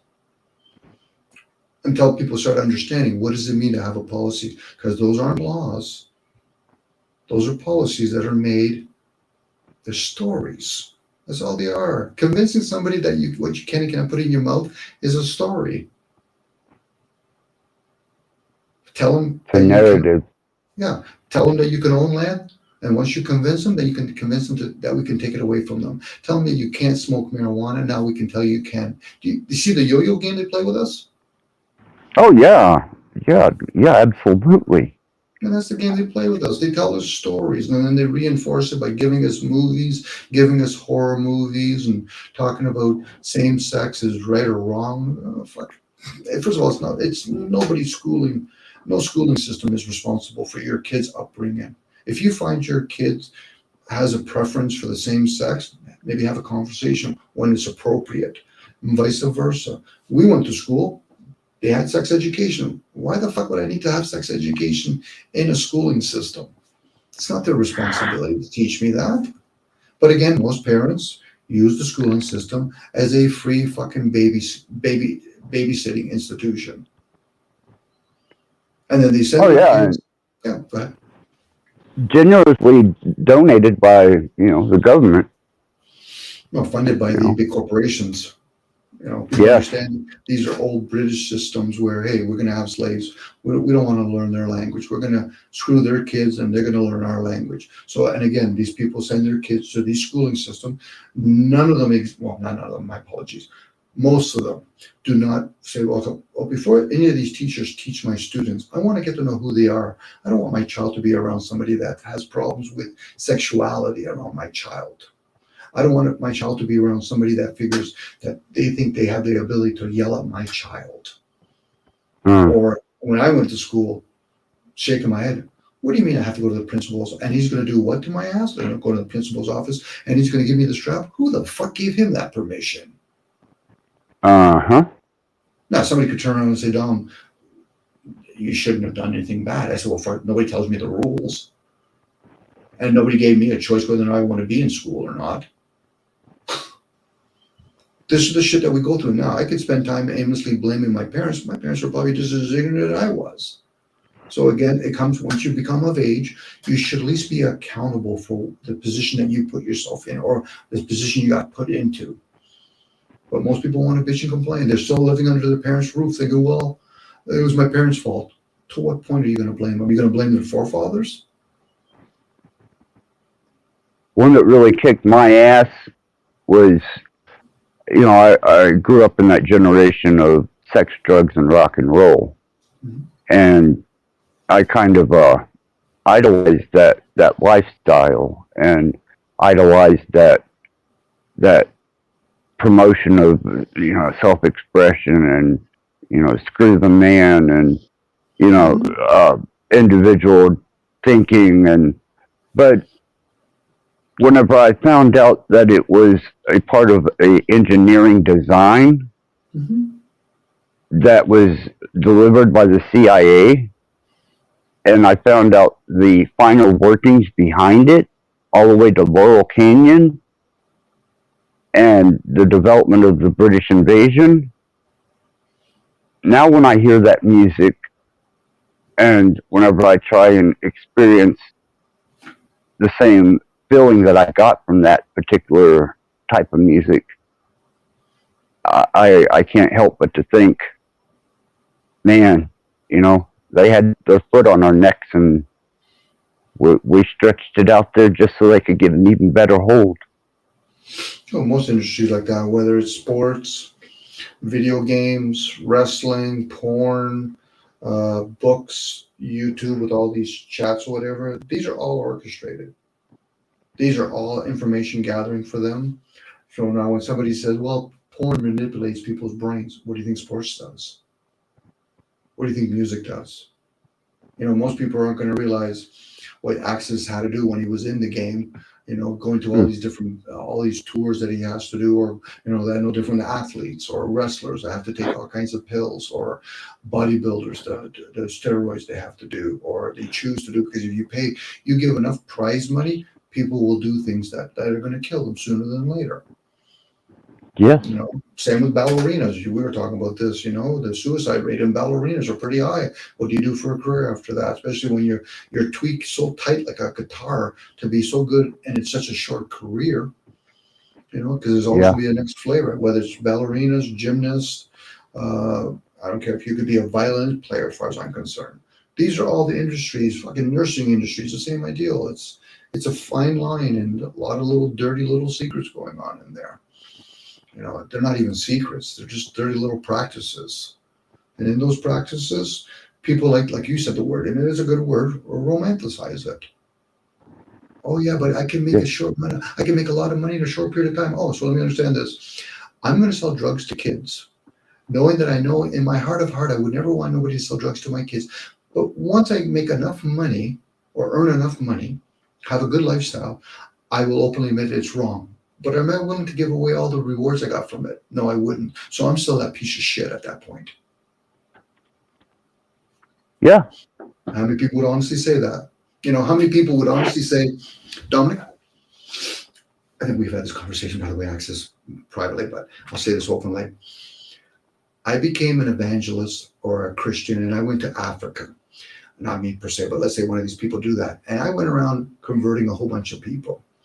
And then about 20 years later, I found out, it's a scam. Would I go around to each individual person that I actually converted and said, something, I apologize. This is the same shit with the flat earthers and the globalists. Trying to go around converting each other. What happens if you find out it's neither? Would they go around and openly admit I was the biggest fucking moron and be like, is it the Asians, the Chinese, they wear a certain thing or stripe on their shirt? Like I don't know if it's something to do with shame. Would people wear like a flat earther or a globalist shirt saying, what, shame on me, shame, preaching shit that you had no fucking business talking about. But hey, you want to talk about it as a possibility? Sure. But thinking for sure when you've never been up there high enough? Come on, shame on you. You're full of shit. You just don't know it yet. And I'm not talking about the number 2 that you do out your mouth, out your bum. I'm talking about what comes out of your mouth. Oh, but it's flat Earth. It's fucking old. You can tell by looking at the 2 fucking things up in the sky. I don't see any trees up there. I don't see any water up there. So how the fuck can you say it's the same thing down here? Conviction. Yeah. You would, for the rest of your life, try and fund an expedition to take you up high enough to see for yourself if it means that much. I would have to go up. You would have to go up. Yeah. It would be an endeavor. so it's that way. There was, no longer any questions, and it wasn't speculation. It wasn't brought down to statistics that could be altered, manipulated, or even a state of program insertion that makes you think along that line, just because you've been programmed along the way to interpret that. Mm-hmm. What a true convicted lifelong endeavorist would be working their ass off, as anyone who endeavors wholly into anything, to find out for themselves. It'd be no different than somebody waking up one day and say, something, Axis? Something came to me last night. And it says, those people over there with the pointy ears, we're supposed to be their masters and they're supposed to be our slave. You know how much fucking brainwashing that has to go on? To convince somebody else, like if somebody said to me, Dominic, I'm trustworthy. Okay, yeah, you've proven me over and over again. So something came to you last night to tell you to build a temple. Okay. But if somebody I don't know says to me, Dominic, something came to me last night and it said that you should build me a temple, I say, fuck you and the boat you came off of, you piece of shit. Now, there might be a punishment or a reward for what I just said, but I said, I'm not going to build anything for you. And it's the same thing here. This is what the shit these people are doing, trying to convince each other of something that they've never experienced. And even if they did, how the fuck would they be able to explain that to us? How many books would they have to write? Well, Dom, I've been up there, but I haven't. Axis haven't. Most of my buddies have never been up there, so how the fuck would you convince a whole bunch of us? This goes back to the Plato's cave. How do you explain to a whole bunch of people what you saw, which they've never seen? The only thing you could do now is fucking do manipulation. And you'd be only manipulating people that are either fucking weak-minded or just fucking plain out fucking stupid. That wouldn't be the kind of people I would want to fucking rule over, let alone fucking be under. But just because people I can see that. Yeah. I relate to that. Yeah. For Axis, my apologies. You're fine. You're fine. I'm just seeing more relevancy in the process of how little significance it serves until you finally do know the absolute truth. And even at that, so you know the truth. Okay? What is that changing? I mean, does it prove that we were lied to? Or does it prove that the people didn't know any better than to lie to us about it? Because the few that do know wouldn't reveal it anyhow. It'd be more of a deception. The absolute deception you'd probably be into. The truth is there to divide you from this fucking realm. But you can't divide something that wants to stay here and call it something else. They reward the truth, calling it, the deception by calling it the truth. That's all it is. This is more deception that one does to oneself. They're not lying to themselves. They're just deceiving themselves. They're misleading themselves. But they have to call it something else. If it truly is the energy of truth, it's like the energy of love. Fucking breathe it in and out. There you go. You can call it whatever you want after that. You can call it prana. You can call it air. It's offered to everybody. Now, would a deception be cruel, manipulating, ugly? No, it would be pretty looking. It would tell you whatever the fuck you want to hear. This is why when people talk about this shit, yeah, you've done enough fucking meth. Yeah, you're playing with fucking fire. You don't got a fucking clue what the fuck you're playing with. But hey, if it saved you, how did it save you? You're still here with the rest of us.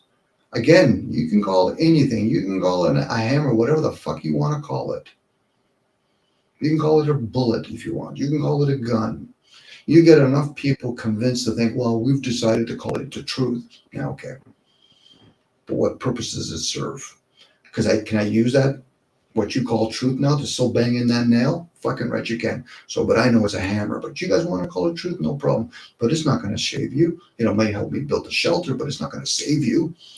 That's just clever fucking little boys talking at that point. And I'm leaning towards boys. Because it has to be a woman that's no longer intuitive to pretend to be a boy. And even that's not even fair for me to say that shit. Because if you're a woman, you're a woman. Like, same with the man. The rest of them are just boys and girls. Again, if people understand what I was just saying about the flat earth, you could take that right across. I don't care if it's fucking state, religion, it's the same story. That's what I was just thinking. Trying to convince somebody else, convert them. I said, no, once you don't want to be converted anymore, you could study everything. I'll study the Bodhikita. I'll study Buddhism. I'm not interested in converting. I just want to study for the sake of studying it. Not because I don't care. It actually is, I do fucking care. I care enough that I don't need to join a fucking group. Now, if somebody pays me enough, now you're just tempting me. And there's a good chance I respect them money enough, and I realize I'm with a bunch of fucking cuckoo pots people. Sure, glad you want to give me that money? Sure, no problem. I'm not going to fool myself. I respect it. But other people, no, Dom, I think you would sell out. I thought I sold out by being here. It holds so much relevancy to so many things, and it seems, I know it seems minuscule on the grand scale of things, what somebody's interpretation or speculation of this object that they seem to be on, but it does reflect in such a large scale how the greater operations of the masses work. Well, it's the energy of the masses at that point. The awakened state's pretty weak, so it's the energy that actually fuels all that. So people will have thoughts. So when we go to some of these communities, some of these people that are acting pretty harsh to other people, the reason why other people are being entertained is because these other people are doing the shit that they don't have enough balls to do, but they actually are picking, they want to do that same energy. Because again, it goes back to these people that think, well, I'm trapped here. So am I to assume that you did nothing wrong and somebody's done you injustice and they brought you here and they gave you all this nice technology that you want? Or you're just a spoiled little fucking twit and you're just not getting your way. And now you're just jumping on the bandwagon. Well, I'm trapped in this realm. Well, poor me. Okay, what you could be. I'm just playing a little sarcastic with the voice, but really, am I to assume that? Because I'm going to take that inwards too. I'm going to say, Dom, did you do anything really wrong?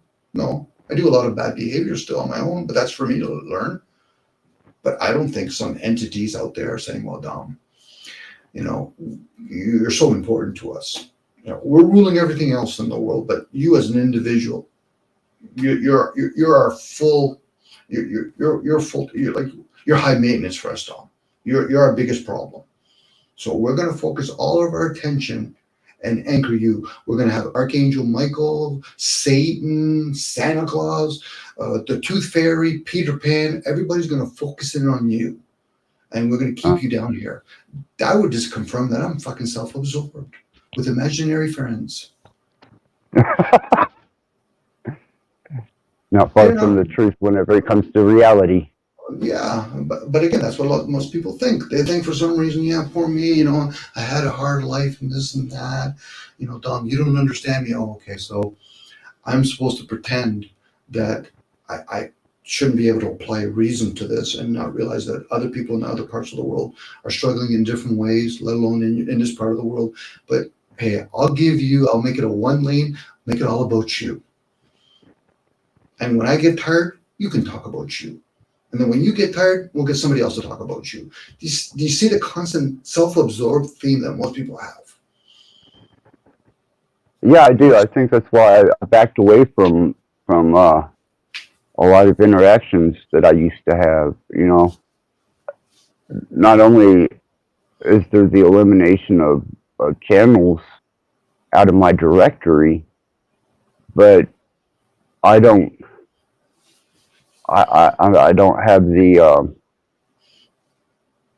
the same enthusiasm to sit and observe the noise. And I've backed away from it a lot, put myself into better endeavors and a more healthier state of mind to pursue my own endeavors, but I just can't be a part of, what used to be there, what's there now is not what used to be there. It has changed and moved on, and lest it take me with it, I had better change and move on. That's where repent comes in. You make a change. Now, I still like getting a gauge because I have my own twisted view, thinking that if I am ever going to work with whatever's called energy, and say, okay, did you at least observe while you were down there? Yes, I did. Did you feel as though that you tried to assist other people or at least observe other people? Yes, I did. Do you realize that maybe they're not ready to change or convert as a collective? Yeah. Opposed to, I'm not here to force people to change. To me, that's hostage taking, as far as I'm concerned. You get a lot of people say, I'm speaking on behalf of the truth. Okay. But the way you're talking and the way you're trying to convince people, you sound more like one of those evangelists, or those cult leaders. And I'm the kind of person, I will question things. So I'm probably not the best kind of person to waste that energy on. You can have all the weak-minded people, and then you'll resent the fact that they're weak-minded. And when I say weak-minded, they're just not engaging in the ability that most people are usually given.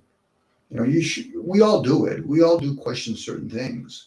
It's just certain things we choose not to because there's some benefits to it for us, even though it's at our harm. Whether it's the way we eat our foods, the way we sleep. Right now, I'm staying late up at night again. I enjoy talking with you, but there's a part of me that knows, Dom, you should eventually shut it down and go to sleep. But I like to feed my dopamine, which I could probably get from the sun. The observation of the scripted behavior that was displayed tonight only solidified and justified my removal from that particular arena of thinking, because it was scripted and it was thought out and it was played out. And the people that were engaged in the chat, there was only a couple people that actually caught, and there was actually a couple people that caught that this is just a script being played out. This has been arranged. This is not a natural flow of events. And when I started getting that confirmation after my observation, I was like, hell yeah, man, I see this for what they're making it now, and not what it could have developed into, not what its potential could be, but what they were going to define it to be. Yeah, there's a lot of script going on. Even the idea that there could be 3 people on the panel and maybe 5 people talking on chat, but meanwhile there's 40 people reported that's watching it. That could be all nothing but bots. Again, these are just numbers. Now, whether or not sometimes the best script person is the one that's a real human being, they're just naive. They're following a script. They think they're not an agent. I know we're just using the lingo that I use here, but you're following a script. It's like a politician. Occasionally they'll allow one that's legit, that is so naive that we got to sell him. We'll promote him. Where the rest of them, no, we're playing a part. We're pretending to be, we care about you. Opposed to the other guy, I actually care about you, but I have no power whatsoever.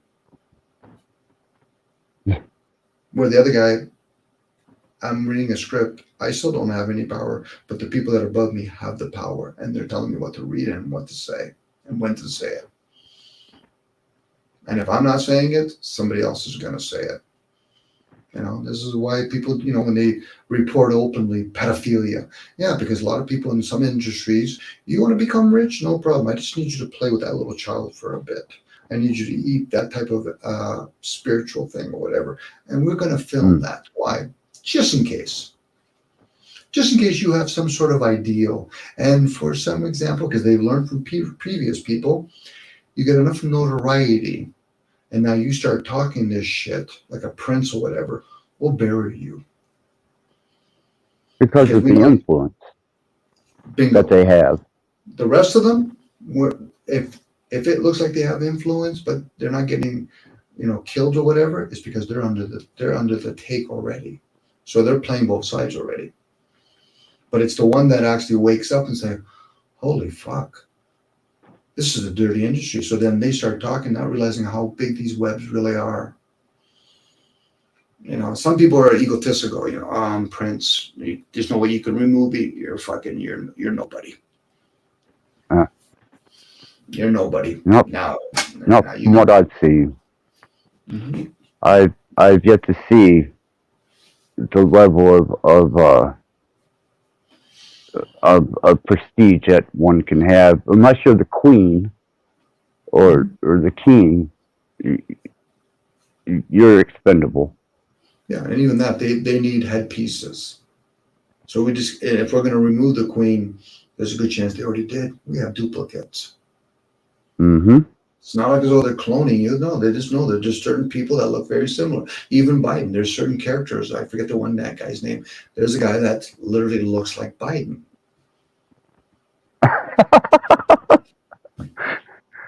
Hopefully he can walk and speak.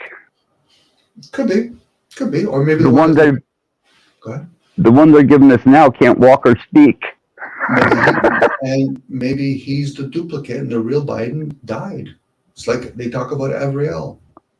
Right? He got replaced. Right. People forget. You probably know this, Axis. When you're dealing with maybe hundreds of thousands of dollars, you're not that important. When it comes to millions of dollars, because your body parts could be worth more. But once you're talking like hundreds of millions of dollars, you're expendable. Mm-hmm. You know what I mean? In the sense that we'll replace you. Now, when I said expendable, if you're only making $10 million for them or whatever, okay, no problem. You're not that big. We'll make somebody else. But if you're like supposedly like a Paul McCartney, they speculate that he might have died in 1969. These are boy bands. So they're interchangeable. So, hey, and that's why when they said something about Alex Crowley's son, his name is Bill, Ringo Starr saying you were never there but Paul. Why was he the only one that played really all the instruments? Because the rest of them were boy bands.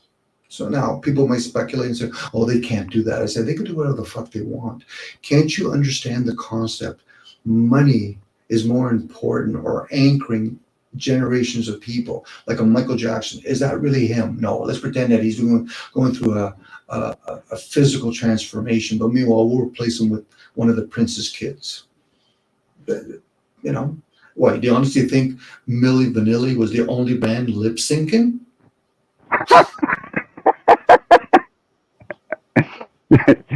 Not by a hell of a sight, man. No, you see on Madonna, no offense to Madonna, she's probably good at her craft, but literally dancing the way she does on stage and singing a note like she's in the studio? Come on. You must be like the Pets. What's the band called? Pet Shop Boys. They were nothing but studio bands.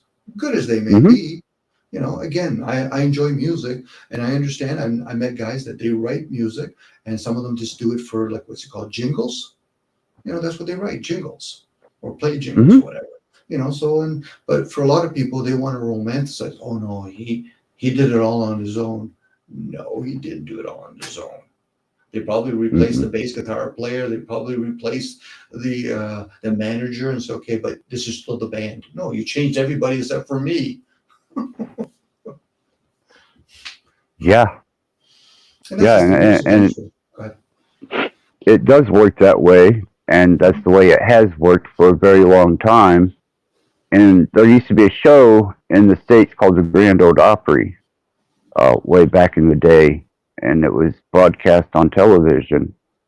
And there was certain country artists that they had on there that, you recognize it now and can see it very obviously that it's backing track and that they're not actually singing. But back then, that technology hadn't been revealed and people couldn't fathom such a thing. Mm-hmm. But when you see it today, you're like, damn, man, how did I not catch that? And of course, people use words like, oh, but it's not real. I said, well, then you have to define what the fuck it is real. Like people do this, I don't know, CGTP or whatever, when you can talk to a computer and it'll do like a book report or whatever. That's probably been around for a long time. There's a good chance a lot of these reporters we see on TV could just be some sort of green screen completely from top to bottom, even the person in front of it. These days, yes. Same here. We're doing all of this. We're on these channels. I use my name, but I'm using an icon. Who's to say down the road that they'll say, okay, they'll use your name, even though you probably might have it, it's copyright for yourself, hopefully. If not, somebody can use the name Max or Dominic. Next thing you know, they're mimicking my voice. It's not even me anymore. Right. That was a joke for a bit until they found out that, I still have a corporate name. Mm-hmm. They thought that was funny shit until they found out that I had a corporate name. Then it was never spoke of again. Mm-hmm. I was like, so if you earn enough money from it, then you might be expendable, so they can claim all of that. Mm-hmm. Oh, I'm sure. I'm sure somewhere along the line somebody's capitalized on that. Mm-hmm. Wasn't that the whole idea? Paul McCartney, when was it Michael Jackson with the Beatles? I think Prince with some other label that he purchased. Next, they end up getting removed. Well, I don't have anything set up for my residuals after I die. I was hoping that my son and daughter could split that. But, that's yet to be seen and yet to be put in front of a lawyer. Mm-hmm. But, that's something I'm going to have to deal with along the way. That's why when they have things literally called soul contracts, Mm-hmm. whether people sign them or not, it's literally a soul contract. I'll use the word data, and whatever you accumulate here stays here. And it's a contract. So now people say, yeah, but if I die and I come back, why don't I have any memory? Well, first of all, the ones that are under soul contracts belongs here. And maybe the mind keeps it. The rest of it, you haven't done nothing to be able to harness it for the next time. Or some people probably are able to do that. I can sign something, so when I come back into another form, you'll remind me, and now I can continue. That's why I speculate. Am I to assume certain people are trillionaires in one lifespan, or is that a gradual lifespan after? This is why when people talk about, I'm saving this for future generations, their generations, maybe they're coming back again into that family lineage. Hence, when people talk about blue bloods, opposed to the rest of us, just red bloods. I believe that too. Yeah. I truly believe that there are consciousness that kind of husk the body out, whether it's in a natural aging cycle or unnatural, but yet they're still capable of placing themselves into another carcass.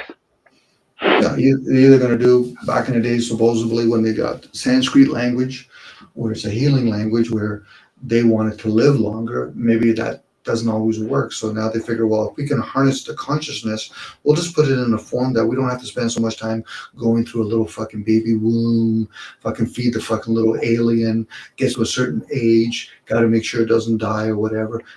If they can literally get consciousness and put it in a form, they can skip all of that. Or maybe there is characters like a Saint Germain.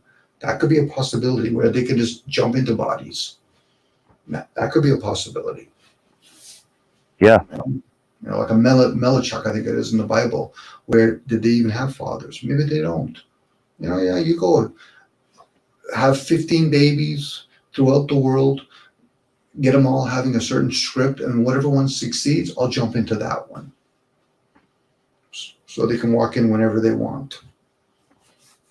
It seems that between the lines throughout history, if you read properly with the right set of eyes, it implicates to that in many different writings, whether it be from India, early Sumeria, all the way up to modern Judaism, even metaphysics on a Western basis. That is alluded to.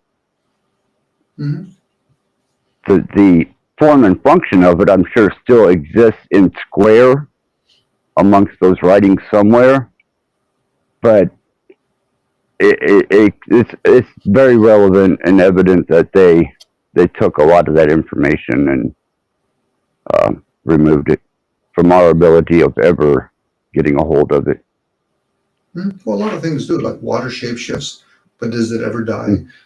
Trees go from trees to seed back to trees, all that. So there's a good chance we are probably trying to manipulate it so we don't have to go like back to a sperm, to an egg, to being a child to being a young adult to being an older adult, age, go through all that process, then dying. They're maybe trying to skip all of that,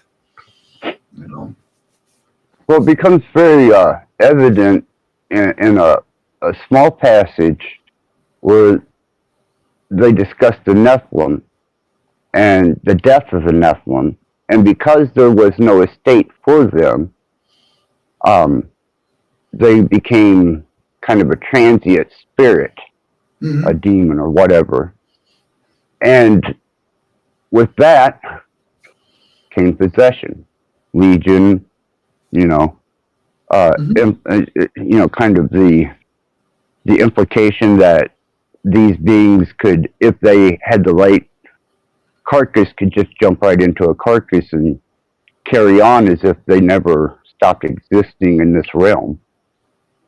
But what about if the concept in biblical story, when they talk about legions inside of a vessel, what happened if they've perfected it or at least manipulated to a certain point where some of the best athletes in the world are actually legions? So now you're playing against somebody that has many other entities inside of it at any given moment. You'd be at a disadvantage. Massive.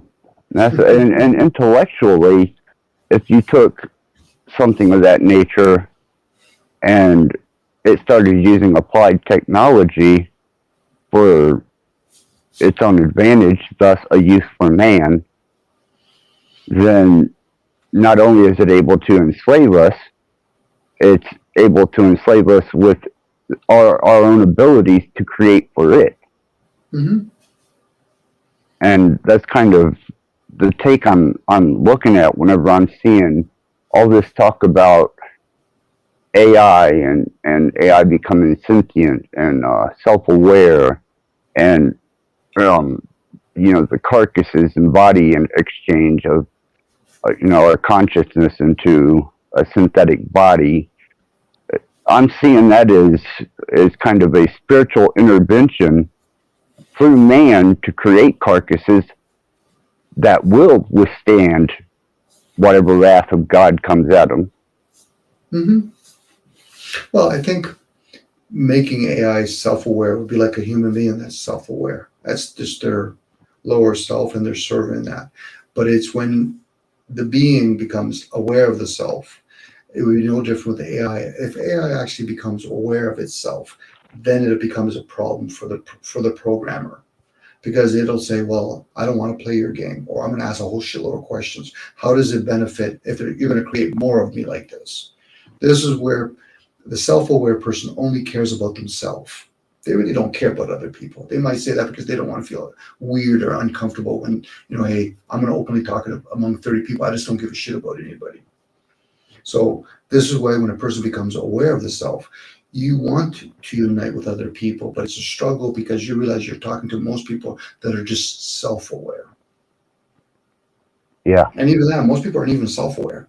They're just running on a base program, the one that was modified and set at that place. It's the me. And if they're not born that way, they become conditioned that way. Whether it's among family members that are very neglectful. Where's mom and dad? They're at work, so I'm a latchkey kid. The teachers care about me? No, we're going to throw you with a bunch of other students, 30 students. So then I'm on my own then. So it's all about me. Then people have that illusion. Nobody's ever done nothing for me. You went on somebody's bus, didn't you? Well, yeah. Didn't you buy some food from somebody else's restaurant? So you can't even say that fucking statement. This is where people grow up thinking I'm independent. I said, no, you're an idiot. If anything else, you're even more dependent than you were when you were a child. Thus turning 18. That whole, I can't wait till I'm 18 and I can do what I want to do. Yeah. But are you ready for the responsibilities of being 18 and going to jail? It's not just your own insurance. Yeah. I can do whatever I want as I have to pay taxes, use somebody else's system. I got to use somebody else's sidewalk. That maybe we could strive to become interdependent, like in tribes or communities. But more times than not, most people have gone from dependent as a child to dependent as an adult. Yep. And then bitch and complain about it. Now we got nanny state. You got somebody else raising your fucking kids, and then you got those people complaining about somebody else's responsibility. Where's your responsibility? Forget about your parents. Your parents were just as probably asleep as you were. But if you become aware, then it becomes your journey then. Because you can't expect people that, most people honestly think that their parents consciously chose to mislead them. No, they're constantly ignorant. Son. Yeah. Go ahead. I watched in 2 generations of kids strive to be 18 and then regret the fact that they were 18 because they suddenly come to the realization they had to be responsible for themselves. Mm-hmm. Puppy mill. That's the mentality we do. Latchkey kid, puppy mill. That's just, we say shit to our kids on a regular basis and we laugh it off. Hey, son, you lost your tooth. Put it underneath your pillow. The tooth fairy will come. Excuse me, Dad, what the fuck did you just say to me? What do you mean, son? You're telling me to put my tooth underneath my pillow and some fucking total stranger is going to come to my room in the middle of the night? What the fuck are you talking about, you piece of shit? If they were with a child that was somewhat aware. Now, they might not actually say those particular words. Dad, let me understand that. You know why I cried when you put me on that fucking old white bearded man with the red coat and all that? Because I didn't know who the fuck he was, but you thought it was cute. Hey, son, please, just go on top of the Santa Claus's lap and I'll take a picture. I don't give a shit if that's fucking Satan. You're asking me to go onto a total fucking stranger's lap. And they're cool with that. They're ignorant about it. That's the sad part about it. Because if you start telling to certain people that, the ones that go to, get a hobby at university, because they don't want to think that they're ever stupid. I said, you're stupid the fact that you were born in this fucking realm. You tell that to them, and no matter how I tell it to them, they're either going to laugh it off like, I think this guy's an idiot. Or like, whoa, what are you talking about? I said, I've talked to my nephew about this. You know what comes out of both their mouth was when I told him that? Tell him that seems very creepy. I said, bingo, you kids understand that. It's fucking creepy. But hey, this is where we're at, Axis, unfortunately. And it's becoming, as the rich get richer, they're becoming more poor. As the rich deny well, it's not even their job to make people aware. The masses are becoming that much more ignorant. It's when Dominic tells me, well, Dominic, I don't want to do whatever, the jab or whatever. I said, do you understand what a virus is? Well, no. I said, whether you do it or not, you're doing it naively. Try to understand what a virus is. Try to understand, are they doing this for health or for commerce reason? What do you mean? I said, how many people have gone to work when you're sick? A lot. So you honestly think they give a shit about their co-workers? No. So the reason why this agenda is set up, how convenient they had all the stickers ready for all the stores and all that. Because this is orchestrated. Why they're doing it? Not because they give a flying fuck about you. They just want to make sure to their own people, we've started and we're going to confirm we're not going to have any pushback. Now, people and they're continuing it. Yes, and they will, because it's a 10-year reset. We're in year 4. So now, when people talk about, oh, Dom, I don't think I need to do, let's say they push back on a jab. Say, well, it's my rights. I said, not when you go to somebody else's store. And even that, you're not fighting against the big corporations. You're fighting about the average guy that works at a big corporation store or some mom and pop. If somebody tells you, I don't want you in my store because you're not wearing your shirt, they're allowed to ask that out of politeness. Now, if I have to bring a police officer, that tells me the person that's disobedient is a fucking idiot because now I gotta even have to bring the police officer in because of you. Mm. Those are the people, honestly, Access, with all sincerity, the sooner they get rebooted, the better. They're a wasted fucking energy. Two things could have happened for them. Either their mother should have swallowed or their dad should have fucking spilled the seed. Even at a reflective point of view on myself and the conditions that I was born under, I consider myself an abortion gone horribly wrong. Okay, I'll go with you on that, Axe. I think we all are to a certain point. I say that jokingly because, I like to think that we come back in other forms and hopefully we could be around other people that are trying to help us have structure, some sort of awareness. Doesn't mean just because I had structure or the way I live that I'm still not that piece of shit. I think I'm over assuming when I say this. I think a lot of us are in those moments pieces of disobedient, arrogant, unaware. And then I can also throw in the other part. Yeah, there's people that in moments like to care for other people, help an elderly lady cross the street, maybe think twice about, maybe even think once and say, I'm going to rescue that cat. It doesn't mean that we're all at any given moment are cruel, but I think ignorance or neglect is usually a really strong form of cruelty. It is, and I'm, I hesitate in allowing people to know exactly to what degree I've stepped into the darkness. But I'm sure that if they knew exactly how far I stepped into the darkness, they would agree this guy is an abortion gone horribly wrong. And we're going to go ahead and expedite the process of getting him back to where he belongs, dead.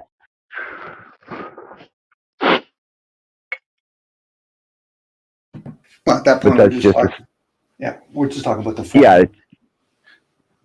Yeah. Who you truly aren't is really not the form. So you could be in some other form then, or you could just stay in the unknown, for example, because you are that energy that you're talking about. Yeah. But that's just the reality of it. I'm not so blinded to what I've done to know that I've crossed a many a line.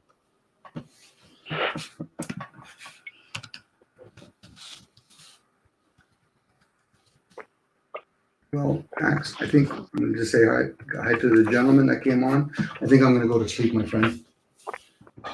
Yeah, it's been absolutely wonderful to have you again, Dom and Max. This has been another successful, enjoyable adventure.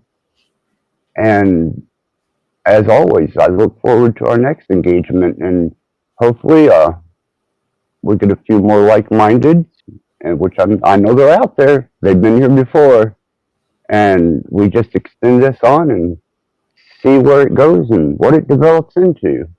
Mm-hmm. And thank you for the idea on the podcast. I think you heard me. I introduced the idea to Max, and I think he's game on it. So I want to thank you for that and being a wonderful guest. Well, I think I have to go to sleep tonight with some soap in my mouth with all that cursing I did. So I asked for me to learn again. That's the first time I've ever done that. And thank you. I appreciate that access. And yes, I think you and Max probably have a lot of share likeness, a lot of things that you both experience. Literally, I've heard you guys talk before. A lot of experience that you guys would enjoy sharing with each other. I'm excited. I definitely want to get something, a fundamental basis to grow, develop our conversation off of, and lay to a much more extensive level what we're what we're actually engaged in. But Don, thank you once again, and Max and everybody that's been in the chat and that's listened, and anybody that's going to be hearing in the future. I hope you find something useful and of value in this, and it's been an absolute pleasure. Thank you all. Thanks, Axis. Thanks, guys. Thanks, Don. Thanks. Thanks called admin, and thanks, Max, and all the other person that came on today. Ciao, Max. Yeah, they're good people. Thanks. Absolutely.